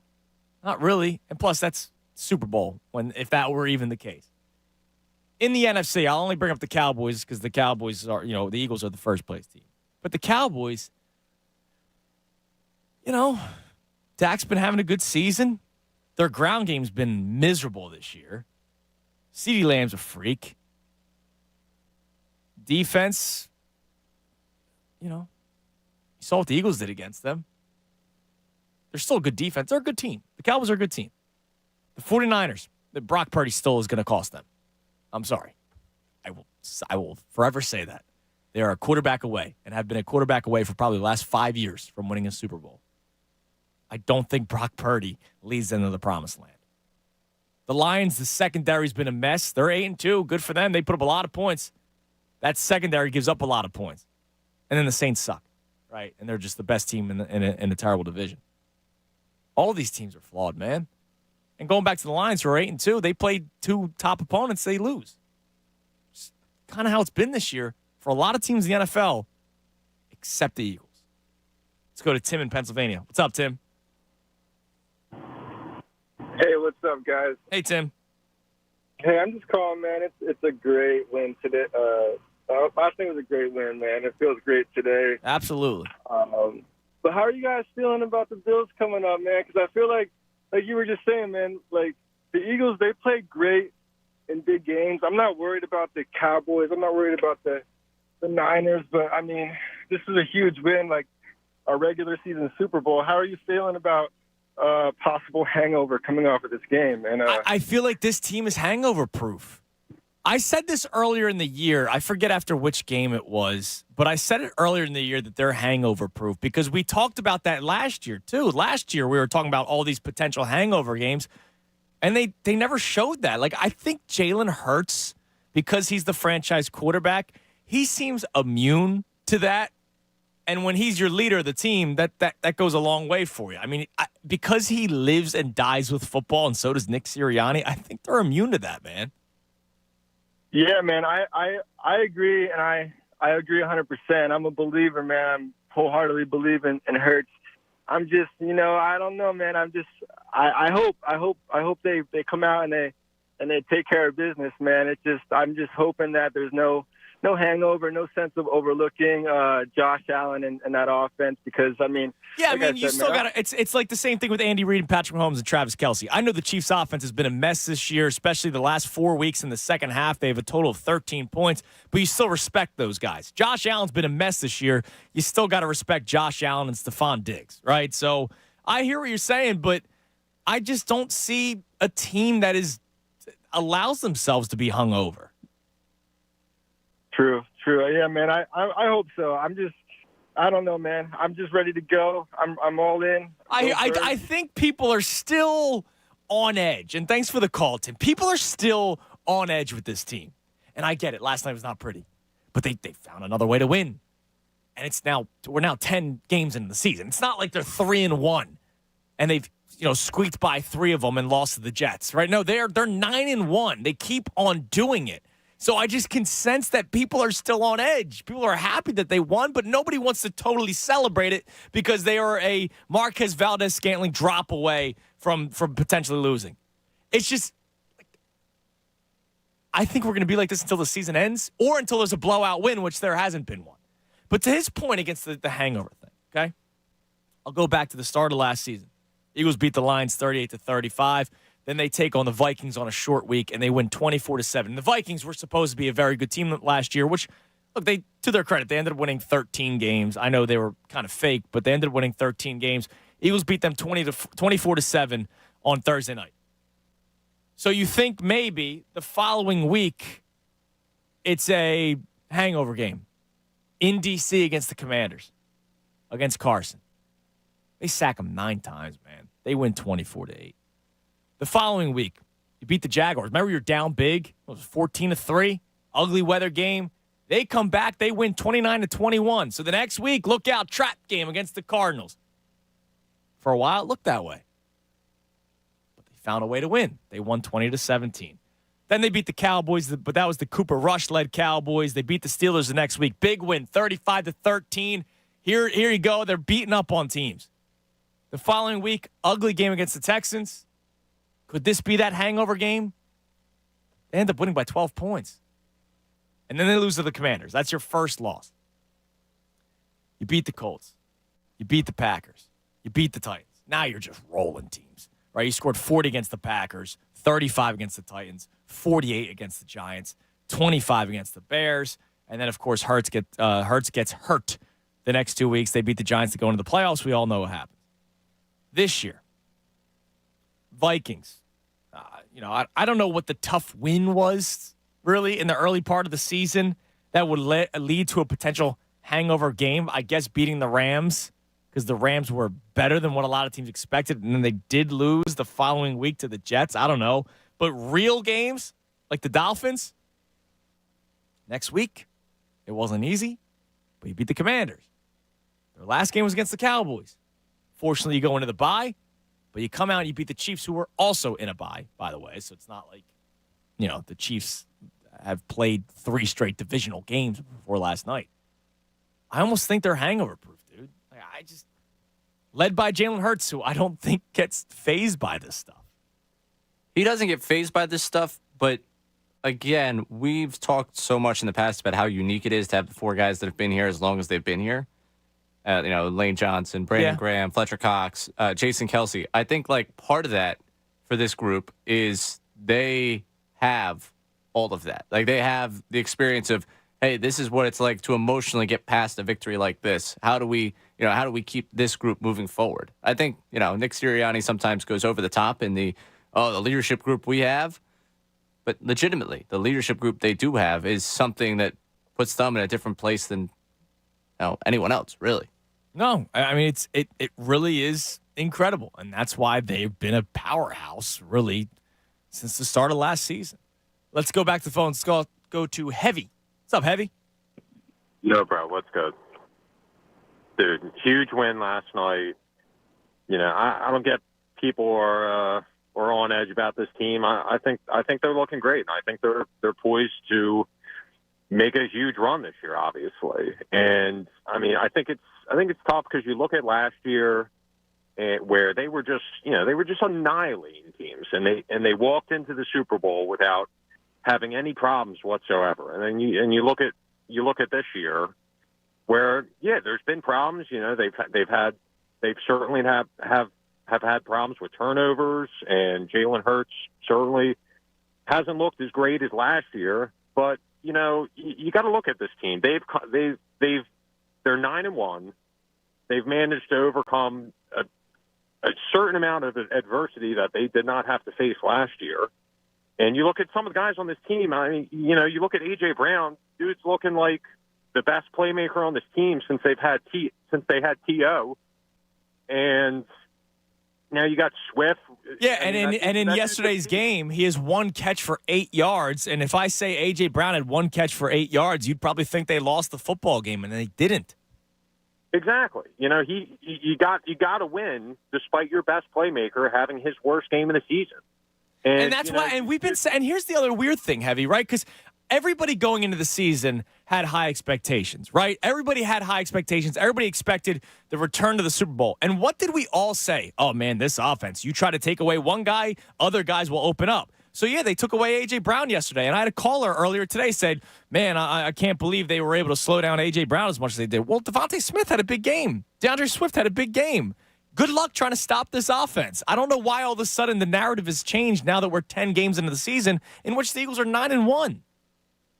Yeah, exactly. I mean, I think you got to take a look at this. I mean, you look at the NFL this year, you look at some of these teams. I mean, the 49ers, they lost 3 games in a row at one point. Yeah, what does that tell you? The Ravens, they looked awful in midseason. And, you know, you look at the Bills.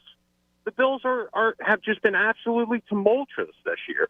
And you look at the Chiefs, you look at Patrick Mahomes, he's on pace for pretty much arguably his worst season since his rookie year.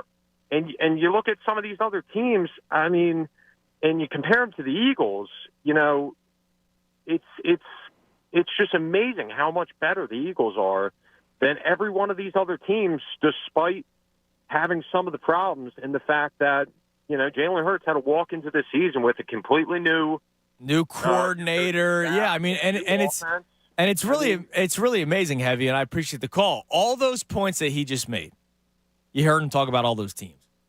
The Bills being a mess, the Chiefs being a mess. These are teams that coming into the season, a lot of people thought would be at the top of their division, fighting for the top seed in their respective conference. You know, you mentioned the San Francisco 49ers. Don't you think they'd want to be the Eagles right now, 9-1? Who wouldn't want to be? Like, that's the thing. They're like the 49ers, the amount of love that they got going into the season and through the first 5 games. We keep on bringing up the Jamie Erdahl. They're not just winning games. They're beating up. Like, the Eagles are winning games, but the 49ers are beating their opponents, which was true at the time. It was. The 49ers had 5 impressive wins. The Eagles had 5. Thank God they won wins. But the season doesn't end after 5 games. And then the Niners lost 3 straight, and the Eagles have just continued to mow down opponents. Not beat up, but mow them down in their way. Ugly, gritty, grimy, resilient wins. They just keep on doing it. Let's go to Edith. Hello, Edith. Hey, Andrew. How are you? I'm tired of these naysayers. Yes. Because they're not real Eagle fans. That's how I feel about it. I'm win, lose, tie. That's it. It don't matter. Did we win? Yes, we did. Was it pretty? No, it wasn't. Nope. And KC didn't have a great game either. Nope. They made their mistakes. But at the end of the day, we won. The Philadelphia Eagles took care of business. And to me, that's all that matters. We won. And until we're not number one, then we're the best, period. Exactly. And they just keep finding ways to win. And look, if you had those concerns if like against the Jets, in which they obviously lost those 2 Commanders games, you barely won, fine. But the last 2 wins are against a Cowboys team that's 7-3 and a Chiefs team that's now 7-3 because you hand them that last L. Yes. So what is the problem? I don't understand why everybody's so upset about the Eagles thinking that we're not going anywhere. We are there. We're there. We're knocking at the door. You y'all need to get on. No, they're knocking on our door. They have to. They're looking up. We own the house, Edith. Yes, we do. Yes, we do. And I mean, they need to get on board. Get on the love train, baby. That's where I'm at. Absolutely. I can't wait to get down Dallas. Yeah, so you're flying down in a couple weeks. Down in a couple weeks, yes. Because Edith is celebrating her retirement. How's it going so far? It's going good. I've been busy, though. I've been very busy. All right, so you're not bored yet. You're keeping yourself busy. No, I'm busy, yeah.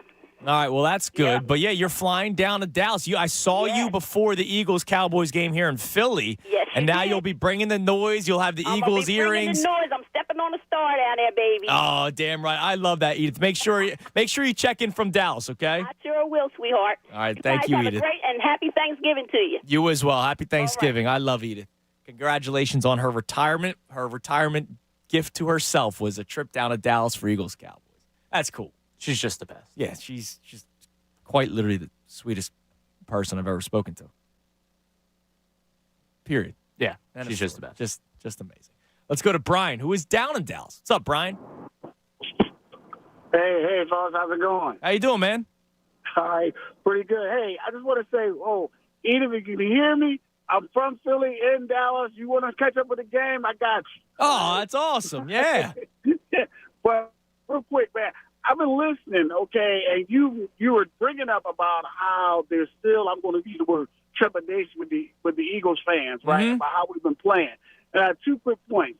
I don't think our fan base understands that for the first time, I've been an Eagles fan since I was 6 years old. I'm 56. For the first time ever, we are legitimately the top dog where everybody measures them. When we step on the field, it's everybody's Super Bowl. Everybody.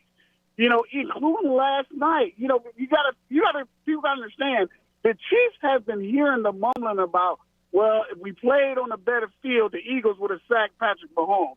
Or if Patrick Mahomes has heard, they heard Jalen outplayed you in the Super Bowl. You don't think when we stepped on that field yesterday, there was a chip on their shoulders like, we've got to beat them.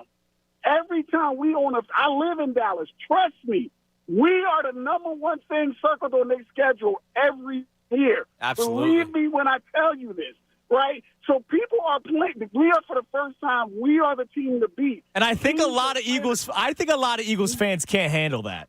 I think a lot of Philadelphia fans love being the underdog, man. Exactly. And for years of being an Eagles fan, how many times have we been the team when we're up, teams coming back, we're worried about, okay, they're going to win. They're going to come back. We are now that team. We are now that team when team plays up. They're like, no lead is secure, right? And they are always in it, meaning we, the Eagles, we are that team. This is a different viewpoint for us. Yeah, and you know what? We should get used to it because things are looking up in Philadelphia sports, period. I know, and thanks for the call, Brian. I know that it hasn't resulted in championships, but the standard is the standard, as Jalen Hurts would say. And the standard right now is winning games, and they're taking care of business. Let's close things out with Vince on the cell. What's up, Vince? Hey, how you doing? How you doing, man? Good. So I just wanted to comment on some of these fans. I mean, I'll go off what he just said, actually. This hasn't been a tradition around here for a very long time now where you're gutting out these wins, and they may not look pretty, but you're getting the job done at the end of the day, and that's the most important thing. Yeah, I mean, they're 9-1. Yeah, I mean, what more could you want right now through 10 games in this season? You got another 3 games coming up. They're about to be the hardest games of the year. That Niners game scares me a little bit.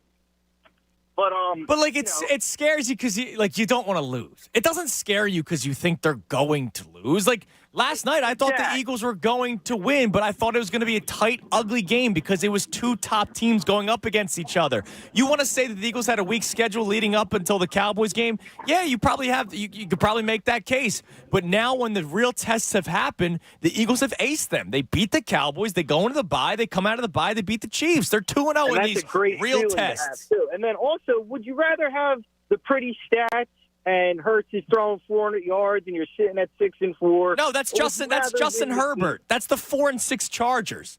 Exactly. No, it's a great point, Vince. I appreciate the call, man. I'm glad that we ended off with some positive callers, man. 4 freaking hours. They're 9-1, and they beat the Chiefs, man. Let's freaking celebrate it. Best show ever. They're coming your way next. They will continue the conversation. Connor in for Ricky Bo, so it's Tyrone, Connor, and Jen. And, of course, we'll be back tomorrow, one more day, as Thanksgiving will be on Thursday. So we'll have some more fun tomorrow, reacting to the Eagles, talking birds, and a whole lot of other fun stuff, all right here on 97.5 The Fanatic. Fanatic Sports Update. A gutsy win for the Birds. I'm Ray Dunn. This update is brought to you by Tullamore Dew Irish Whiskey, the original triple distilled, triple blended, and triple cast matured Irish whiskey. Because when it's game time, it's Tully time. The Eagles won 21-17 over the Chiefs on Monday Night Football. Birds trailed by 10 at halftime and battled back for the big win on primetime. Defense did not allow a single point in the second half, forcing 4 punts and a fumble. In that second half, DeAndre Swift had himself a night with over 100 yards from scrimmage and a touchdown. Devontae Smith also had himself a big game with 6 catches for 99 yards, including one go-ahead touchdown. That, of course, scored by Jalen Hurts on the good old tush push. Hurts with 2 rushing touchdowns and 150 yards passing. The Birds are now 9-1, still holding the best record in the NFL and the top seed in the NFC. The 76ers are back in action tonight at home against the Cavaliers, trying to get their 3rd win in a row. The game represents another in-season tournament game. You catch the live call at 7:30 right here on 97.5 The Fanatic. And in local men's college hoops action, St. Joe's took Kentucky to overtime at Rupp Arena before falling 96-88. LaSalle is at Cameron Indoor tonight to face 9th-ranked Duke. This update is also brought to you by Boost Infinite. Switch to Boost Infinite Wireless. Call 855-55-BOOST. Visit boostinfinite.com or go to amazon.com and search for Boost iPhone 15. Keep it locked here for the latest news and information. I'm Ray Dunn, the home for the Sixers, Flyers, and Union. 97.5 The Fanatic. The best show ever. Opinion and conversation on Philly's hot sports topics. Tyrone Johnson, Ricky Batalico, and Jennifer Scordo. This afternoon at 2. 97.5 The Fanatic and 97.5thefanatic.com. Hey guys, Andrew, give thanks because FanDuel, in partnership with Valley Forge, is giving all customers, not just new, but all customers, a no-sweat same-game parlay for Thanksgiving. Just place a 3-leg same-game parlay on any of the Thanksgiving Day NFL games, and you'll get bonus bets back if you don't win. NFL same-game parlays are the perfect way to combine your bets for a chance at a bigger payday, so build your own or choose from one of the popular SGPs pre-built for you in FanDuel's top-rated sportsbook app. The first game of the day, Packers-Lions. Go with the Lions in that game. Go with an anytime touchdown for Amon-Ra St. Brown and the over in passing yards for Jared Goff. That's 3 legs right there. And if it doesn't hit, well, you got your risk-free bet back, which means you can bet on the rest of the Thanksgiving Day games. Visit FanDuel.com/Fanatic. That's FanDuel.com/Fanatic, so you don't miss out on your chance to get a no-sweat same-game parlay on America's #1 sportsbook. FanDuel, an official sports betting partner of the NFL. 21 plus and present in PA. Minimum 3-leg parlay required. Refund issued as non-withdrawable bonus bets, which expire 7 days after receipt. Max refund $5 unless otherwise specified. Restrictions apply. See terms at sportsbook.fanduel.com. Gambling problem? Call 1-800-GAMBLER. Hey, it's Ricky Batalico to tell you about our friends at Schwartz Culleton. You've heard their ads and their iconic phone number for years. 1-800-JUSTICE. When you've been injured in a car accident, there is no greater resource than an experienced lawyer. The lawyers at Schwartz Culleton have well over 100 years combined experience prosecuting claims on behalf of individuals injured in car accidents. They have helped over 10,000 clients obtain the justice they deserve. The firm has become a bedrock of the Philadelphia community and the surrounding suburbs. From start to finish, they'll help you get your car repaired and ensure you have all the best doctors for your injuries. They have relationships with the top medical specialists and have a strong reputation with the insurance companies. There is no doubt you'll get justice if you call 1-800-JUSTICE. Again, that's 1-800-JUSTICE. Call 1-800-JUSTICE today. He could go all the way! A 100-yard kickoff return! In football, the special teams unit is the team's unsung hero. While they may be on the field only 20% of the time, special teams have an outsized impact on the game. In business, when tech problems interfere with productivity and prevent growth, Philly area CEOs and business owners sub in the special teams unit from Graffin Business Systems for managed IT services and comprehensive tech support for the win. Whether you need help with upgrading your infrastructure, server network support, cloud services, cybersecurity, or voice over IP, Graffin will put together a game plan that will keep your organization in the win column. From strategy to planning to implementation and beyond, Graffin keeps businesses going, and that's no bull. Put Graffin's IT special teams to work for your business at Graffin.com. That's GRAFFEN.com. Hey, it's John Kincaid. You know, each year there are hundreds of children in Chester and the surrounding areas in Delaware County that will not receive toys for Christmas. And my friend David Kelleher of David Dodge Chrysler Jeep is teaming up with City Team Ministries to help out. You have so many athletes on your roster that they always are super generous. And uniformly, this year we have 11 professional athletes that have partnered with us. Every one of them make a donation. Last year, our friend Fletcher Cox, number 91, you see him out there destroying people? He gave $20,000. That's adopting almost 300 kids by himself. That's how great